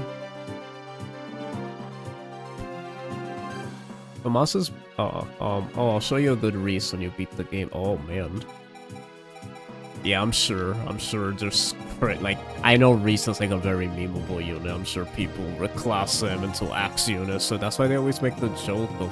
Now I understand why they make those jokes in Fae. Like, they do those artworks where they show, like, Reese dreaming about being an Axe unit. Because of this game, you can reclass. That's where the jokes come from. Just reclass the old man into a berserker. No wonder that's where all the Linden comes from and all the like modern Fire Emblem old people making them all these crazy units. It's all because of Reese. Ironically, you couldn't even do that back then. It wasn't really because of the remakes that you could do that. So I like how he kind of still started that. Even though I wasn't into the remake way later for him to actually do it. Okay, so let's see.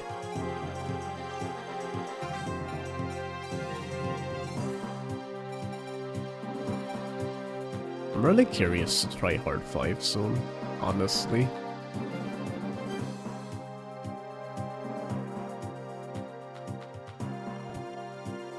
Like, realistically, I could just do it right after, so it's fresh in my mind, all these maps. I'm sure the reinforcements don't change like other games, or it's like they even change the Yeah, they definitely don't. Because I didn't see, when I looked it up, it didn't say like, oh, on this mode, the reinforcements are different. That's like 3 houses, that's so specific. Like, oh, on this mode, they come earlier, or... And engage, I hate when it's like... depending on the difficulty, like, so much reading in the guide. I like how the oldest game and the newest games have the best old folks. Yeah, it's weird how that works.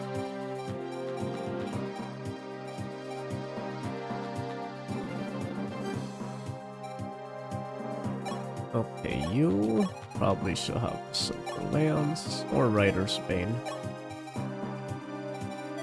I feel like for Tomas, maybe you don't have the Star Sphere yet. I feel like for this map, there's a lot of riders.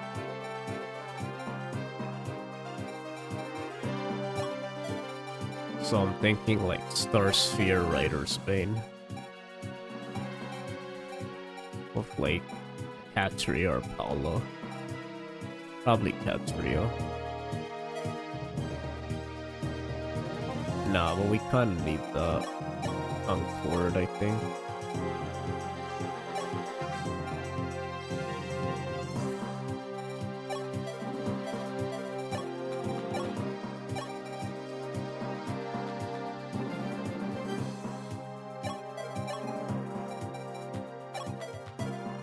Yeah, I'll probably do this for this map. Have you checked his stats? I saw that he did like a lot of damage. I didn't really look though. Let me see. Where is he?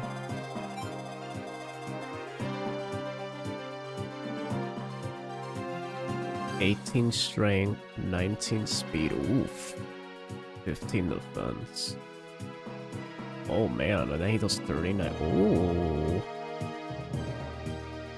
Can you recruit him? I forget. And now he's not recruitable. Or he'll suck at his own archetype.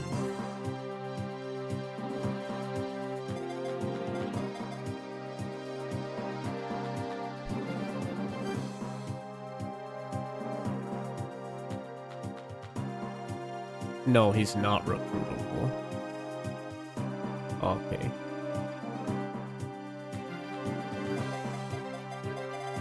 I bet I read that weird. This is a typo.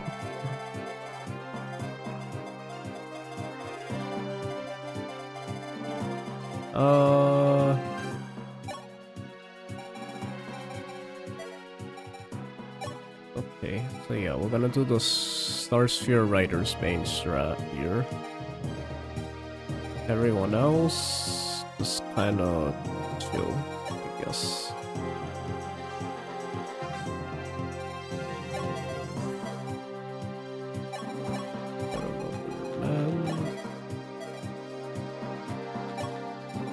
Tomas, just chill. Killer Bow maybe. Allah. Just chilling here. You could finally heal, which is a good thing.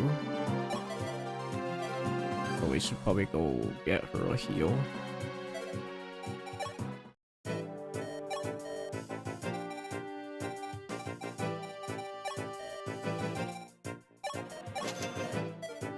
Oh, I wonder if that counts towards having the discount. Probably not, because it doesn't show who's shopping.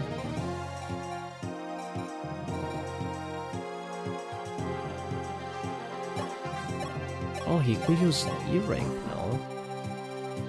Oh, never mind. Okay, A-rank swords.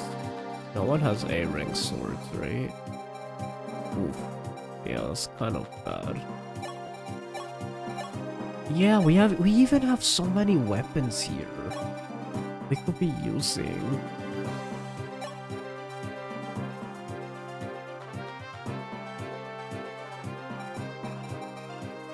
Yeah, I think I'm gonna bring him along. We don't need that many. Let's give him that, that's it.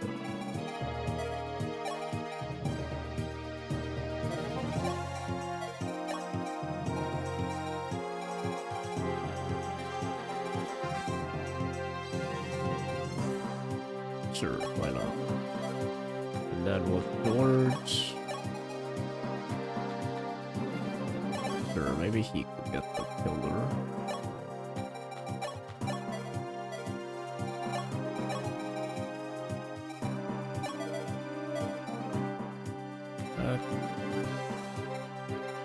There we go, that's my team for now.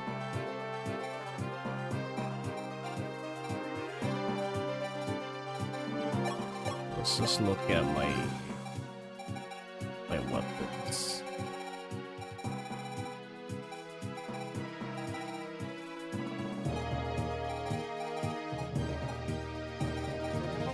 Okay, we're doing decent. Let's go sell.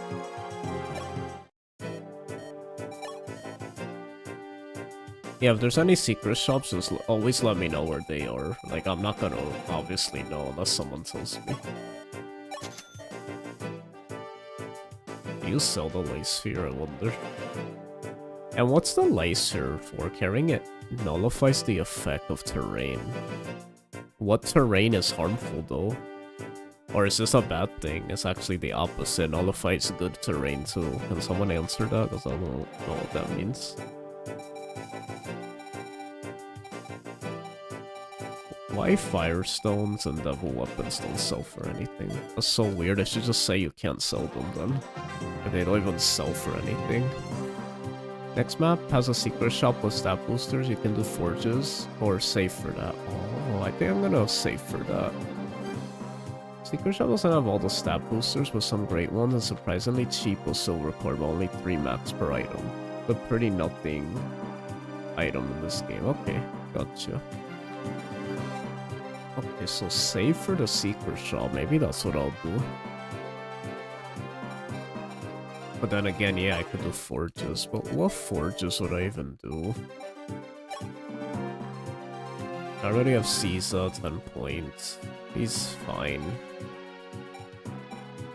He has Parthia. Like, all my major damage dealers, I feel like are fine. I guess I could do one for Reese. He has a silver lance.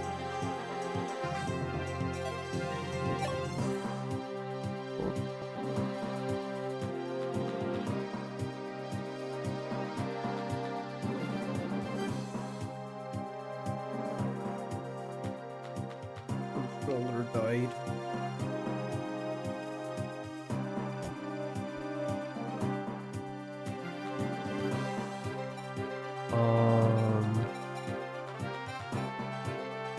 He has Aura.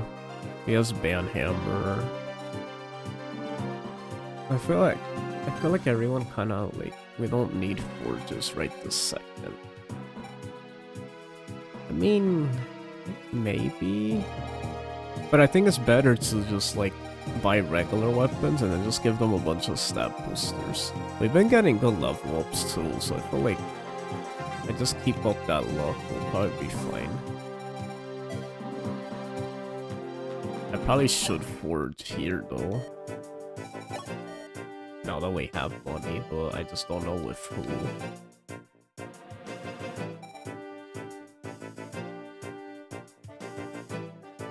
Should we forge the Writer's Bane?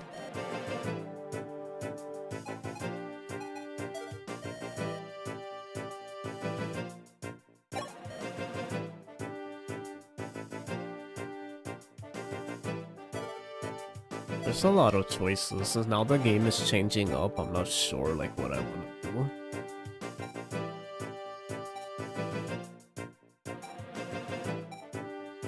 Honestly, like I don't really know what I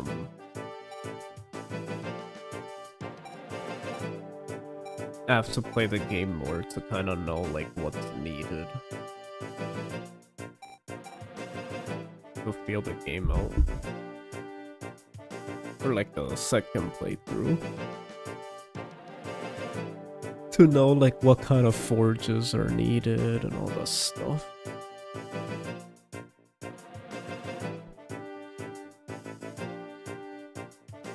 How many Fire Emblem games do you feel are C tier below? You say you like most of them. Maybe Rev. Is Book 1 boring enough or still low B?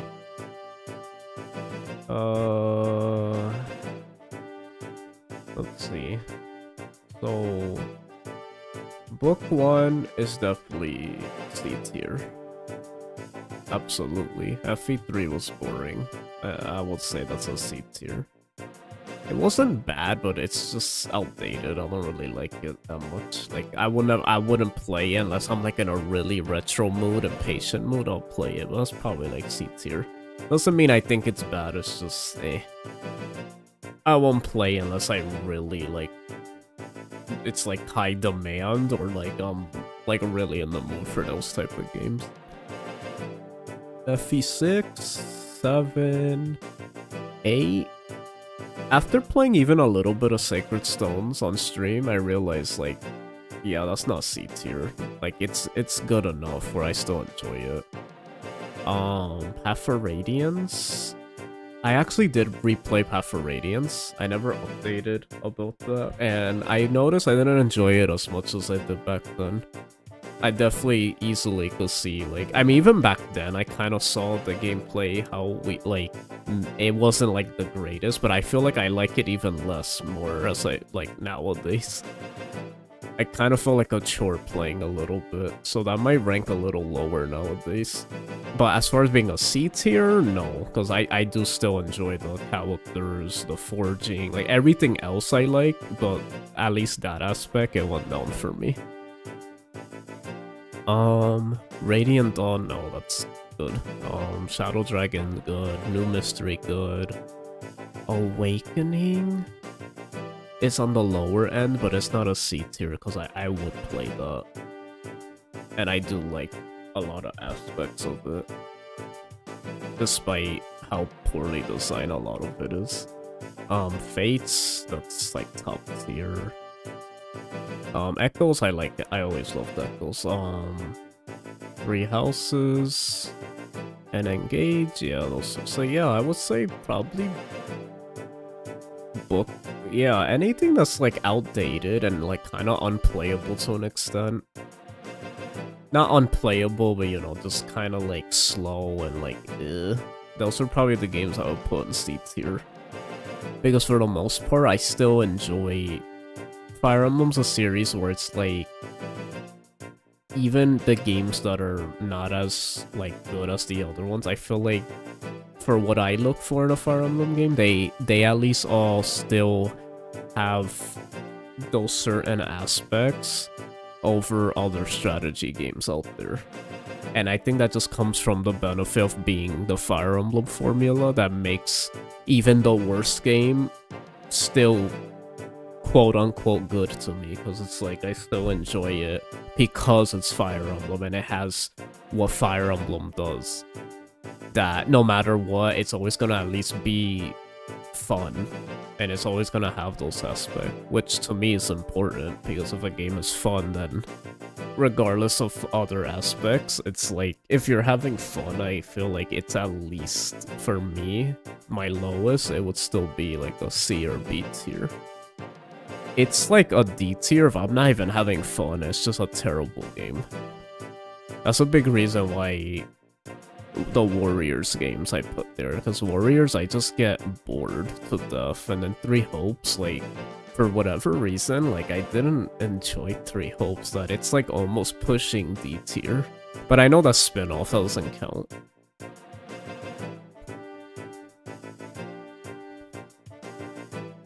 Wait, what do you say about Birthright? Oh, I didn't. You good. Thank you for reminding me. Birthright? Well, I'm biased, so Birthright was my first Fire Emblem game I ever played. That's definitely never gonna be a C tier. Because even the hardest difficulty, like, that's gonna be a fun game, because near the end game it gets kind of tough, and then, just in general, it still has the fate. Like, at most, it's just Awakening 2.0, so it's like, it's still fun, it has the pair up, it has fun characters, like, I still enjoy it. And then Rev, I never really hated Rev until I started, like, hearing people talk about it, and I went back and realized, oh yeah, this kind of has weird things in it, but I never hated it as much as everyone else. Like, I kind of felt like it was like kind of like Conquest, but also not. Like, it's like Conquest in some regard where it's still difficult, but not in a fun way. So it's like in this weird in between where it's like frustrating hard, but not well designed hard. But it's also still hard, so I like it because of that. I like that it has difficulty. Birthright, it's like doesn't have difficulty really, so that's why I don't enjoy it as much. At least Revelations at least has some maps that are interesting, like they experiment, so that aspect I actually like more than I dislike, if that makes sense. So it's like, I would say it's still B tier, maybe. Faye is Z tier. Faye, it's more like, I rank it, but I feel like it's so hard to rank because it's like, it's an app. It's like, I can't compare it to the main series. It's more of like, do you play Faye or you don't play Faye? Like, for me, it's just, oh yeah, I played it and it got me through a hard time in my life, but that was it. Like, I don't really seriously, like, care on it on that level. Other than the memes of, like, Asker and, like, I do like to see, like, you know, I like to see the characters that come to it. I'm pretty much like most Fire Emblem fans now, that I just like seeing which characters come to it, but I don't really play it. I just like the art. Which I feel like we all could agree is the one good thing about it. We get art of, like, our favorite characters, and that's it. Everything else, I don't really care. But I also don't hate it, because I also like the money they make from it means probably why we got so many Fire Emblem games nowadays. So it is a plus, because they made a series that just barely didn't die, and now it's definitely not even close to dying with an app like that. So it's like, for me, it's like, if it means a series that was gonna die and now it's like has more chance to not die because of that, then it's like, it's fine. Even if it's gacha. But let's be honest, Fire Emblem kind of just, with how Fire Emblem is, it kind of fits having a gacha just with the way the series is. It kind of, Fire Emblem's is in this funny category of video game where it's like, yeah, it's serious, but also it's stupid at the same time. So it's just like, it's whatever.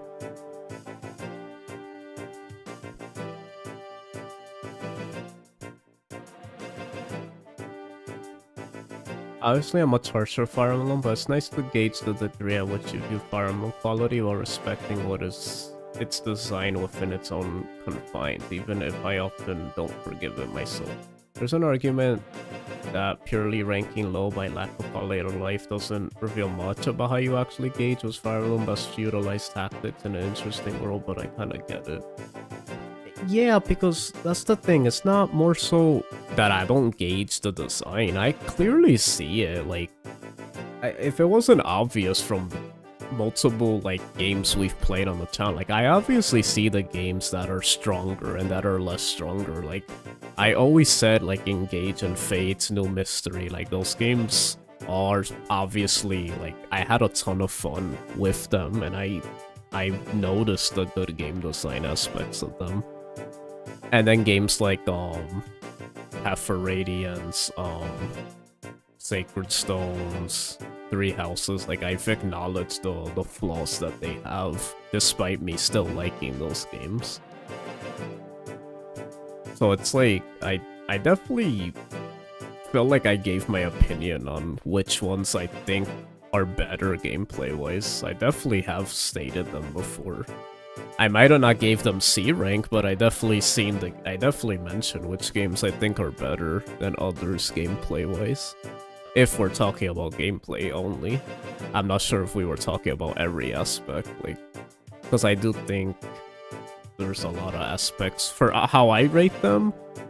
That's a big reason why none really touch the C tier, because if they at least have, you know, good story, good music, good characters, it's gonna carry the game above C tier, because most of the games I feel like I enjoy those aspects.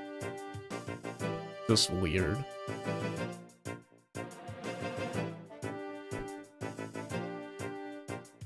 Just never mention you like Three Houses. Or me and Night Now always have a rude remark. I mean, I'm always gonna say that. It's hard to not say that. Three Houses literally is the most played game on my channel. Well, is that true? I think Engage actually surpassed Three Houses. That's crazy. But you guys already know, Three Houses is always gonna have a special place in my heart. It's just like with anything like we grow up with, like when we have a special thing in our heart, even if down the line we start seeing the flaws and it kind of doesn't feel the same as it did back then, like, it's always gonna have a special place in my heart. Like, we made a lot of memories on the channel with the game, so I'm never gonna hate it or like straight up say, oh, it's like terrible. If it was terrible, I wouldn't be playing it as much as I did, so it's like... And then I played it enough to see the flaws as well. Like, I'm pretty much like a Three Houses veteran, because I feel like I have seen all the flaws with that game. I just still enjoy it. It doesn't bother me as much as other people, but I definitely seen the flaws, and I think it has a lot of issues that I wish it didn't have. That'll make it a lot funner. It also depends when I played it, because during that time it was a very different time. I feel like if I played it now, I definitely wouldn't enjoy it as much as I do now, because I feel like Engage had so much polish with the gameplay that coming back to Three Houses, on top of the graphics being so ugly, that's like... I wish they just... To be honest, I wish they... If they do like a Switch 2 version, I wish they even went out of their way to not just do the bare minimum. They actually even improved the maps. That would have been kind of cool. Meanwhile, I'll have C, D, E, and F from all the different ways I can rant about them in their own insufferable ways. No, yeah, I know you and a lot of people definitely have those tiers filled up. I always felt it's an exaggeration, but everyone has their opinion. I respect it. It's fine. You guys will think whatever. I think that's cool too, so it means people, like, they're passionate about the series, they like to talk about it and the flaws that stand out from the other games and stuff.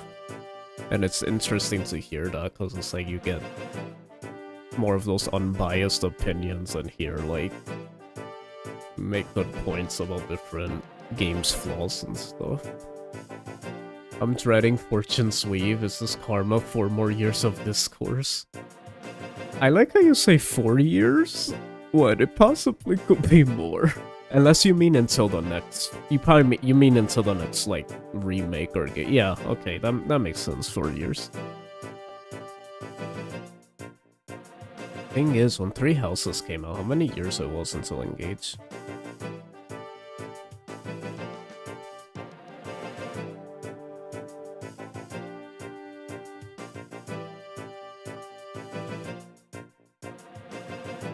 And it's weird, I also haven't updated like what my favorite Fire Emblem game is nowadays. Because I feel like it kind of changed over the years, like... At the moment, Three Houses and Engage are kind of competing. Again, quality of life is so important to me for Fire Emblem. It's just more fun. For me, personally. I feel like... It's hard, because it's like, do I rank based on if I played again, or how many memories I had with it? Because it's like, Three Houses I loved when I was playing it, but like, I'm also tired of it too, so it's like, it's hard to like, say it's not my favorite anymore just because I replayed it. That's like saying I played Chrono Trigger a million times and then I got tired of it, and then it's like, oh, it's not my favorite anymore. It's like I played it so much because it was my favorite, so it's like, how do we determine what's our favorite if, like, we get tired of it when it was our favorite though, so it's like kinda hard. I will say though, like, in the off, if I were to change my favorite, and like, let's say hypothetically, it will definitely be Engage. I think Engage currently will be my favorite. Just because I'm going based on my first experience. I always go on my first experience with the story. I don't go by my second. Because I go by how how it made me feel the first time. Even if the second time I'm like, you know, I see all the flaws and I'm just like, I feel like it gets manipulated a little though because of what people say on the internet. So I'm always gonna go by my first playthrough. Like, Engage literally made me cry, so it's like... It did something to make me feel something. And then the gameplay is just, I mean, it was probably my favorite game to Iron Man.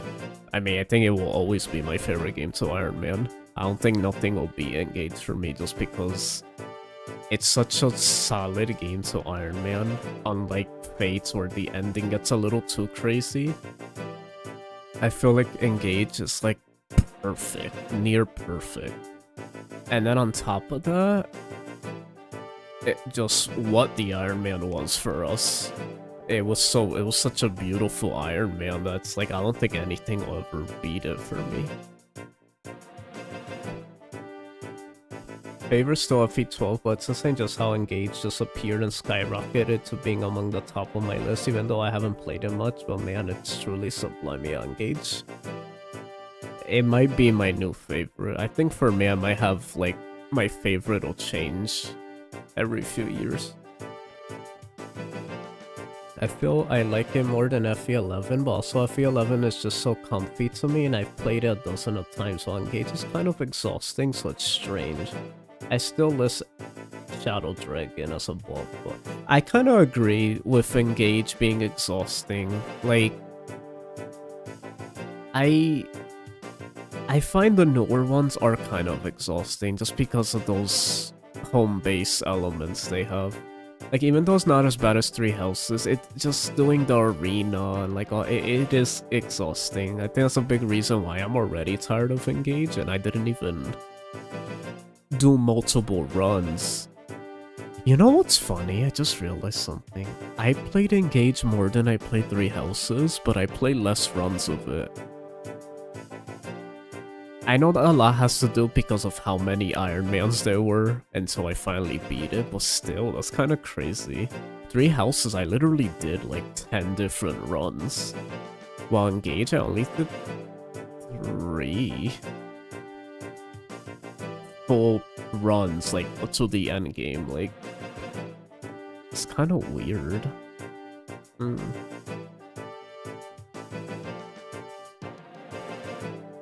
Yeah, honestly, since we're here and we're just chilling, I think I'm gonna do a tier list. I kind of feel like doing a tier list. Let's do a tier list. Okay.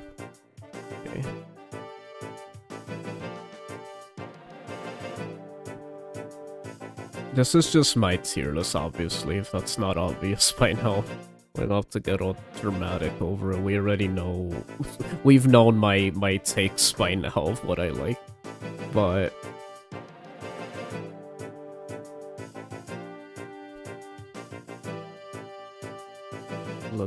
Let's just show where I'm placing everything at the moment.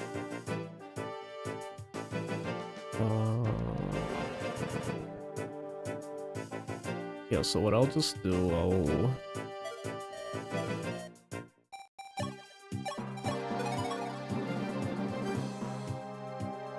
Okay.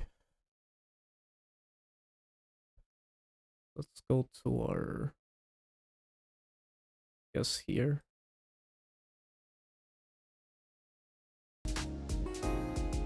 Let's chill. Let's... Fearless.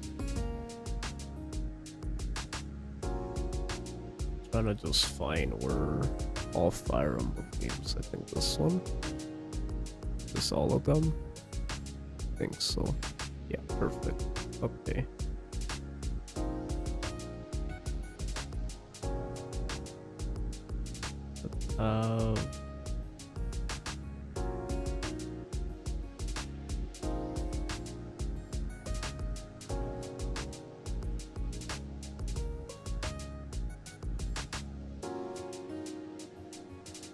Okay. Where is it? Where's the... I can't find it. Where is it?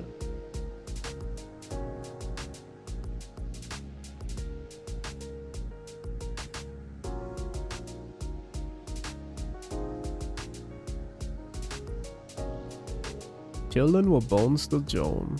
Man, this brings me back. How shaky. It's been a long time. Can't believe we're in our 11th year. Crazy. And you joined during what, my 7th year? 6th year? I forget. Time flies when you're having fun.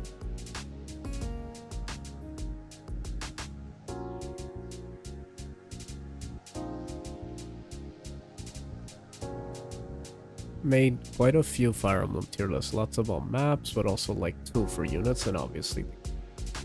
I'm gonna just look for... Chrome.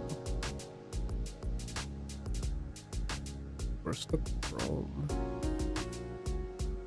Late 2021, man, I can't even remember. It's like I know I always remember what playthrough certain people came. Like you came at the end of the Hard Iron Man, I believe, when I did the Golden Deer Hard Iron Man. Because I remember you were there during the Nemesis fight. I think that was Iron Man, or it makes sense because you were there for the maddening Iron Man. But I think, yeah, it was the Hard Iron Man, the end of it. I just don't know what year. That's the problem.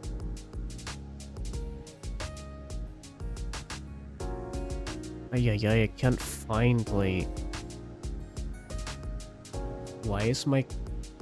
Why don't I have a tab for, like... For whatever reason, I don't have a tab for... I have to add one.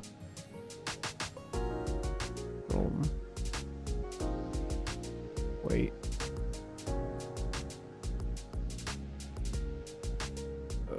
Window capture, I guess.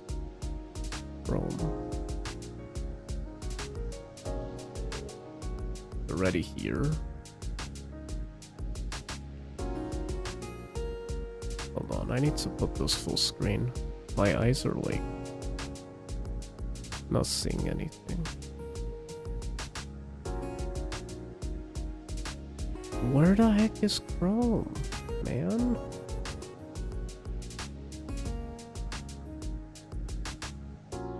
Where is Chrome?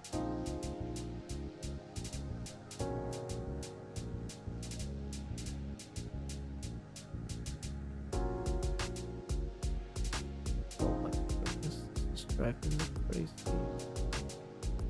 Why would I delete it?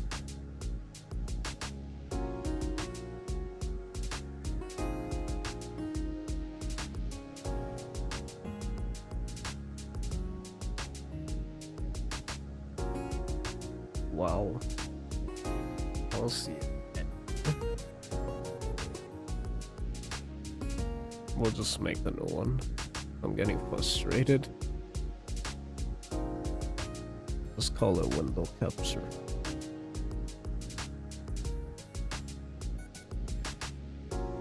There we go. Now let's just... Oh. Oh. Oh.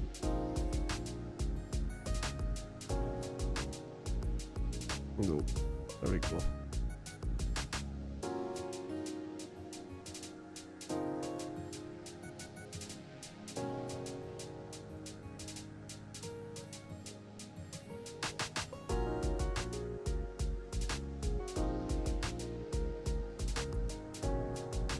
Perfect. Okay.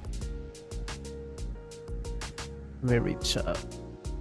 Yeah, I just saw your Serenus post. Was bored and was watching a few small Fire Emblem LPs, mainly DS Fire Emblem obviously. Was just lurking and probably gonna leave, but I saw strangely high quality the loading was.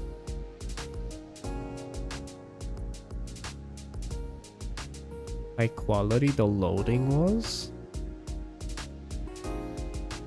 Loading? I don't get it. What do you mean by loading? I didn't even know you found me to Serenus. That's interesting.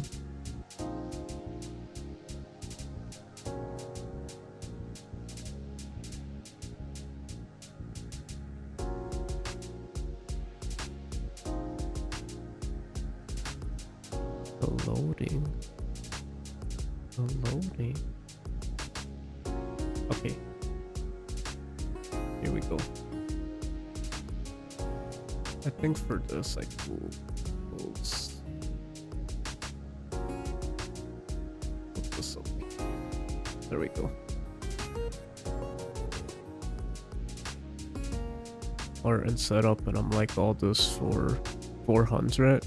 Kind of made me there, but also wasn't a big Nintendo for. Sorry, let me read. Art and setup. Oh, the loading? That's what you call that. I'm like not trying to be mean, there also wasn't a big Nintendo fan. I'm sure if I wanted to stick around, but I checked your playlist. Saw FE3. Wait, I played FE3 before you were around? Huh? I thought I played FE3 when you were around.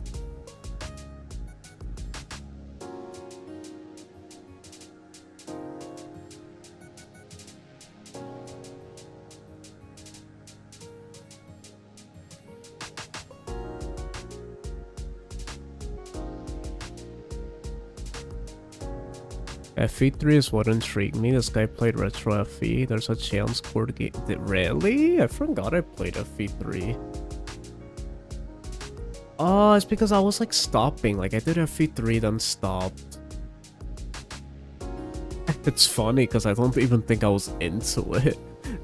It's really what happened. I played, I kept stopping, and then I went to New Mystery because I just kind of wanted to play the, like, with the quality of life. That's interesting. And here we are. Now we're playing Shadow Dragon.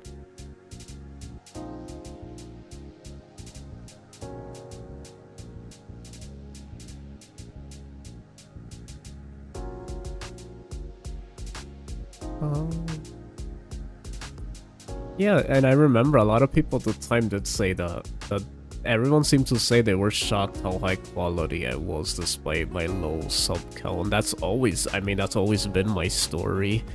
Because it's like I've been around for a long time, so it's like I have the quality, but it's like we just didn't grow that. We grew at a really slow rate. That it's like the years of how I've been around match my quality, but just not the sub count, because the algorithm kind of always been screwing me over since the beginning. But as I got older, like we got here, I don't obviously mind as much, because it's like I've learned to just love what I have and appreciate that. I mocked you a couple of times given the waifu arc, but then the casual streams happen, man. No, yeah, I will...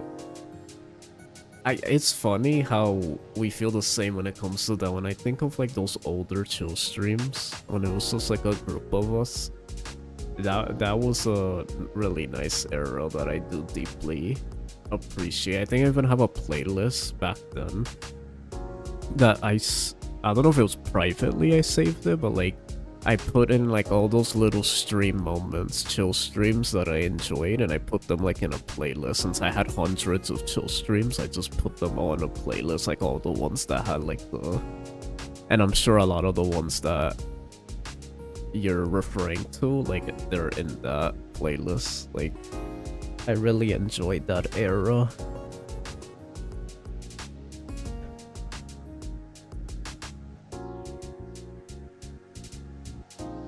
A lot changed.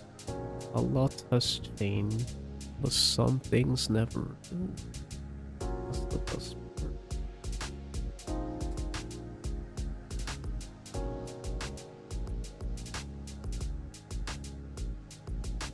Someone remind me to change my mic when I'm like back to normal hours. Might be too loud. Anyway,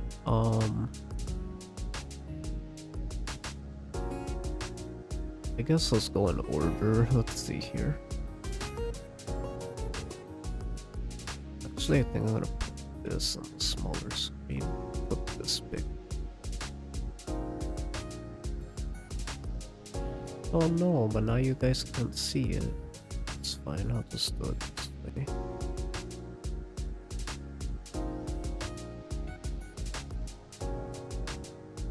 Okay, well, let's see, let's start with FE1. This one, right? Never played. FE2, never played. FE3, never finished. Well, for the sake of like treating it like book 1, we're gonna put it here. This is not book 2, just book 1. FE4. 5, FE6. Okay, FE6, I think, cannot be understated how some of those chill streams are straight up history. Came for chords, stayed for spoons, and Mario.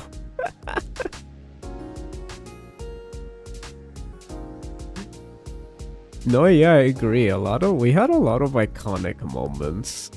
Some being only iconic among a very small group of people. It's like, it's pretty much just an inside joke between who was there and that's it. I think that's what made it special for those who were there. But then it's funny, I have like a lot larger, like, iconic things that like a lot of people were there for and know about.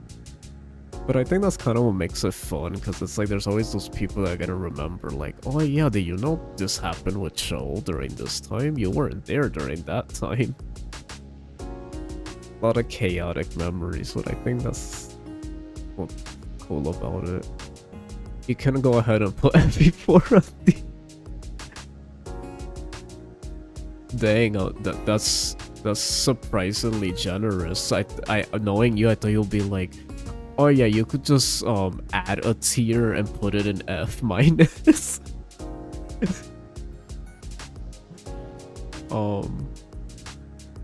FE6 is weird to me, because it's like, I never know where to rank it, because it's such a forgettable game to me, but I remember really liking it. But because it's forgettable, I almost want to put it in B tier. It's not that it's bad, it's just like, B for Binding Blade, there we go. That's my reason. And then FE7 is just like hard, because for whatever reason, this was always my favorite GBA one. And I didn't even grow up with it, that's the thing. It's like, I just remember playing it on stream and crying over the ending, I think. And I just really love the cast. It's my favorite cast from the GBA. And then gameplay-wise, like, it was the first GBA I played, so it's the one I associate with the GBA gameplay, that is just like the animations, just the feel of the GBA, and I just, it's hard to rank it lower. I have to play it again to really be... I have played it off stream, so I can unlock Hector hard mode, but I was kind of turning my brain off. Wasn't trying to like... I was trying to speedrun it, so I could have it ready for stream when we do it on the Nintendo Online. But when we play it this next time, like if I do an Iron Man, that'll be when I officially analyze it and see if I like it or not. FE6 is all good till it misses. And misses. And misses. So for now, I used to put FE7 in S tier, but I'm only gonna reserve S tier for the ones that are like, I wouldn't, like, they life-changing for me.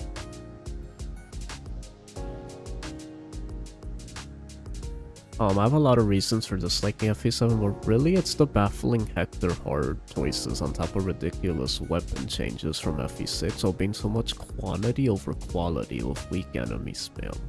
Okay. So there's a lot of just enemy spamming and just too much going on, I see. True, and sometimes I forget a lot of what's judged for some people is just hardest difficulty. That specific mode. I think it makes me curious, like, I wonder if the reason I have a lot of fun memories of FE7 is also because I never played Hector hard mode. I also have to remember that when I play, I'm playing just like either normal or... Yeah, I feel like 90% of when I played these games, I was playing it normal.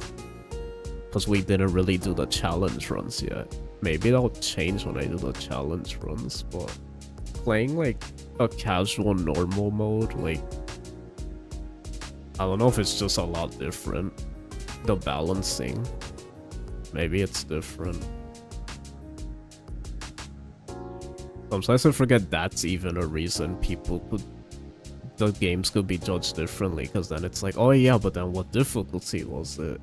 Because it's like Awakening, like there's Lunatic and it's like really ridiculous, but then regular hard mode is also like a whole different game. And then when New Mystery Reverse Lunatic is like a completely different game than just regular Lunatic, so it's like there's also those aspects too. So it's kind of weird, because it's like, do we judge the difficulty levels too? Because if that's the case, Three Houses, it's like maddening is terrible, but then hard mode was kind of more balanced. It's like, I don't know.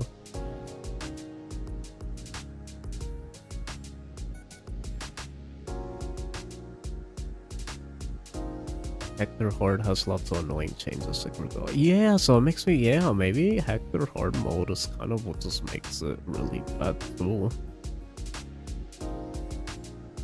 Every time I play FE7, I think that's a big reason why even casual fans enjoy FE7, because they're not even playing on the hardest difficulty. That could be it too. I'm gonna start keeping that in mind, because I feel like when we have discussions as a channel, we always assume the hardest difficulty when judging the game, but I just noticed like technically every difficulty could be a whole different experience, because it's like it could be more balanced. It's like interesting. But anyway, for now, FE7 was here. I kind of want to put FE6 here because I remember kind of enjoying it the same. But I value character and interactions and story, and even it's the fact not even the characters were that good in FE6. Like, other than like Igren and Astolfo, I didn't really care about Barf. Well, Barf was a meme, but like, yeah, like story-wise, it kind of drags it down for me. It's forgettable. That really not. And then soundtrack, FE6 has like kind of forgettable soundtrack. It has like 1 or 2 good songs. FE7's a great first or second Fire Emblem. Whoa, a dragon, whoa, the graphics. I promoted my unit and they're owning the battlefield. I love the 3 amigo dynamic. It's great at first, but it falls apart as a veteran. Yeah, that's the best way to describe it. FE7 is really good early on, but then it's like over the years, it's like... That's what I'm saying, that I see myself liking it less and less over the years, but it's like when I first played it, and since I was still a casual at the time, I really love and adored the game, but it's like, it's more when you start looking for like the challenge and like all the like intricacies of Fire Emblem, it's gonna rank a lot lower, obviously. Which is kind of, I won't lie, it's a part of Fire Emblem that does bother me, because I feel like prior to when I started getting more into like hyper-analyzing Fire Emblem, I feel like I used to just enjoy all the games, but I feel like the more I get into that, into Fire Emblem and getting better at it and like enjoying those aspects more, I feel like I'm gonna like more games less, and that saddens me, because when my brain used to just be like, oh yes, play with your favorite units, and just leveling up like a normal RPG. Like, I just saw Fire Emblem as just a great RPG. Like, it was just like every game was solid. It was the concept that captured my heart. Like, just like, oh, it's like it's an RPG of a large cast, they're all likable, and just like it was fun.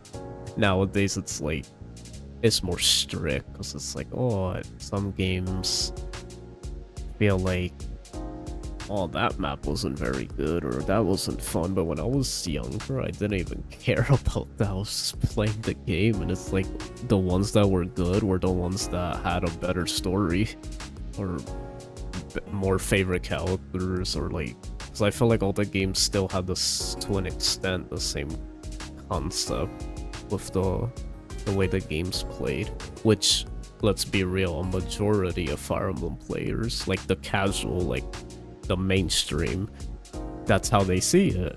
And that's why they kind of just enjoy most of the games, because it's just a solid formula overall. But then when you dig deeper, it almost makes you appreciate some of the games less, and I don't know if I like that. I kind of miss the simpler times. It's like I like it because it makes me experience amazing challenges like Engage Iron Man and Fate's Conquest, but then it also makes me not enjoy Tellius and FE7 as much. That's sad a bit. FE6 suffers from being an FE1 clone. It copy a lot from FE1, some racial elements, but not really understanding why Kaga designed those games the way he did. I myself still love FE6, but it's still very flawed, but the challenge is nice.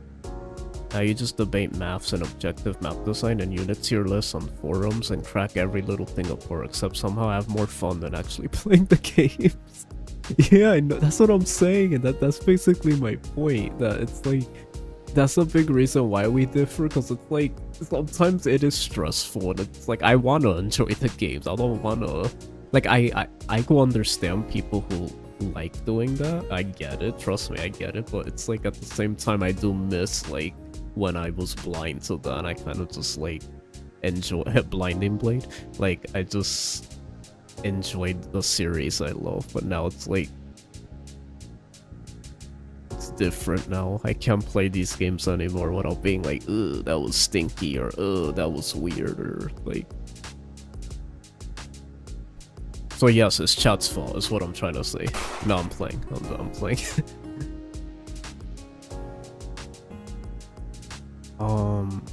Yeah, I guess that's all ranked. Yeah, these games are hard to rank for me, because it's like, FEA I never played again, I was supposed to.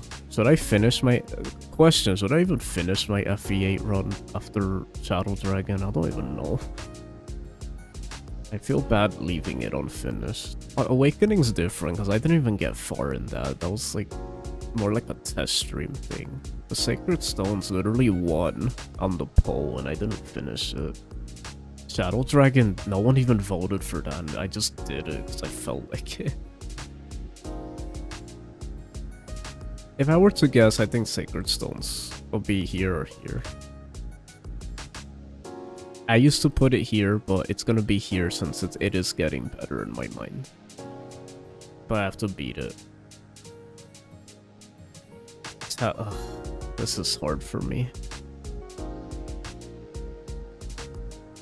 Because this was here, but oh my goodness, when I played it again, I couldn't even finish it because I was just like, oh, it's so slow, and it's just like, a lot of the quality of life is missing, and then just like, because I know the story already, it doesn't hit as hard, obviously, but I also have to ignore that because that's like, I can only go by my first.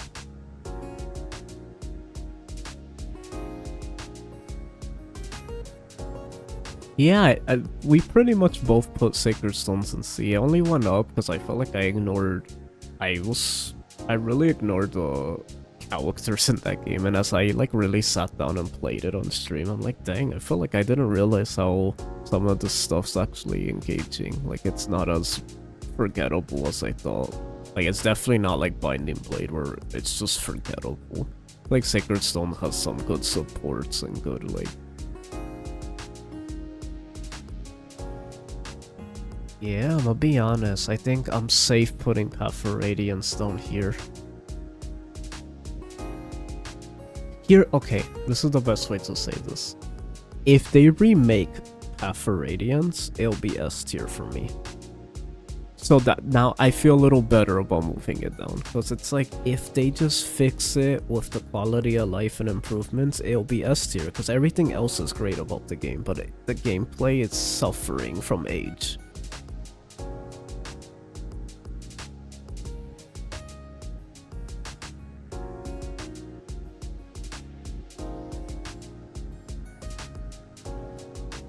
Really? I didn't know FE9 was your lowest rated. I thought it was FE4. Interesting, I didn't know that. For some reason I thought FE4 was your lowest. I never knew it was... Yeah, I always get shocked when I find out how much you don't like FE9. I always forget you really don't like that game. But here comes Radiant Dawn to save the day. I know this looks really weird to people who either don't like one and like the other, but it's like, I won't lie, Radiant Dawn might go up. It's not my least favorite.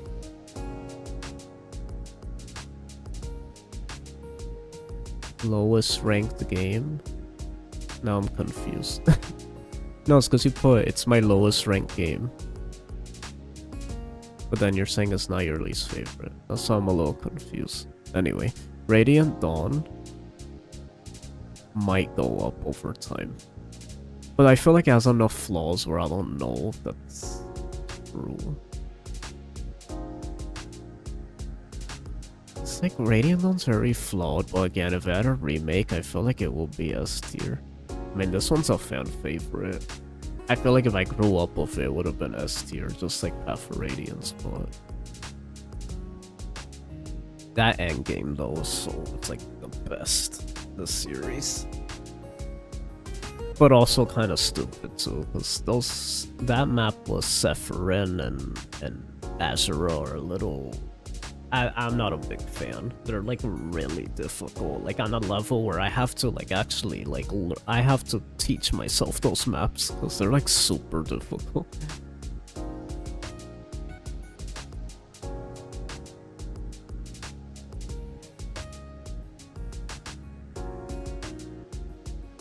It's not my least favorite, but if these games are really bad, aka E and F, I can't really give you a giant list of reasons with a comedically exaggerated expression of rage for funnies. I just think it's boring.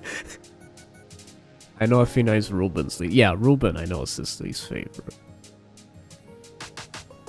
No, and that's the thing. When I played it again, I could see someone who finds FE9 boring, because it's like, now that for someone like me, right, that values like the other aspects of the game, like almost as much as the mechanics and stuff, you strip that away because I already played it before and I kind of remember it. It's like now I'm playing it just solely for the game itself, and now it's like, yeah, I found myself getting bored. I couldn't finish it. Like, it still had fun moments, but like, I don't know. I feel like if they don't remake it, I might see this game go down my tier list. But if they remake it, I think it might move back up. But for now, I'll just put it here. So I don't change my list too much. I'm just gonna bring things one tier up or down. I'm not gonna exaggerate because it's like I want it to be gradual, because it's like I have to think about it over time. Radiant Dawn is 8 tier, but I could see it going up, especially if these get a remake, they'll be S tier. That's my excuse. They're 8 tier, but they'll be S tier if they have a remake. Hey Jaxie, how you doing? We're actually just chilling now and doing tier lists, doing like a chill stream now, so it came at a good time. Jakey says FE10's a game I should dislike more. That's what I'm saying. As I'm playing it, I even felt that way. I was shocked how much you liked it. Because even Night Night says like all these stuff about it, and I'm like, I was actually shocked. Because FE10 has a lot of flaws that I noticed, and that's why I was shocked. Objectively, it feels low B, maybe even C, but I just always have fun with part 1 and 4, and even 2 is pretty nice a good chunk of the time.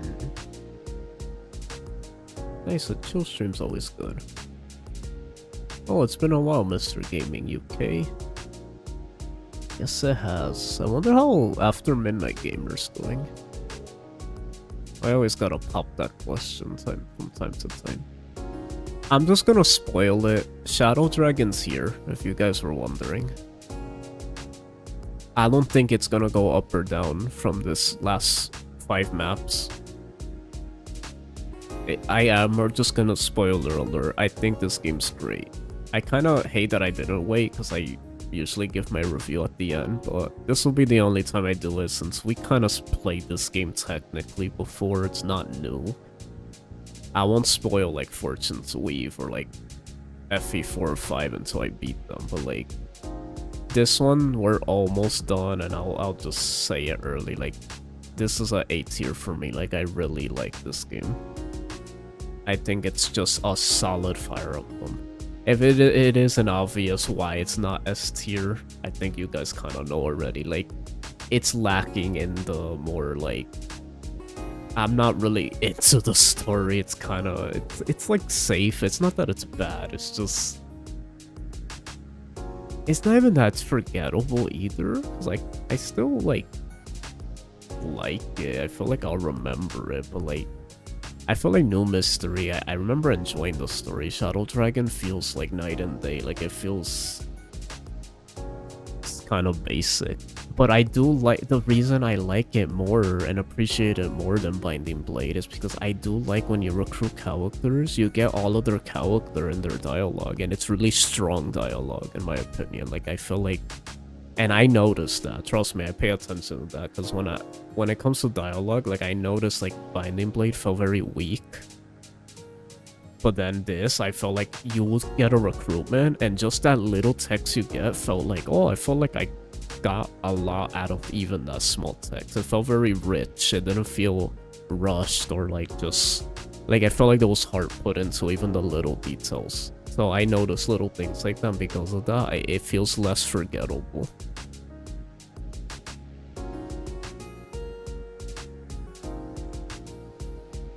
Dicky says, like, a lot of Night Knight's complaints are wrong per se, but too many of them feel like they're issues in Path Radiant, which is confusing when he loves that game.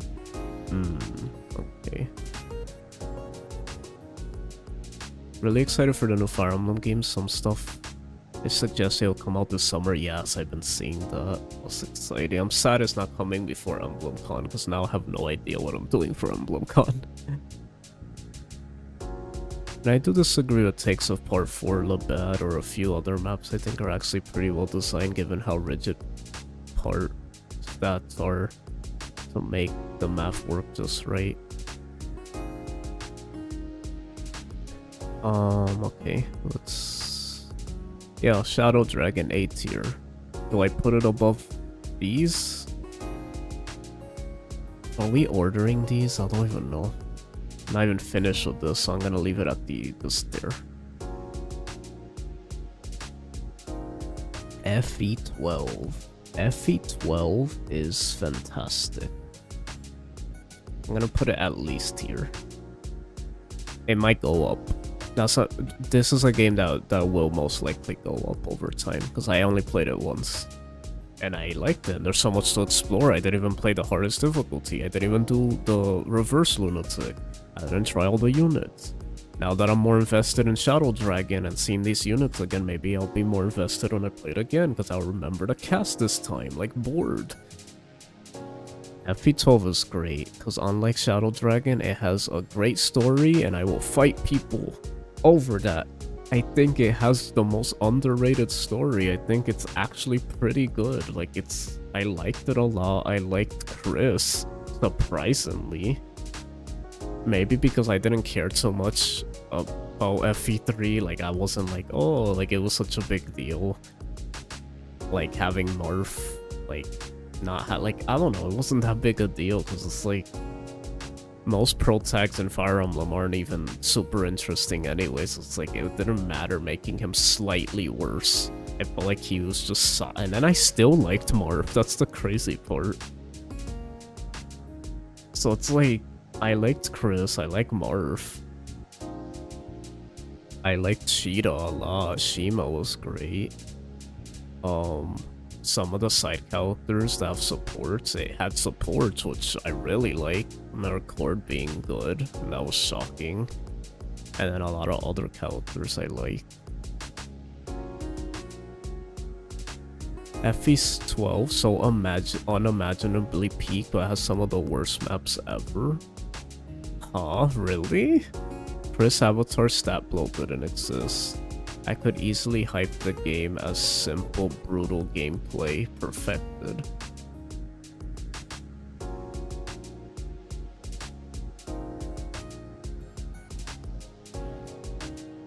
It has some of the worst maps in the game, huh?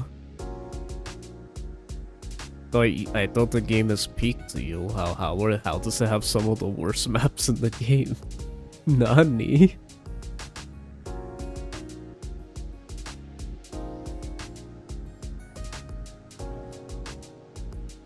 Don't know why I'm thinking this, but the ultimate question is what Fire Emblem game has the best set of waifus?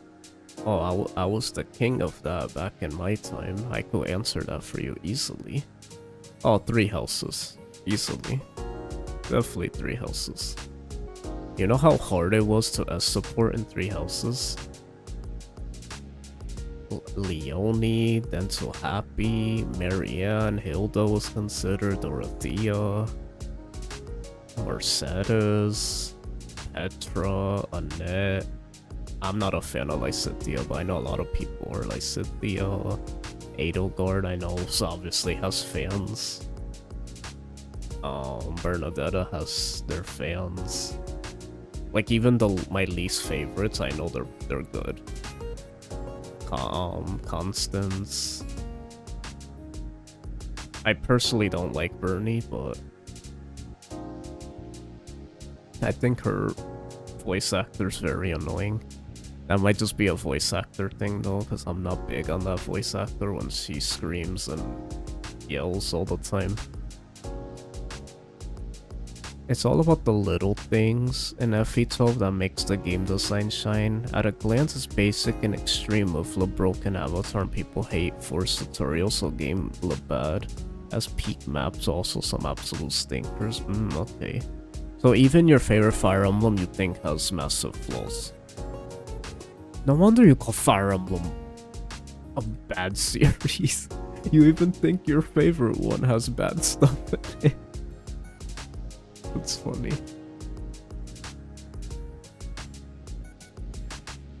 I think that's all of us, to be honest. Like, all of us love Fire Emblem. Excuse me, hate Fire Emblem. But we also still think, we all know about the flaws it has. But that's what makes it interesting. There's no perfect game, I feel like. Chapter 8 is so awesome, and literally that, what were they thinking for Chapter 6x, 10x, Chapter 3 at 20x, especially 20x. You're just throwing numbers at me, I'm not gonna know any of these. 3 houses is the best way. You know, there's a really funny thing going on in chat right now. You have the elitists talking about all the, like, intricacies of, like, the map design and how then you have someone that just happens to be here talking about the waifu aspect. If that's not the most chosen one channel coded thing that's ever happened on a Fire Emblem stream that I did, I don't know what is. Every game could be Fallout New Vegas. No, and yeah, I agree. As far as that, I'm one of the people that could agree on that. I don't put Fire Emblem as like a top tier series. I feel like it's getting close, but it never really like I love Fire Emblem so much, but from a video game tier list overall, the highest game has only reached A tier for me. There has been no S tier Fire Emblem games in the general video game sphere for me. 3 Houses and Engage came close, but like, and Path for Radiance, maybe back then for me. But like, I still feel like either an FE4 remake will do that, which even that I'm doubtful, because the fact there's even people that say that they don't like the gameplay makes me worried, because usually I end up agreeing, and I could see those flaws too, so I'm like, I don't know if it'll just... Because based on other games where I saw that people didn't like the gameplay, I also saw those aspects, and because of that, it gets dragged down a little, so I'm like... I feel like Fortune's Weave might be the hope we have for that. We'll see how much I love it. If it's a mixture of 3 Houses and Engage, if we just finally get a game that does both aspects right, it'll be S tier for me. Jaxie says, oh yeah, there's some maps in the games I played I thought were a slog or something that was annoying, but I always love Fire Emblem. Fire Emblem just cannot reach consistent quality through a game, let alone the franchise. Batman Arkham though, holy peak. No, yeah, agreed. Like, when I talk about Fire Emblem, it's separate from video games in general. Fire Emblem's like its own category for me, because it's like, I'm talking within it. We're talking about like actual, like, other video games. Like, nothing has hit my S tier with Fire Emblem like some Zelda games or Paper Mario has done, or Metroid, or Dragon Quest, or Persona, or Chrono, or Smash Brothers. What else? Even Metal Gear. I only played a little bit, but I could see that reaching my easily, because I really liked it for the little bit I played of it. Anyways, you're putting Awakening in S, imagine. Awakening... B tier. Maybe here. It has okay story and okay gameplay. It's the only Fire Emblem that's okay in both aspects. It's like, it doesn't have the best characters and it doesn't have the best gameplay, but both are okay-ish. Like, they have moments of greatness, but also not peak. And it's funny that maybe that explains why Awakening saved the franchise, because it's like, it did both decently well, where people, almost everyone, enjoyed it to an extent. Yeah, I can't wait to play Metal Gear Solid 2. I already know I'm gonna love Metal Gear Solid, because I played half of the first one and I had no complaints. It was like a near perfect game. Like, I easily could see it, why it was iconic. It was so obvious. I wasn't doubtful at all either, but man, it was like, just good.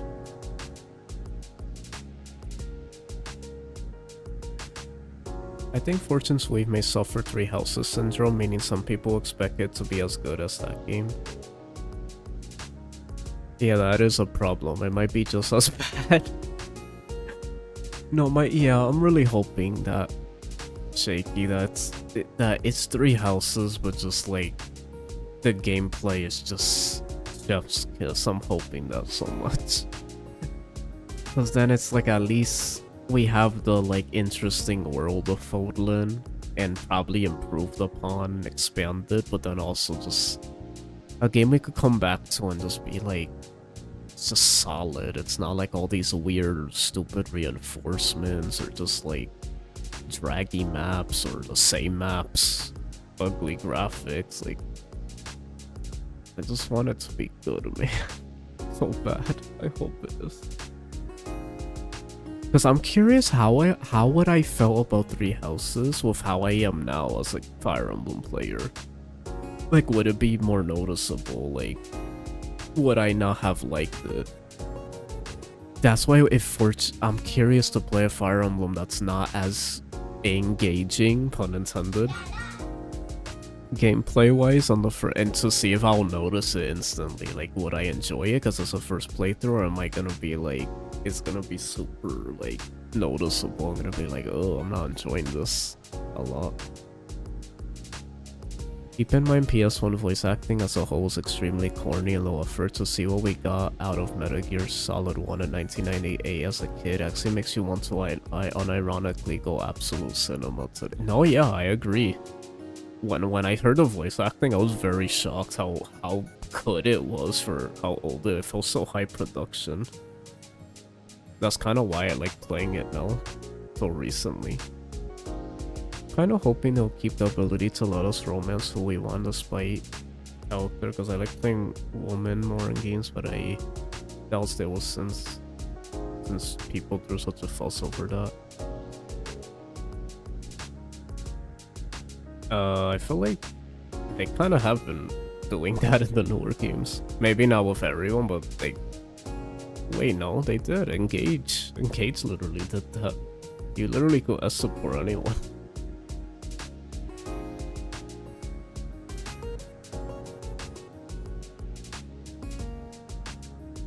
Anyway,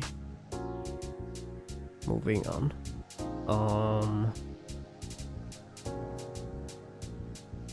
Fates. We have this right here. Conquest. I'm not gonna lie to you. When I remember Conquest nowadays, it's so weird. It's almost like because I don't play it as much anymore. It's like I played it just enough. I didn't play it too much or too little. And it's been a while. It's like kinda new but kinda not. I mean, it was my first. So it's like, it's not like Three Houses where it's like I played it not so long ago. This, it's like, it has this thing where I think it's going up in my heart. Because it's like, even though the story's terrible, the gameplay is so, everything about the feeling that this game has the best atmosphere in the series, so I'm just gonna say it. 3DS era, the atmosphere is so peak that's like, I can't even. Like, I'm not even talking about music, I just mean also just, it's so ethereal. It's like, even from pressing the buttons and like the little sound effects, like just 3DS, the feeling of 3DS Fire Emblem, it peaked with this game with the atmosphere. Like, it's just, you know me, atmosphere is my favorite aspect of video games. Most of it, half of that comes from music, like 80%, 90%.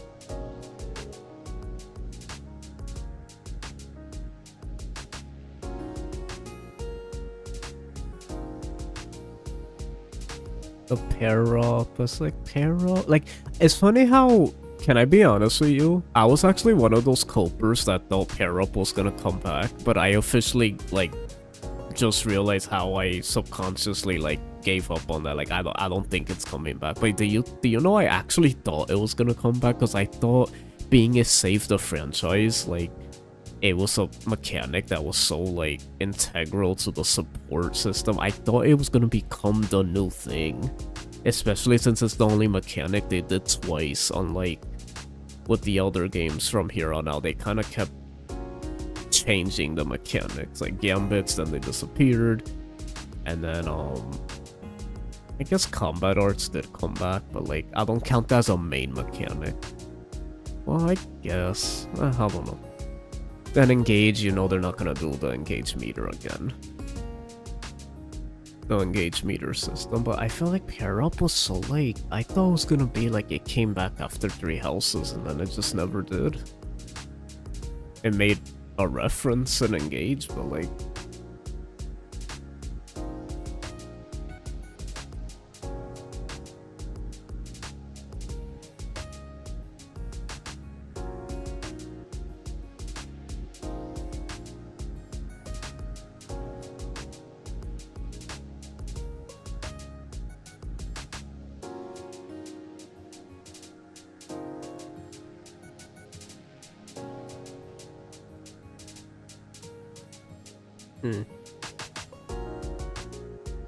it's hard. I think, yeah, like Fates, it's my first Fire Emblem, and looking back at it, I think this is still like my favorite, just because of that.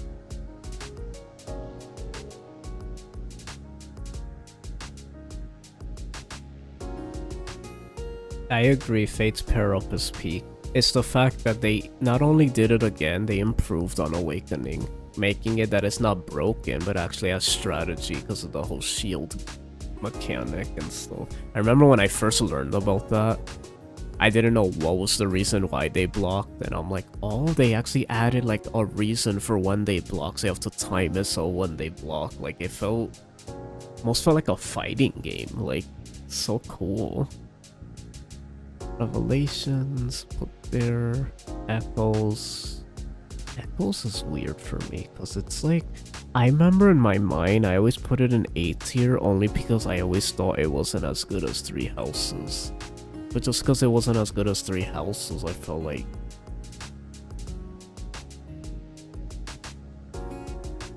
it was still kind of peak to me though. Like, I enjoyed it. Like, this is the one Fire Emblem game that, like, even though I see the gameplay flaws, I cannot stress enough. Do it. Oh, Your mind and move I'll to the continue beat. Keep right after this. moving forward. Hello everyone. Future Oh my is gosh, it's late yours. night. I can't yell, but hello, what's Big B?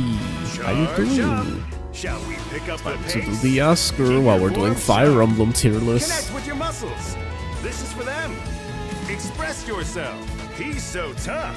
Do the Oscar. Do the He's Oscar. so quick. Do the Oscar. Hi, Good what's work. Bixby? How are you Nice job. doing? All Except right, Bixby, last oh my set. gosh. If you're Rest getting in tired, peace, Bixby. that's What's okay. It's like you read it fast, you Just a almost bit say more. This is it. Go all out. Do the Oscar. We're using With our a PNG smile, today, do as you the can see. Oscar. No Fire VTuber Emblem. today. I was tired. It's late night. We You all did chilling. marvelously. How are you faring? This is My more of homies, you feel our low-key strong and kind of healthy. streams. Thus, our time together today has ended. Farewell. Subscribe to the Chosen One.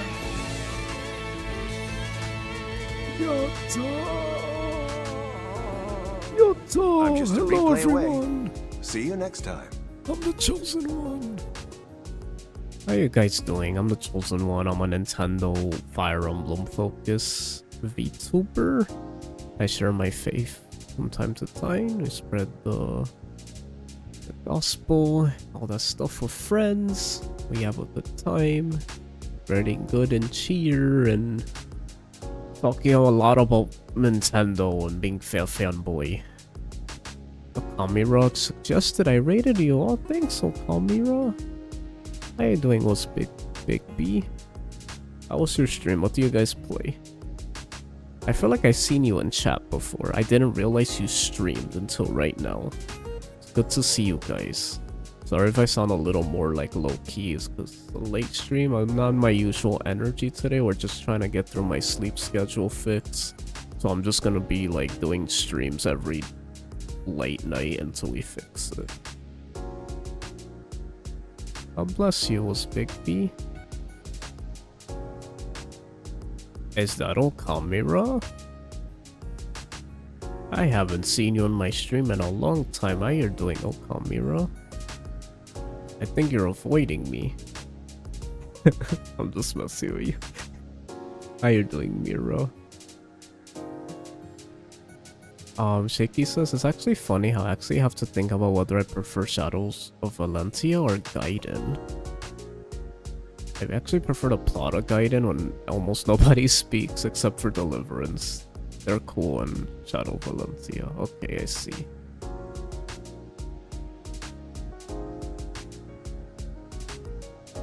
Hi Mira, how you're doing? Good to see you, I'm back. Again, I keep leaving and coming back, I know. Big B says, yeah, I'm mostly a chatter myself and stream whenever I feel like playing something. Oh, I see. What were you playing exactly?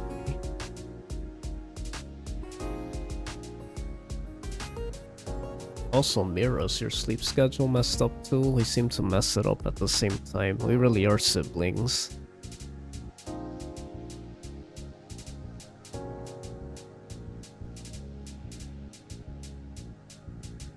I haven't been on streams much in general lately. Yeah, I feel you, me either, to be honest. I've been so away from the streaming sphere. And also I'm trying to finish up Shadow Dragon so we could just do a new project. Cause I need like a new project to revive the channel's like energy a bit. I feel like this kind of was like a low-key little thing we did, but I can't wait till we like move on to the next thing. Cause man, oh man, I miss like the Engage ride we had. Or even the... yeah, I'll say the Engage ride. It was like the last thing we did that was just like... a lot of hype behind. 10th anniversary era.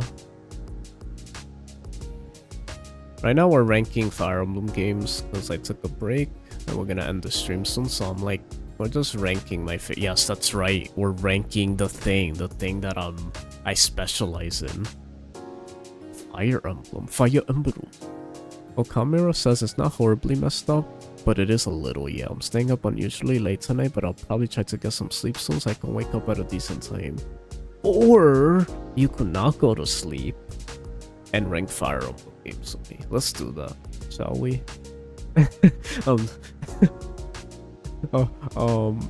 Yeah, so Fates?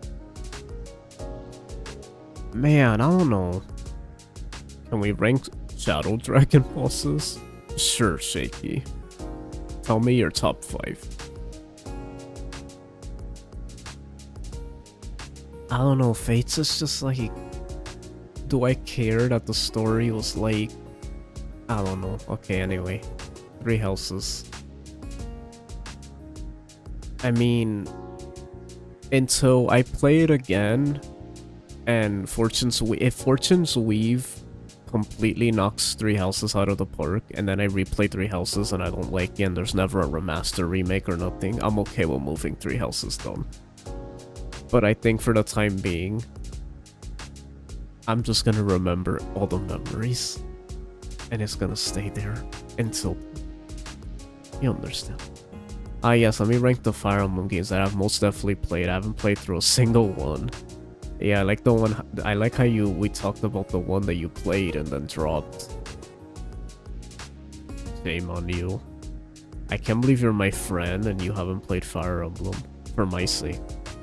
Just for me, like selfishly, like just for me, you should have done that. I'm upset with you. Play Fire Emblem.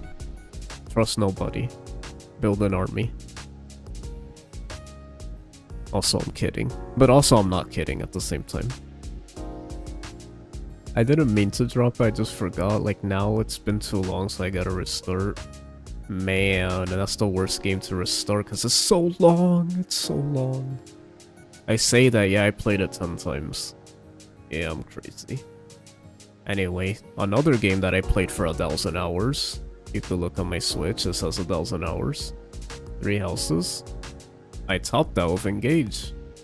It's 1,000 more hours. Not 1,000 more, but like it's 1,000 plus more. It's Engage. Let's be real. This game was peak. The Shaky gave us top 5 for real. I'm so done. Cannibal, Sterling, Grigus, Camus, and Zerov. Interesting. I'm starting to think that you might like Fire Emblem, just a hunch though. She's on to us. Anyway, Engage. It's Engage. This game means something to me. This means something to me. You know that meme? Yeah, it means something to me. It was one of the most hype, like, playing the games live. It was the first Fire Emblem I played live blind ever. Like, that's a new game. I didn't even do that with 3 houses. That ride was so fun. We got a lot of new people during that time. It was such an engaging experience. That's a bar. The PMU was amazing. Just the era with the Iron Man, everything dealing with Big E, like some of the people I met through Engage, it like because of Engage. EmblemCon, the best EmblemCon of all time, last year's. Some of the best characters ever. This game made me cry. The first time playthrough, I like some of the villains, like I like the cast. It's the funniest Fire Emblem ever. The supports are great. Graphics, finally a good looking Fire Emblem in 3D with good animations. That's actually satisfying to play. Music is great. It gave me Soul, my home. It's so good. Literally, how do you make a system that offers so much freedom and creativity while being balanced, challenging, precise with difficulty and tactics, Iron Man friendly, stat, extreme emblem? That's what I'm saying! This game is like so miraculous, and that's why I love it more. It's the anniversary Fire Emblem game. That's why it even means more to me. It brings everyone is here while doing everything you just said right now. It feels such like a celebration. That's why it means something to me, because I feel like it means something to people who are fans. but also people who are fans of like the aspects that matter a lot, like the gameplay and the tactics, while also referencing those tactical things, not just story things, but tactical things from all of the games. So the best aspects of all the games. So it's like if you're a true fan of Fire Emblem, you're like, it's even giving you like the best parts from the games you don't even like. It's like, it's so peak. To the point that some of the things from those games are done better in this game. Like the things they borrow. It's just like so good. It's the ultimate Fire Emblem game, and I hate that it didn't sell as well as Three Houses just because most people who play Fire Emblem are not really Fire Emblem fans. They're just like, oh, I played Three Houses, and they're Three Houses fans, but like, Engage was supposed to be a big deal. This is like for Fire Emblem fans. It references so many stuff. It's supposed to be a simple, dumb story. That's the point. It's supposed to be like traditional, like old school, just with a little bit of that weeby, modern, cringy, new generation Fire Emblem. It's like putting it together in this mishmash, and that's why Alear being both red and blue, like it kind of just makes sense. Like I feel like even the design of that character represents the duality of Fire Emblem. So to me, like, even if it might not mean that, to me it means that. So it's like, it's just so perfect. Through all its stupidness. Good night, Kamira.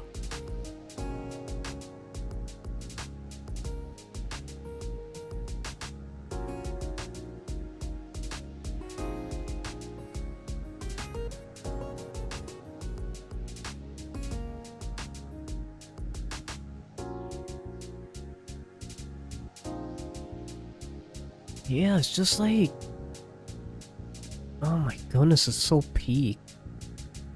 I can't.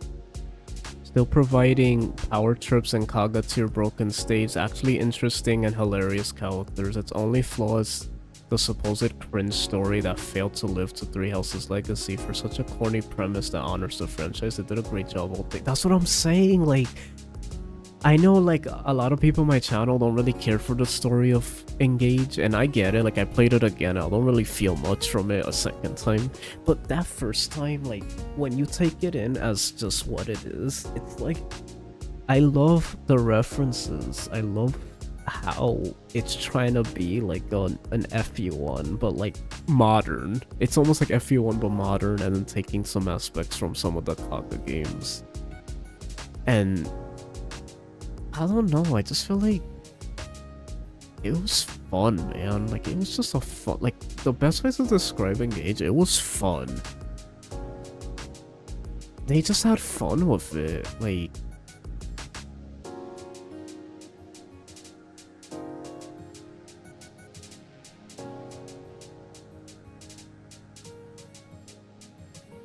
it's just like,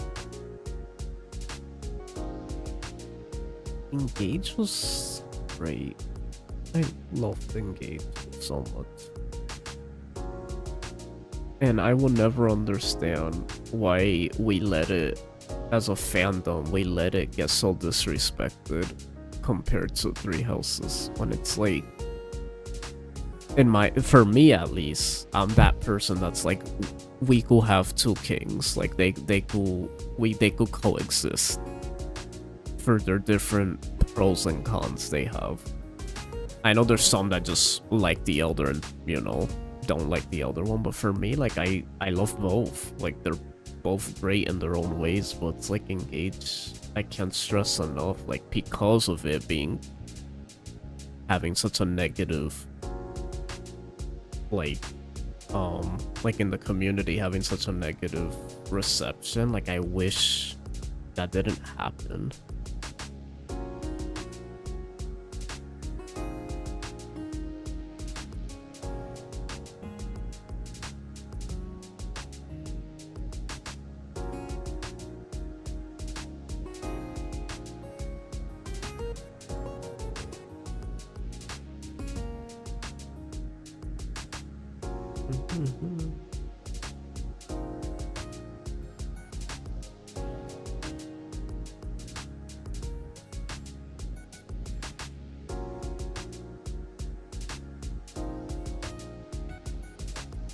Yeah, it's a shame it didn't sell well. It was really good. It's one of my favorites. It sold well. No, it definitely sold well. It just didn't sell as well as Three Houses. All Fire Emblems nowadays still sell good.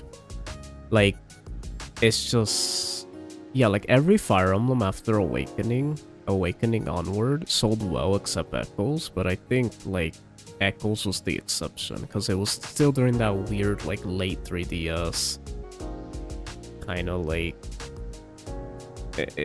That was mostly why, because it wasn't even a Fire Emblem issue. Every game that was late 3DS didn't sell well. There was this weird era on the 3DS where everything late 3DS just no one cared about. Like, there was such a weird era, the way they were advertised, the way, like, you had Triforce Heroes, the Mario Luigi remakes. I think Federation Force was during that time, Samus Returns, like all these games didn't sell well. I have to say, making Little Anna an axe user was the best part for me, just this cute money-hungry short stack using a big axe. Jakey says it's just so depressing given how many recent posts I'll see still analyzing Engage as the failure of Engage or legacy of Engage, mostly about not being Three Houses, or YouTube reviews like ignore half of it. Yeah, no, I'm with you, Shaky. That's one thing we could shake hands on, is that stand by Engage. Like, Engage is incredible, and I'll stand by that proudly because it is a great game. I even go as far as saying the aspect people say to ignore is also good. Like, I also don't think it's even as bad as people say. Like, I do think the best aspect of it is the character interactions more than the story and how it's written, but I do think it has strong character interaction with the writing. I think that part is still done decently well. And just the fact that it's able to, like, for those who enjoy the more, like, cringy weeb anime type stories that you're used to seeing and more, like, fantasy shonen type anime. And not, like, Three Houses, because I feel like people just think of Three Houses, I feel like you could still enjoy it, because, I mean, I did.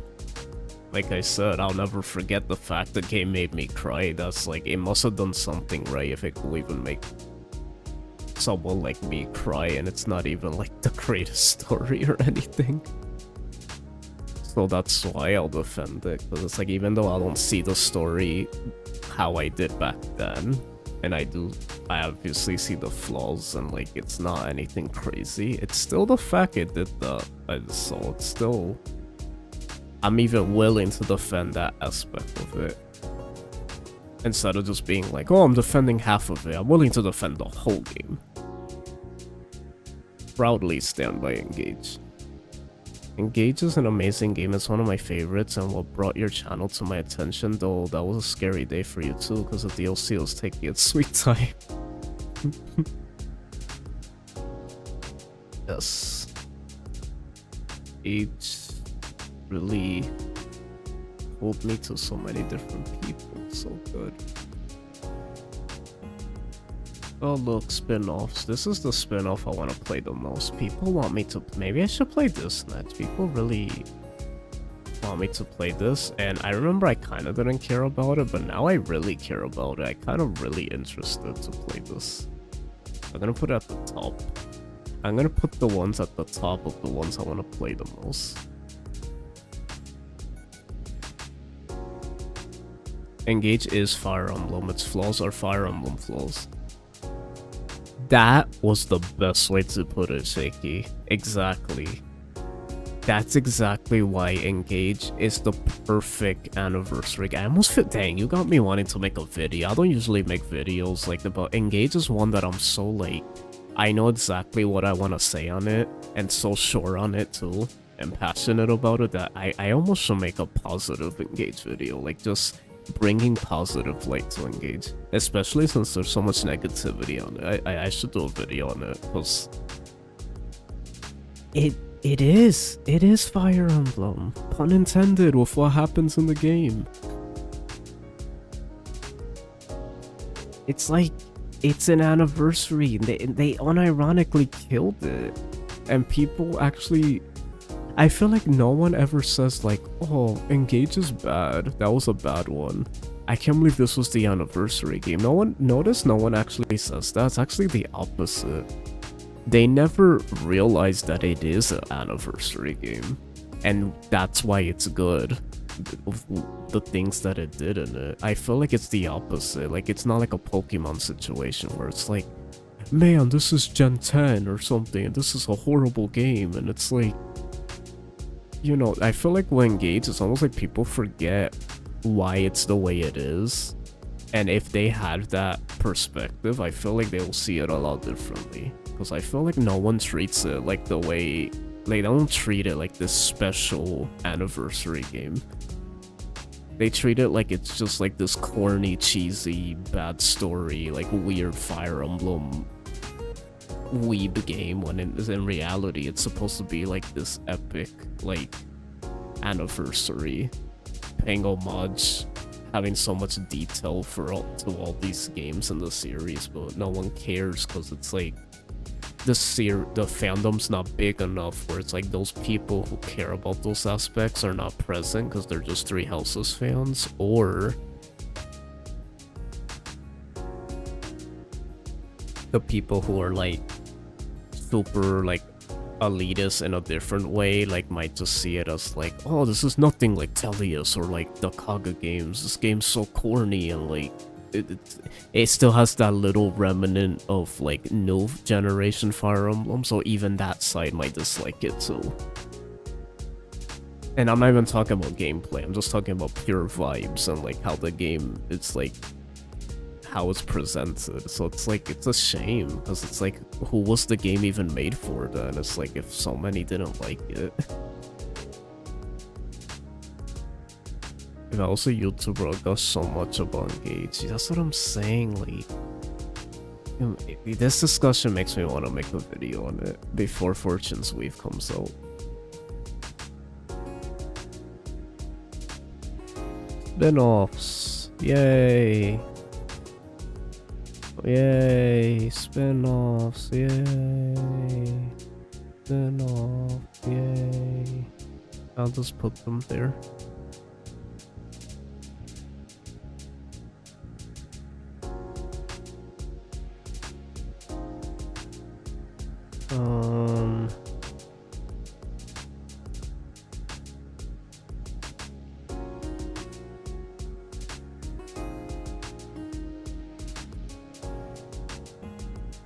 It's like I can't decide between these three.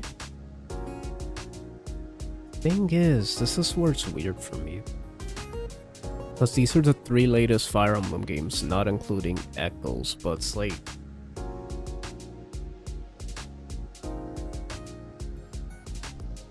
I don't know if that's true though. Like, if I played those 4 new Fire Emblem games, was Echoes really the one I was like, meh, it's slightly less? No, that's not even true, because when I played Echoes, I thought the story was better than Fates. And gameplay, like, didn't really affect me as much as other people, so it's like, I almost feel like this low-key was an S tier. Just a really low S tier. Like, I know it's not my favorite, but it's like... Would I play it again? Absolutely. Yeah, honestly, I think these are my 4 favorites. These are the ones that I could come back to. And it's like... S tier's New Mystery, Shadow Dragon, Engage, and Conquest. Yeah, we share Conquest and Engage. And then for me, Shadow Dragon and New Mystery, they're like right there. They're in A tier. So like, they're close.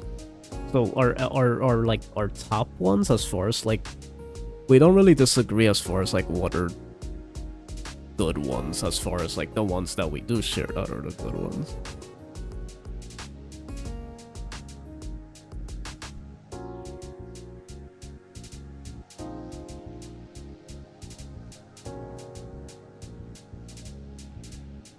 Put it like this. I think... Dang, am I really putting New Mystery top 5? Let me think about it.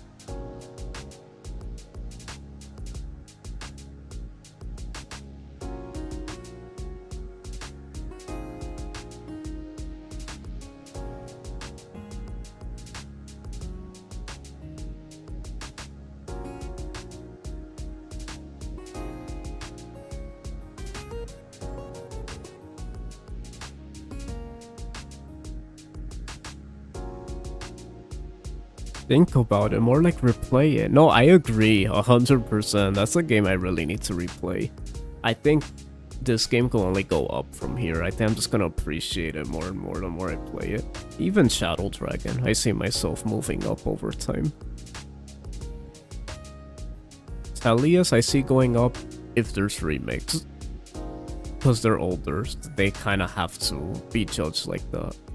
FE7, heck, maybe that needs a remake and it'll go up.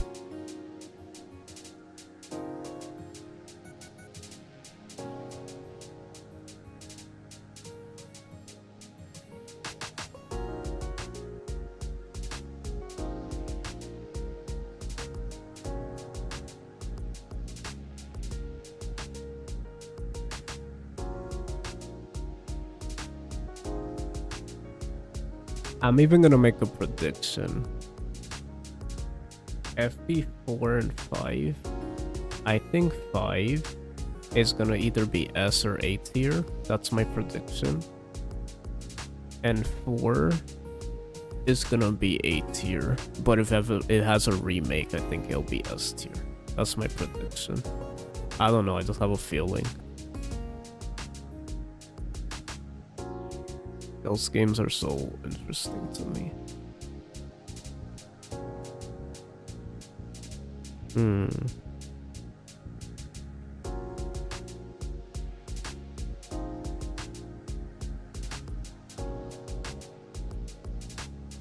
Very sure could be any of these tiers. I don't know. I feel like you might underestimate how much I might be more open-minded to the way the game... Like, remember, I'm the type that, like, if I know something ahead of time already about, like, how a game's gonna be like, I'm more open-minded. That's the thing, I'm super open-minded. So, like, you tell me this game's the weird one, that excites me, because I like the fact that it's weird. It seems like this... The way you guys been hyping up Thrasia's made me see as, like, this really, like, well-established masterpiece that's just like really different from all the other games. Like, so in my mind I see it more like I respect it more already. It's not that I'm like going into it thinking it's gonna be like or I'm not going into it where it's like I'm gonna get caught off guard by all the stupid stuff and be like, dang, I hate this. Like, I don't know, I feel like I'm ready for it. Like, I'm excited to be caught off guard, and like I'm going into it with that in mind already, knowing that it's gonna throw me off guard. And I actually find that more of a positive than a negative. So it's like, I don't see it being that I hate it. Unless there's something I don't know about where it's like it really doesn't vibe with me to the point that it's just not fun. Then that's the only thing I see. Like, if there's a thing that I don't expect that's like, it really doesn't vibe on me specifically. Oh, Tearing? Tearing Saga was weird. Remember, I didn't finish it. So I can't really rank Tearing Saga. I never finished it. I only played like, I don't even know how long the game was. So I think 1/3, I could guess. I played enough where it's like, I think it was 1/3 of the game, but I can't even be sure if that's how much I played of it. So I don't think it's even fair to judge it, but if we're going based on the little bit I played,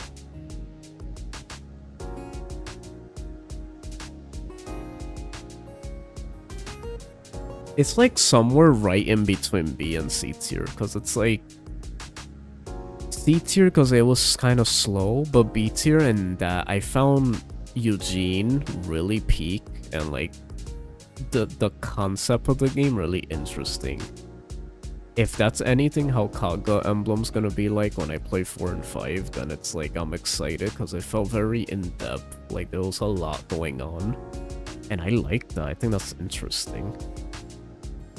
It was kind of confusing to keep track of, so it's very forgettable because of that, because it felt more like a book or a novel. And you know me, I'm not a big, like, novel reader, but I mean, does tiering really get better? It's like one good map down the line. I mean, yeah, you were mentioning that you played and you hated it, so I could see myself not liking it either, because I already kind of didn't. Like, I found, like, that was back then, where I was more, like, a little more patient, and I still was kind of, like, had to be in the mood for it, so I could see myself not liking it that much. Berwick Saga, on the other hand, I'm super hyped for. Everyone says that's, like, peak Kaga game, and possibly even peak Fire Emblem. I believe them. There's way too many elitists that say that for me not to believe that the gameplay isn't fire.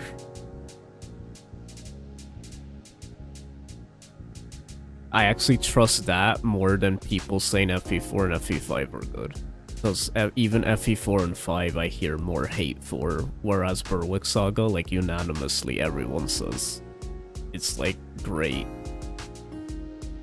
And I mostly hear it from, and let's be honest, the people who play Berwick are the elitists, because you're not gonna have a casual Three Houses fan playing Berwick Saga.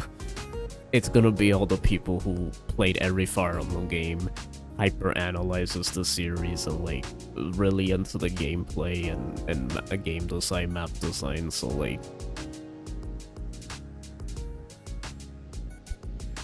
the main thing you missed out on is more Eugene and Holmes comedy. Yeah, I love that. Eugene was so... he's the only thing that was memorable from that game.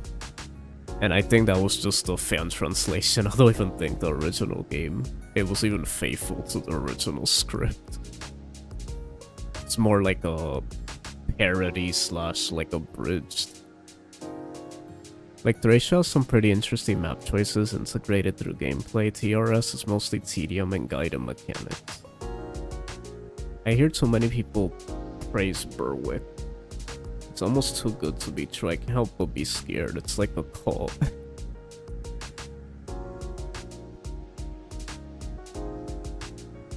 Yeah, I won't lie. To this day, I'm really shocked you never played Berwick. Being you played every Fire Emblem game, I'm surprised you haven't reach, like, the final, I guess, Fire Emblem creator game, if that makes sense. Being you already went outside, played ROM hacks and stuff, like, you're a bit further as far as, like, you've played everything and stuff. Me, I'm still, like, I still haven't even, like, touched every game in the series yet, where I'm even comfortable to doing that yet. Jaxie says, hey, ever played that new Fire Emblem mobile game? Think my friend told me it's like Among Us or... Oh yeah. Notice it's not even listed. I just noticed. We as a community have rejected that game so hard, it's not even on this tier list. That's so funny. I know this probably came out before that game. Yeah, it was 2022, that's why, but I don't know, I feel it's funny that's not here. Like, I feel like it wouldn't have been here anyway. Yeah, I never even touched that game. I don't even consider that a Fire Emblem game. It's so weird. It's just like, I don't know. I should, but I have no idea why I'm hesitant to play Berwick. I think Kaga broke me with tier rank.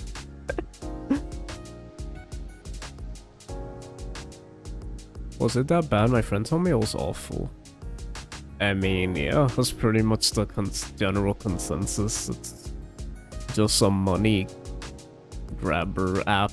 It's not a real game, it's an app, so it's like... Heroes was miraculous in just being somewhat competent with, you know, still referencing the mechanics and actually being surprisingly deep with its, like, different skills. It has, like, the most deepest skill, how do I say this, like, the effort they put into making the skills is like anything even the main series has done. Like, it's so in-depth for just...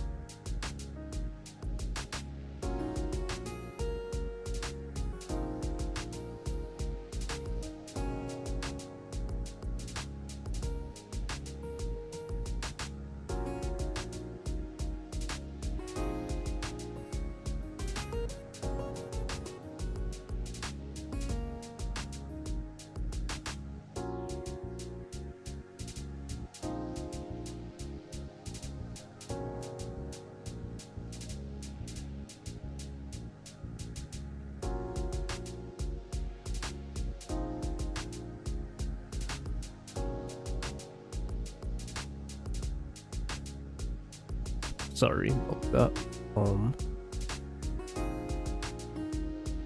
Let's see. That was pretty cool. I still feel like I want to talk about these games. I got so invested in this that I kind of want to keep talking. If you guys been enjoying so far, it'll mean the world to me if you leave a like. That really helps my channel. If you enjoy what you've been watching, even lurking, or you're on the Twitch side, you want to comment like on the YouTube side, it really helps me a lot. We really need it, especially now. This channel's been slowing down a bit, and I think it's because we haven't been really pushing for things like that as much ever since we reached our goal. But I still want us to reach new goals, and if you guys want to help me reach greater heights, so this channel could grow more, we could accomplish more things. I have a lot of plans in the future I'm excited for. They're a little more further down the line than I want, but they are still gonna come. Yeah, it really helped a lot. Thank you guys. I'm glad you're enjoying this, because I'm enjoying this too. This is fun. What's your favorite Shadow Dragon Ball so far? I don't know.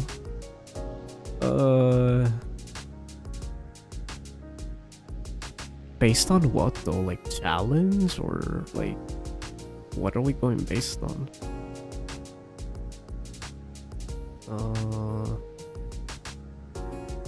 So the only one that gave me a challenge was that one guy in that early chapter. It was during the Novar chapter. That he was kind of pain in the butt. Like I guess him, because he gave me a challenge, but I don't really like him either, so it was frustrating. So it's like, it wasn't fun. Just get Cho his diamond, no, his ruby play button. Oh, that would be amazing. My dream was always to like at least get the first one, like the 100,000. If we don't, that's fine, but it's like, that's like a dream to an extent.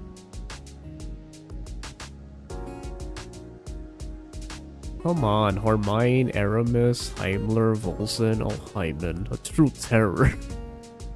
Who? Fakey. What are you talking about? None of these characters have anything to them. Why are you hyper obsessing over characters with 2 dialects? What are you doing? I forgot their name the moment I run the javelin through them. I don't remember them.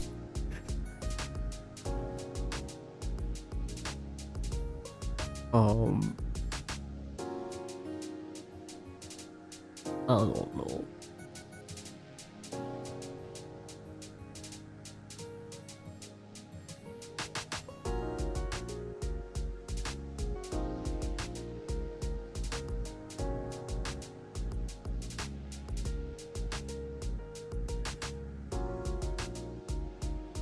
Okay.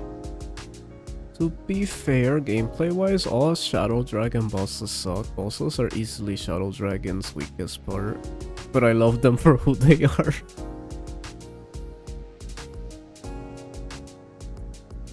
Yeah, but what about me? I love 3 houses for what it is. But then when I say it's wrong, I can't win. You guys are not fair.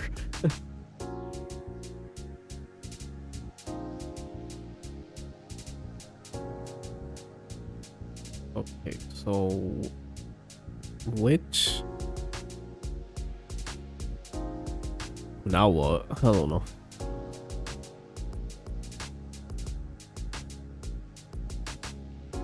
I'm kind of just enjoying the vibes.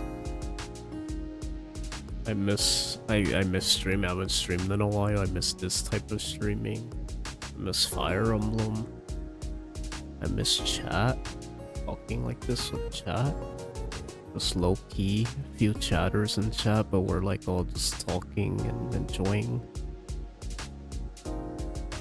Man, oh man. I miss playing this song during chill vibes, frozen vibes. Let's go.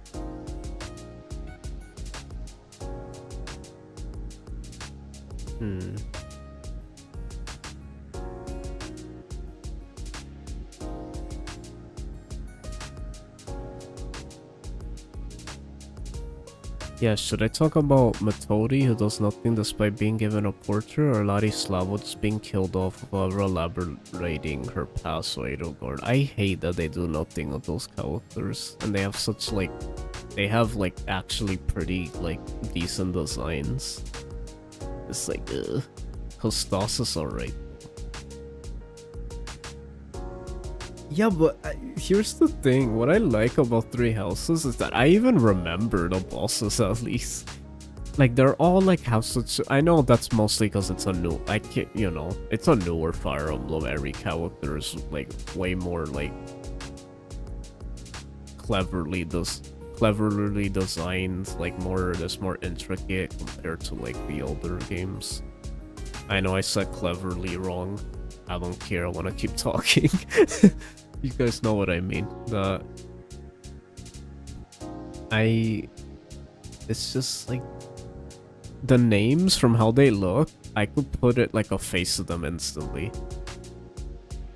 I know I played the game a million times, so that's probably why. But I don't know. It also just feels like they're slightly more emphasized. Maybe because they're in cutscenes too. I don't know. Randolph only does anything in Azure Moon as a corpse. Literally completely wasted in the actual Empire route. He literally dies off screen on no dialogue. Yeah, no.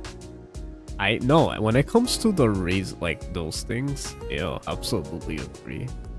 And that has to do with the time constraints. That's the thing, is that the incompetence of the game comes a lot from it just being unfinished, which is why it's so sad, because it's like, you could tell Three Houses has even more to it, and that's why I'm excited for Fortune's Weave, because I feel like they're gonna fix a lot of those issues by not rushing the game. They're gonna actually make it competent completely, not rush any character arcs or story things. None of that's all gonna be finished. I think that's why they're even taking long to talk about it. I think they're just... Imagine we get a delay. I hope that never happens again. I think the business has been doing better with delaying games that now they don't announce release dates anymore. So think back then, we used to live in an era where they'll say a release date and then delay it. I think ever since Metroid Prime, they never wanted to do that again. They just stayed quiet until they knew they were ready. And people keep asking about it and be like, what the heck is taking so long? And that's because they don't want to talk about it until it's ready. They just want to wait till it's finished and then they'll mention it.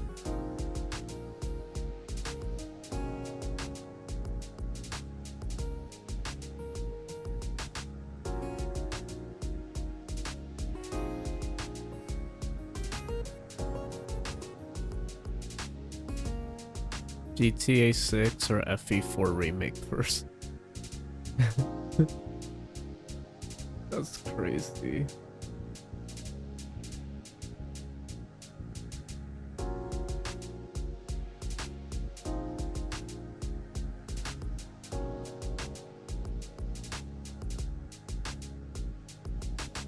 Man, oh man. You know what? I'm so bored. I want to do another tier list. Let's do it. Suggest tier list. I'm gonna let chat suggest tier list. I might just do a... You know what I haven't done yet? An engaged tier list, but I really wanted to do that in a lot more emphasized type of video, not just me doing it on a stream. And then I still have to play it, all the DLC, so it's like I feel like I want to keep to that. Man, even doing an engaged tier list map, I feel like I'm confident enough to do it, because I feel like I remember it. Should we do a... Oh, maybe we should do an engaged tier list. Like the maps. That sounds fun. I never really do maps. That's the only game I'm confident enough to do a map tier list, because I actually know them in depth, studied them. I know Three Houses, I did too, but even that, I would argue, like... And then it's such a different type of game. It's like there's really nothing to rank about them. They're just all sloppy maps with strung together on the same thing, and it's just like what carries it is just like the formula of Three Houses, Gambits, all that crap. I feel like Engage actually has like maps, real maps.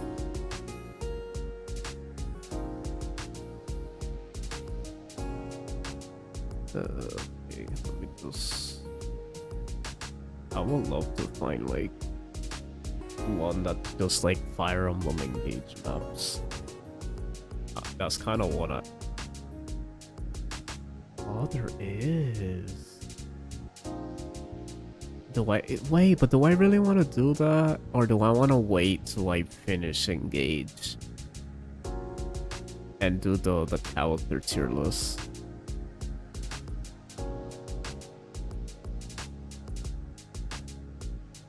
Okay, this will just be... No, don't tell anyone. This is just between us. I'm still gonna do a video going in depth about the maps, but I think I'll do them here secretly.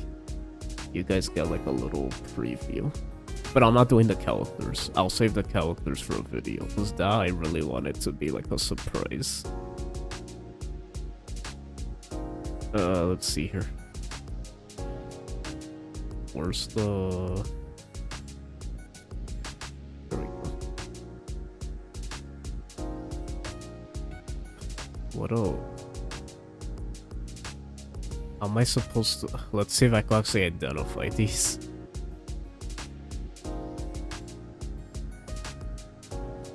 Is this the first map? I wish it was in order. This is so bad how this is not in order.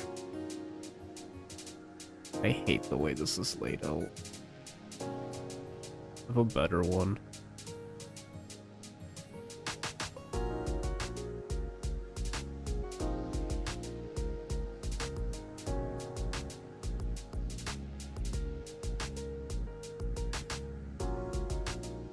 Really? There's no maps? That's the only one? That one's so like I could barely have to zoom in. Hyper zoom in. You know, I have an idea. Let's order them first. If you guys want to help me ordering them. Well, this is the first map, right? I really gotta remember the order though. Yuck. I don't like how this... Why they couldn't put a number by them. This is so dumb. Like, why they didn't number them. No DLC. I don't like this. Yeah, I think I'm gonna wait. I'm just gonna wait, guys. It's a sign. I probably should wait. But we could rank something else.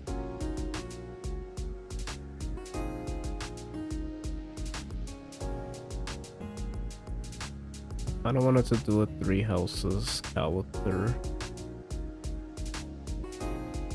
I wanted to do a 3 houses character one again.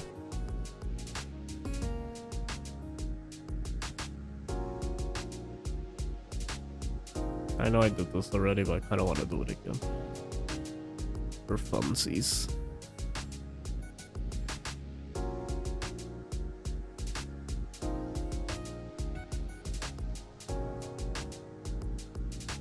Okay.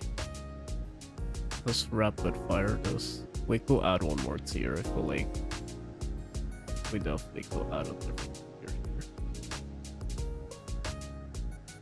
Ooh.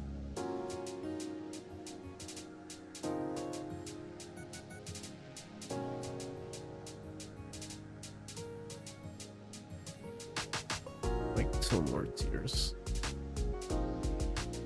Oh.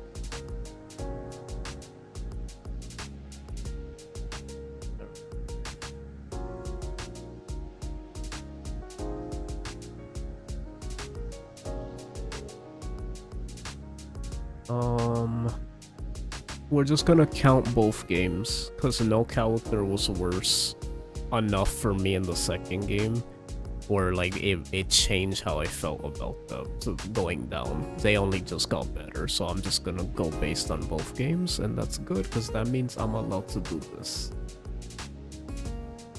Simply because 3 Hopes actually gives them a character, and I kinda like it. Yay, and I always like Byleth, I don't know why. Sue me, I like Violet for some reason. They're just cool to me. Sometimes you just like them because you like them. You know, just like that one axe guy you like for no reason. Jaxie says, anyway, Cho, got to go walk my dog. We'll be back afterwards. Okay. See you soon, Jaxie.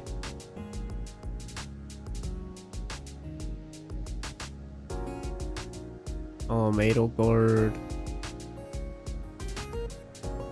Edelgard's so weird for me, because it's like...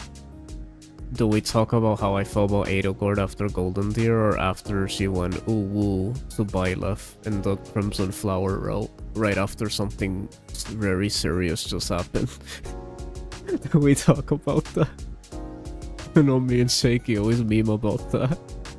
The bad timing of that scene was like...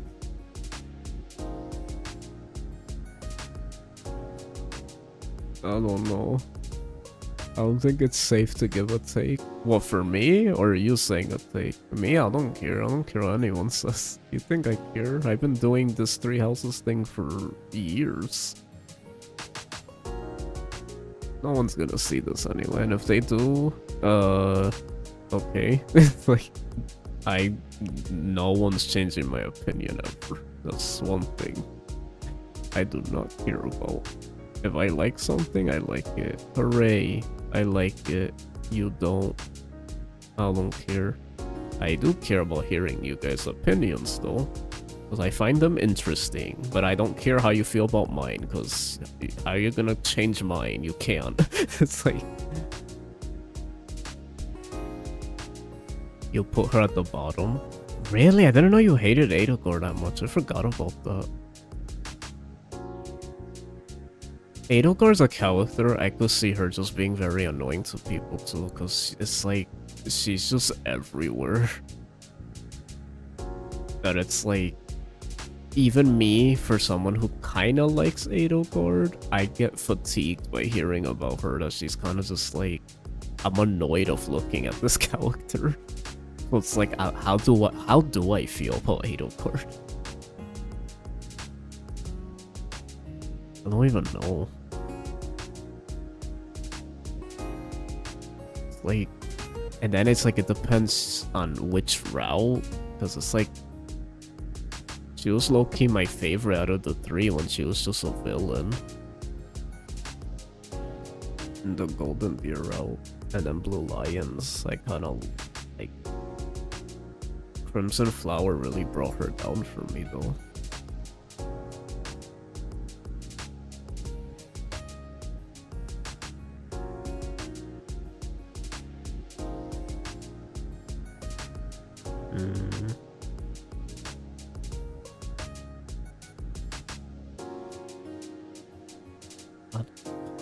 To dig deep with this one, I don't know. Let's skip this. I actually don't know.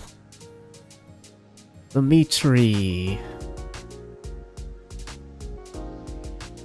Dimitri's also kind of frustrating for me, because it's like, I like him, but I hate how they rush that part that everyone hypes up, and I'm like the only one that wasn't hyped up by that part. Have an essay worth of why she ruins the game rather than embodies it, but in a sense she does embody Three Houses and all of how forcing gray morality only damages the world building established. You know, she's so controversial, man.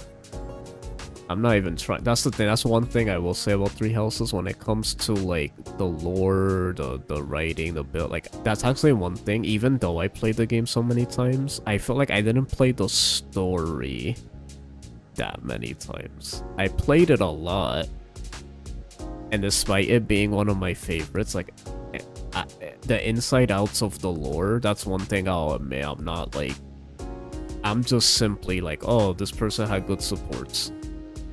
This, and in the main story, they were either good, they were mid, or they were bad. I'm not like super digging deep with that, because the story, I mostly paid attention to it when I first played it, the first three routes, and then that's kind of it. And there's so much to dig with this game that's like, I will say that's a big reason why I enjoyed Engage. It was just a lot easier to just take the story and boom, that's it. It's like, it wasn't like so much to it. I will say, I feel Fortune's Weave, I'm gonna be a lot more invested though.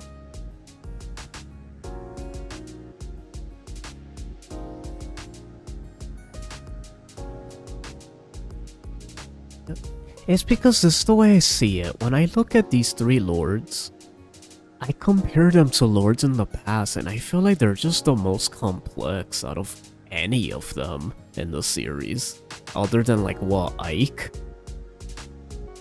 It's like that's a reason why that's what I'm seeing when I'm ranking them. Like, even though like they have flaws, it's just the fact at least they even have flaws. I feel like we have a lot of Mary Sue characters as pro tags. That's like, it's cool to just see these three characters even have so much discussion around them. That's how much is written about them. Like, now whether like they're well written or not, it's like that's the debatable part, but it's just like, it's just, I feel happy to know we have lords that are actually like this in depth, and that's kind of why it leans me more towards the top. There's so many factors, because there's that factor, and there's the fact of like, do I like them personally? Because you know, sometimes you just don't like a character, regardless if they're well written. That will be an example. It's like, Dimitri's well written. Do I like him? Not enough to be S tier. That's the best way to describe it. Like, he's just not for me. Or he's like my favorite. Edelgard, it's like, is she poorly written? Probably. I wouldn't be able to give you a whole essay about it, because again, me personally, I didn't go that deep into it, sadly. I would like to, but it will require me to go back, play the game again. Look through, I'm not in the mood of doing that. I'm in the mood for Fortune's Weave though.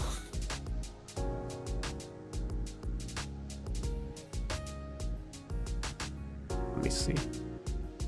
Adel's path forces the rest of the back eagles to have off with nothing support, so they stop criticizing her ways and become one note joke. Yeah, that 100% agreed. Crimson Flower in general is so just mid. Dimitri's easily complex. It's hard to not call him the best lord despite flaws. The strengths shine really well. Edelgard's a nice premise with 99% dumb execution and too many logical fallacies. Yeah. Crazy how much is a problem.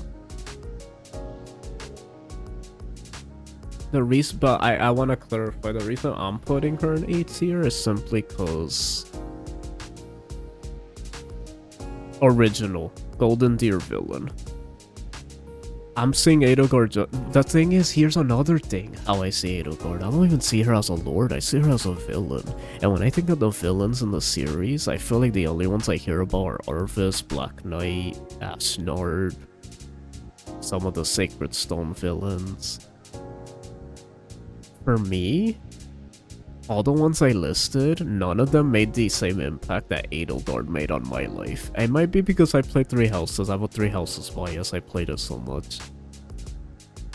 But man, like playing 3 houses for the first time, seeing the twist that she's not even really a lord character, she's the villain, and just how much of the conflict that happens with her and Dimitri, which I find their dynamic really interesting. And hers and Byleth's is kind of endearing, I do like it. But that first experience, or first 2 I should say, because I also like Blue Lion's Edelgard. She's literally the villain of that route, like final villain. Those aspects, I liked her. When it comes to like justifying like oh, you could choose her route, and like she's supposed to be seen as gray, that's where it's really bad, and I agree. But as her being a villain, like if you just see her as bad, she just has like, she's screwed up, I think that's like, for that, I like her, because it's like, at least the reasons of why she did what she did, like, it makes her seem like, okay, she's a psychopath, but like, you see why she did that. Like, she was literally experimented on, tortured, and like, is like, even if you don't see her point of view, like, I mean, most villains, you don't see their point of view, obviously not, it's the whole point, but like, you somewhat at least see like how they turned out that way based on what they went through. But it's like, for that aspect, it's like, you know,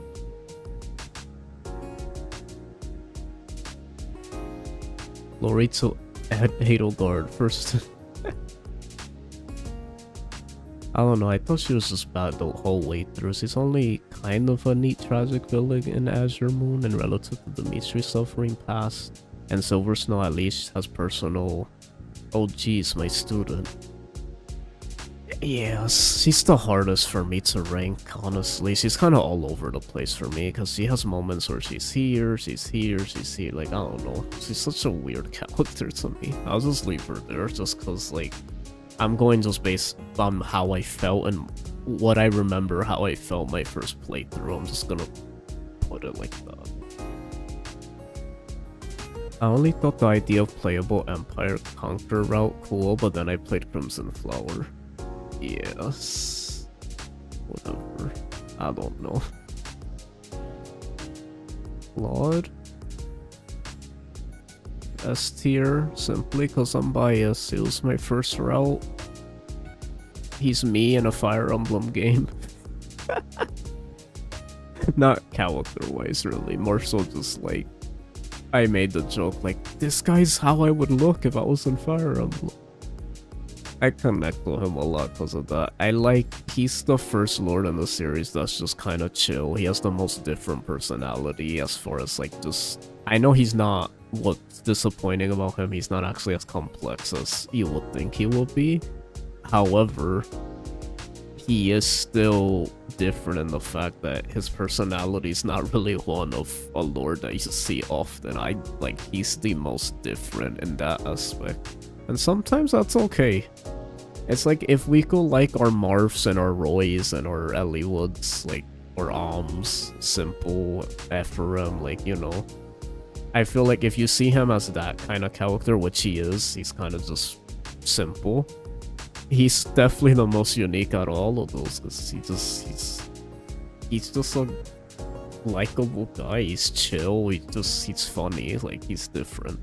He has charm to him, unlike all those other lords that are a little more vanilla, you know? Stale bread. He at least has butter. That's the best way to describe. He's stale bread with butter, though.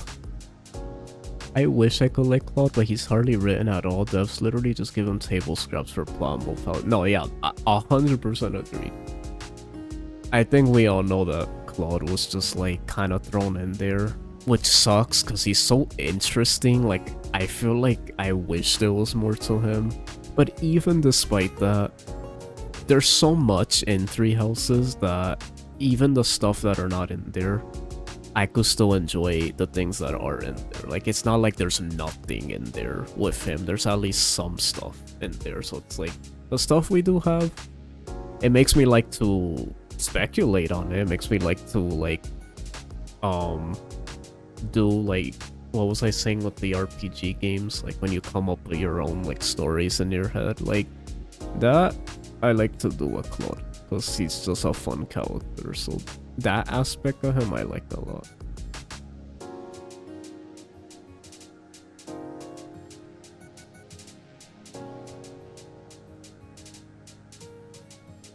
He does have cool concepts explored through Lawrence and Church Indifference, but almost never given material. Yeah, pretty much.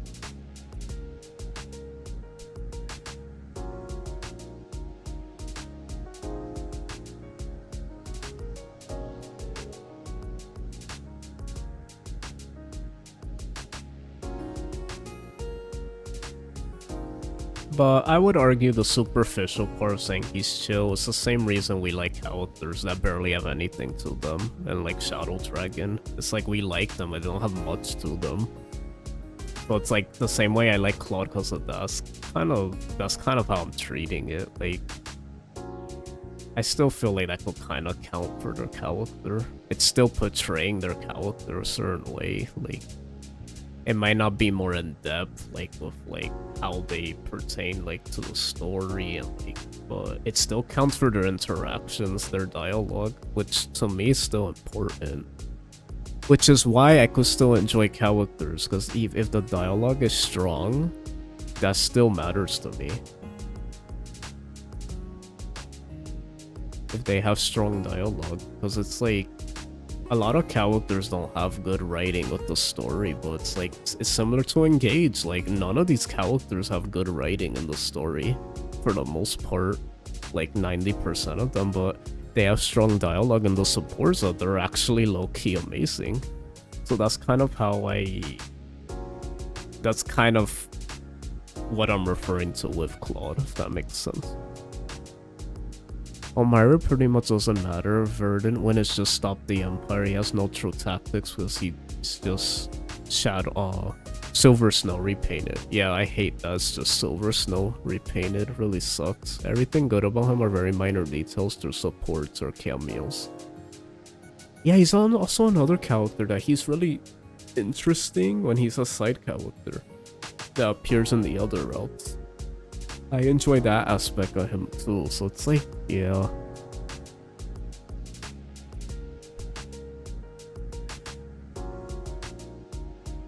I don't even care for Marth. No, yeah, I'm pretty sure I knew that. I was just mentioning that more so just like in a general sense, like anyone watching, like all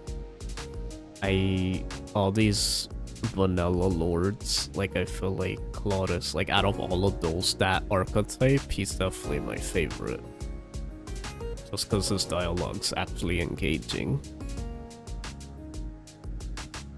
Which to me, sometimes that's all you need. Like, even if there's other aspects of the character that could have been explored, it's like, sometimes you just like a character. To me, it doesn't matter what reason you need to like the character. Like, if there's something you vibed with, their dialogue, like, every aspect of the writing matters. Dialogue, whether it's the story and how they impact it or not, maybe they don't in any significant way. Maybe they're just comic relief. I mean, every character could impact it in any way, so it's like, it doesn't really matter. It's like, you enjoy them, it's fine. Go ham. Honestly, I don't even know how many lords I do like. I guess Holmes is among the top for pure he's funny, but that's all he was made to be. Claude promises too much and provides nothing. Yeah, that's the thing. Again, just a really bad consequence of the game not being finished, honestly. Claude was unfortunately one of those things that suffered from that.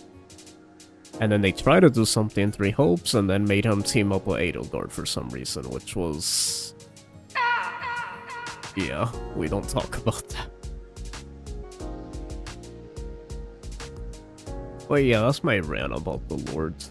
I don't know, they're about the same. This tier list is probably gonna be about the same. I just wanted to do it for fun. It's not anything to like... Hilbert's one of those characters where he's amazing. But this is an example of a character where it's like they're unlikable to an extent, so I can't put them in S tier. Like when I look at them, I like them as a character, but there's just some annoying aspects about them as a person that I can't put them in S tier. It's a preference thing. It's weird. It's like I like Hilbert a lot as a villain, though. But because of that, I don't know if I like him as a person. There's some villains where I do love them and they're in S tier, but it's very few. They have to vibe on me a certain way. They have to be so, like, ridiculously amazing as a villain where I can't help but love them. Gilbert doesn't give me that, though. He's like, I like him, but, like, he's still, like... I don't know. He gives me vibes of, like, having a super,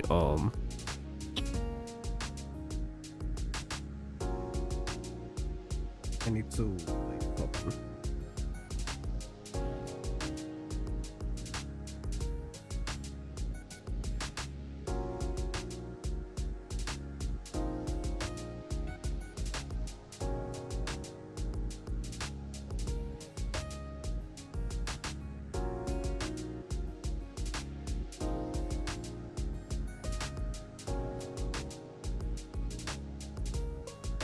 Anyway, I don't know, it gives me the vibe of, like, having a superiority complex. Like, he gives that vibe.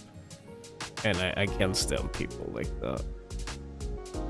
That's why when Happy shut him up, she's the only character to do that. I was like, oh, that was so satisfying. I'm like, that's when you know Happy's the goal. Once she puts someone like that, almost like puts them in their place, kind of. Like not like to that extent, but like it kind of, she kind of did. It was just like, yes, you're like the only character that does that.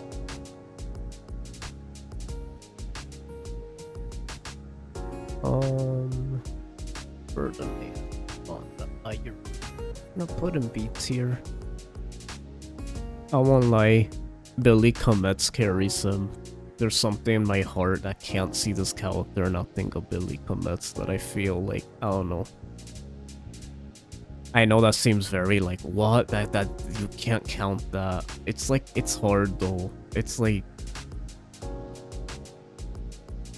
especially since he's the first, because I even felt that when I first fought him in Time Skip. He's literally the first one you fight and he dies, and it's like, that already was super emotional, seeing one of your students die, and he was like the perfect example of that. And then on top of that, knowing his voice actor, it hits 100 times harder.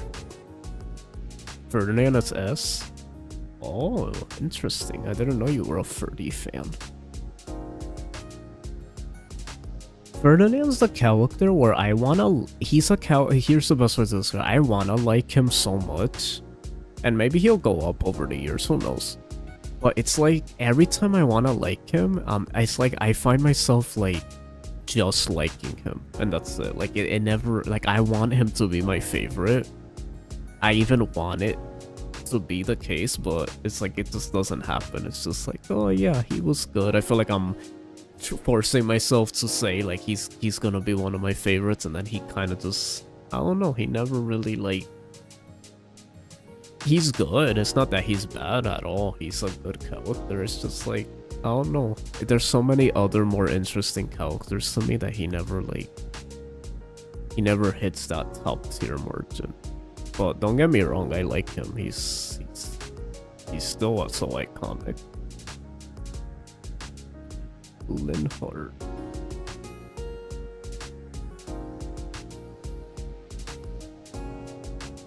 Linhardt's a comic relief and also really interesting. That's what I like about him. He's both. That's my favorite type of characters, when they're comic relief and they could be interesting, like Owain and Zelkov. That's why I like them.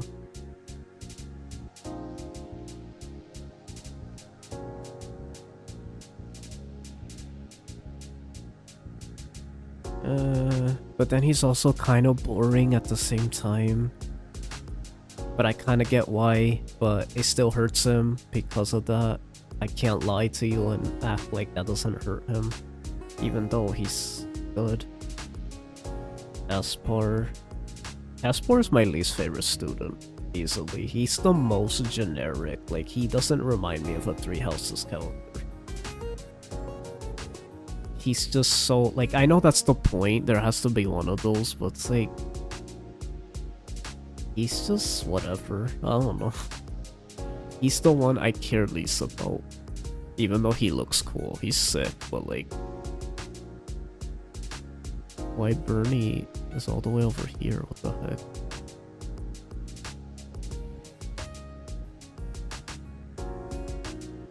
I should pick I should pick my favorite design of each character too. I think I actually like the Three Hopes Ferdinand the most. I don't know why, I just do. Linhardt. We prefer pre-time skip. He looks weird in post-time skip, I don't know.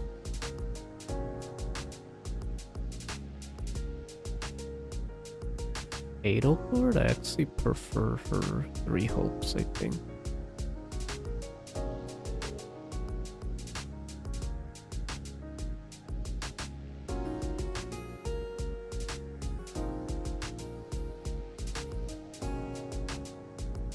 I have many thoughts on Linhardt. He's funny but kind of boring. He's not Azama funny, but good on you for a good chuckle. I guess B. Yeah, exactly. That's exactly how I feel. I would... It's like, I'm debating B, but like... When I look at Ferdinand, I'm like, he's not as good as Ferdinand. Hit B for Byleth. Notice how I put favorites, I don't put best. Because sometimes your favorite isn't the best, they're just... you like them.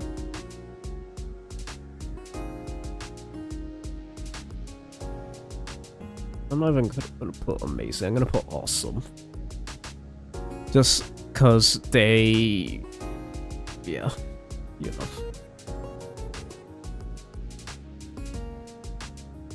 I don't know. It feels weird saying Byleth is great. You know what I mean though.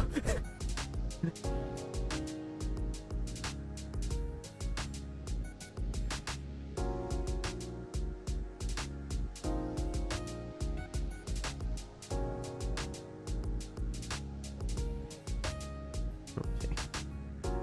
There we go.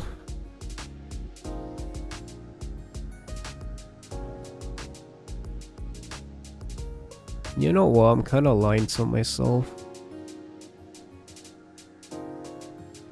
As much as Byleth is kind of a nothing character, I've always told you guys how I enjoyed Byleth. I just do. I don't know why, I do. I don't care if they're like the most... like, I'm aware of all their flaws, I'm not an idiot, obviously. But it's just like... I like them a lot. I can't hate them for some reason. When I see them, I don't get annoyed at them.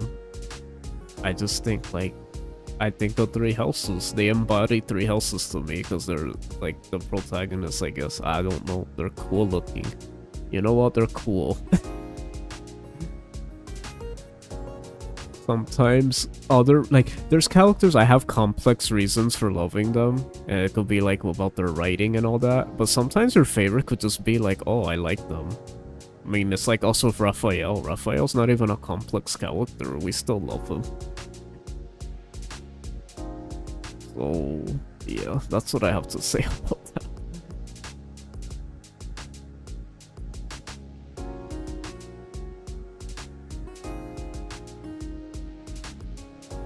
It's funny just how many Serenus posts I made specifically yelling caps lock about how much I hate Byleth. I don't even realize how much I dislike them until I start yapping. That's interesting, being there's really nothing, like, they don't even talk. I'm surprised. I mean, I don't mind for anyone who dislikes them, but it's surprising, like, Edelgard, at least, you know, her I can understand, because she's just so... she's such a... Edelgard's such a, controversial character, and has so much impact on the story, while Byleth, it's like, well, they have an impact on the story, but, like, you know,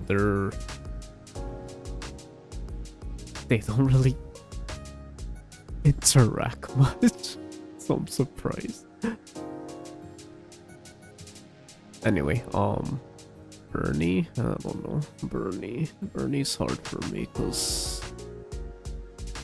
she's so, like,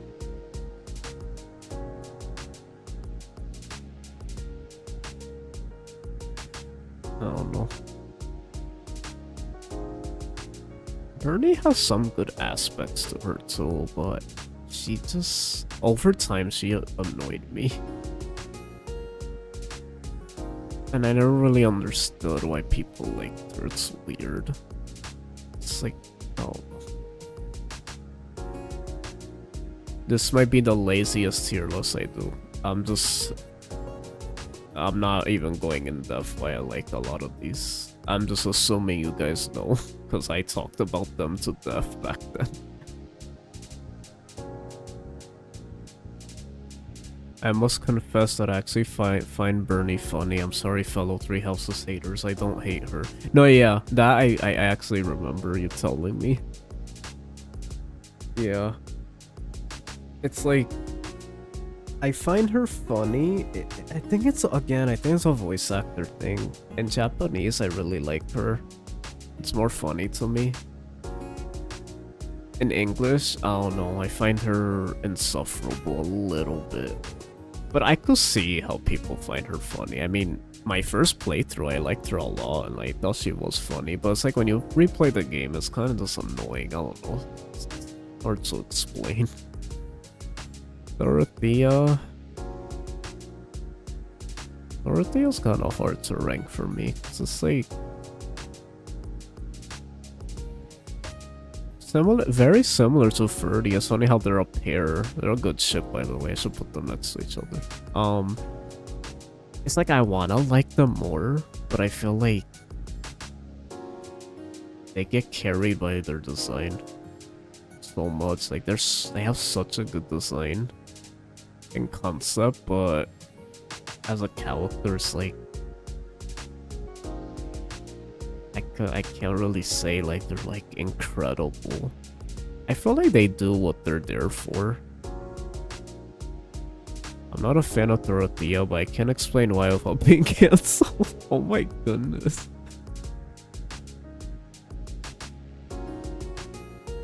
Let's see. Petra. Man, this design's so cool.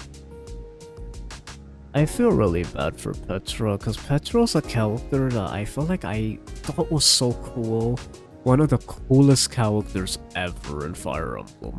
And that first run I really liked. I love them as a unit. And then it's like, I feel like the more I played the game, it's like, I hate that I can't like this character more. I feel like they're...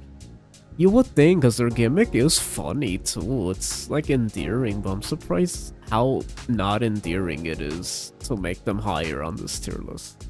It's like kind of just... I don't know. It's weird. It's like I don't love this character as much as I want to. To be fair, when I say I don't love these characters, I love all these characters. Three Houses is my baby. Like, even the ones at the bottom are still, like, great characters to me. Well, everybody in the okay tier, no. Let me clarify. Everyone ill and bottom is because they're just... I don't like them. They're not good at all. Everyone okay and up, like, I still love them to an extent, because, you know, they're my students. Like, the student characters especially, like, I got so invested in this world when I first played it. I love all of them. But, yeah. Anyway. The dude. The dude is... I think he's the definition of an awesome character. Wait, am I ordering these? Who do I like more? Dimitri or Edelbert? I guess like this. The dude's like he's an awesome character. He still falls under the boring tier to me slightly, so I can put him in favorites. Like, there's just something missing with him and me. It's not his fault, it's more my fault. Like, there's just something missing a little bit with him that makes me not put him in top tier. He's just simply not my favorite, that's it. Like, it's not that he's not good. He's Hubert, like, he's good. It's just, like... Yeah, I agree. He's a bro. Like, he does what he needs to do, and I think that's why he's not S tier for me, because he's like... Look what... Guys, look what it shows for the do. I just noticed. I like how they count this as the do. It's so funny. Felix. Felix is S tier. Felix such an awesome character. Like, he's a jerk, but like, he's likable jerk. He's also not edgy either. He's more like a tsundere, and that's funny. He has really great dynamics with Blue Lions, like Annette and stuff. He's just like he's a very memorable character. Ash. See, any of these designs I like better. Three Hopes.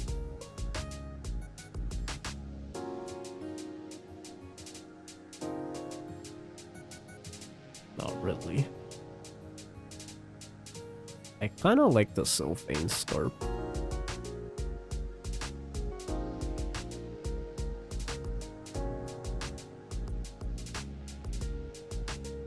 I think I like Felix. I made so many jokes with my brother about him. I've been desensitized to him being an actual person. He's really awesome in 3 Hopes. I agree, you just reminded me how awesome Felix is in 3 Hope. You just reminded me, he's awesome in 3 Hope. Really? Jokes? What kind of jokes? I'm trying to think what's funny about him. That's interesting. Anyway, Ash is... He has a really good Catherine support, but is that enough to make him go a whole tier up? I don't think so. I think he's just fine. He falls in the boring category. I like him. He's one of my students, but he's one of the most... Or, like, you know when you favor one child more than the other? He will be the child that's the least favored.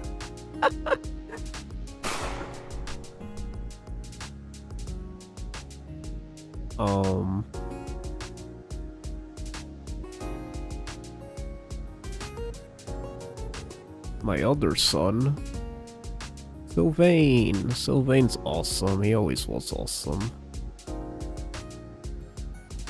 He's a nice twist character where you think he's one way and it's actually because of a tragic thing, and he's actually not that way for real. It's more just like a coping mechanism. He's not actually even like that, which I find interesting. It means he's not actually a simp, and I like that. Because that would have been really annoying if he was a simp.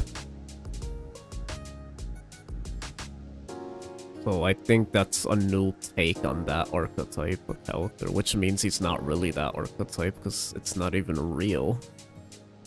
I find that interesting. That's pretty cool. Mercedes, let's use this design. Oh, Mercedes is so weird because it's like that voice ruined her character for me. And then I can't tell if like, do I find her as a basic character I like, and it's just a voice that I didn't like, because it's like, she's a basic character that I like, and when the voice is spot on, like in the Japanese, I love them. I'll put them here. I feel like I can't... I don't know if I confidently say they're favorite. I don't know, those Yuritsu supports are so good. They made me cry. I feel like they should be an S tier just because of that, but one support shouldn't be your reason. Annette went up over time. I think Annette is a great character. I'm gonna put her at the top.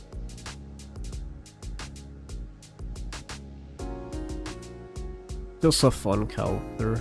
Not too boring, not too, you know. You're gonna listen to some music. Take care. Lovely seeing you again. It's lovely to see you too, Jaxie. Thank you for stopping by. So Vayne in part 1 gives off the tier annoying man, then he gives you some of the greatest supports ever in Hopes. What the turnaround. You did it. Kinda forgot his character in 3 Hopes. Again, only played it once, so it's like for him, for some reason, I don't remember. I'll be honest. Annette Mercedes B support. That's right. Yes, the iconic Annette Mercedes B support. They get mad at each other. And then the time skip go. They were mad at each other for something so petty for that many years. That's crazy. Yeah, again, 3 Houses just was so poorly designed in some aspects. Where it's like, you could tell it's just the game being rushed and they kind of just let something slide. It's weird because they did lock supports, which is so weird to me, meaning they did pay attention to when supports happened, but in the game that they paid attention to when supports happened, it's funny how some of them still don't make sense when they happen. It's like, makes you think that they still like rush it, like, I don't know. Ingrid's a great character. I don't know why people hate her. She's really interesting and she goes over some themes that are actually fascinating to actually write about. And I think people treat characters in fiction a little too seriously when the whole point of showing these characters is to actually commentate on actual issues.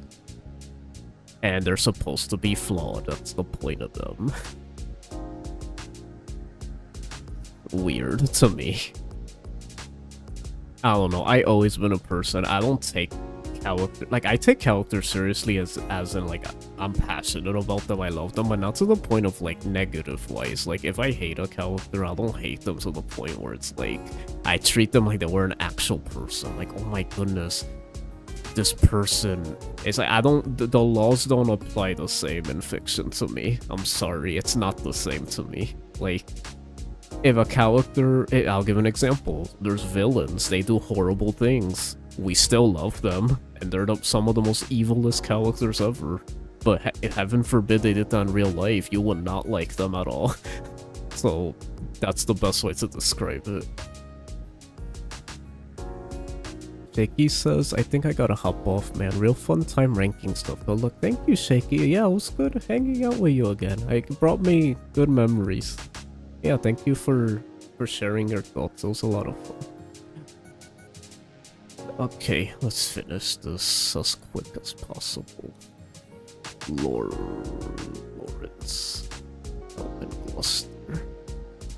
I almost have to put the 3 Hopes one, just because that is the best character ever. Oh my goodness, Lawrence and 3 Hopes is so peak. I think Lawrence might be my favorite, like writing-wise, he's my favorite character in 3 Houses and 3 Hopes. My favorite character, like ability-wise, and writing, like a combination of both, no. There's one character that I like more, obviously, you guys know who it is. But as far as like just pure writing, and like, he's my favorite. But he, you know.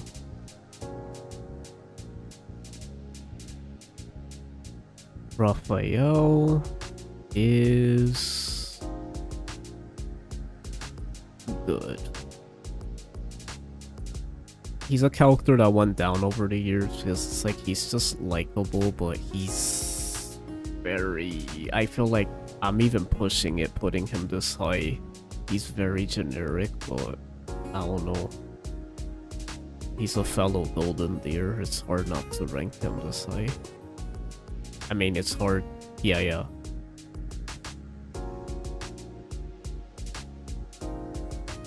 Michael Ignatz. I love Ignatz so much. My boy. I love this guy. He's what Ash is to other people. That's what he is to me. I know he gets scared by his voice.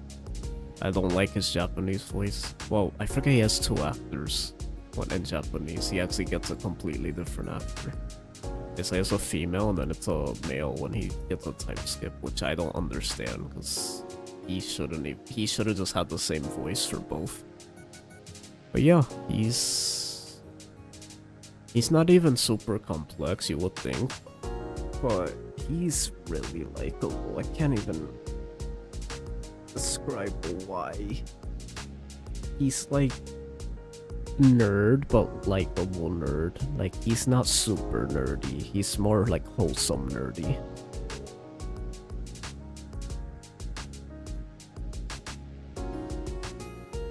Lysithia is a character a lot of people like, and I surprisingly am not that crazy about them. Oh, I gotta end the stream, it's storming. Like this video, enjoy it, subscribe to see more of my stuff, and I've been the Chosen One, and I'll see you on Nintendo. God bless. Goodbye.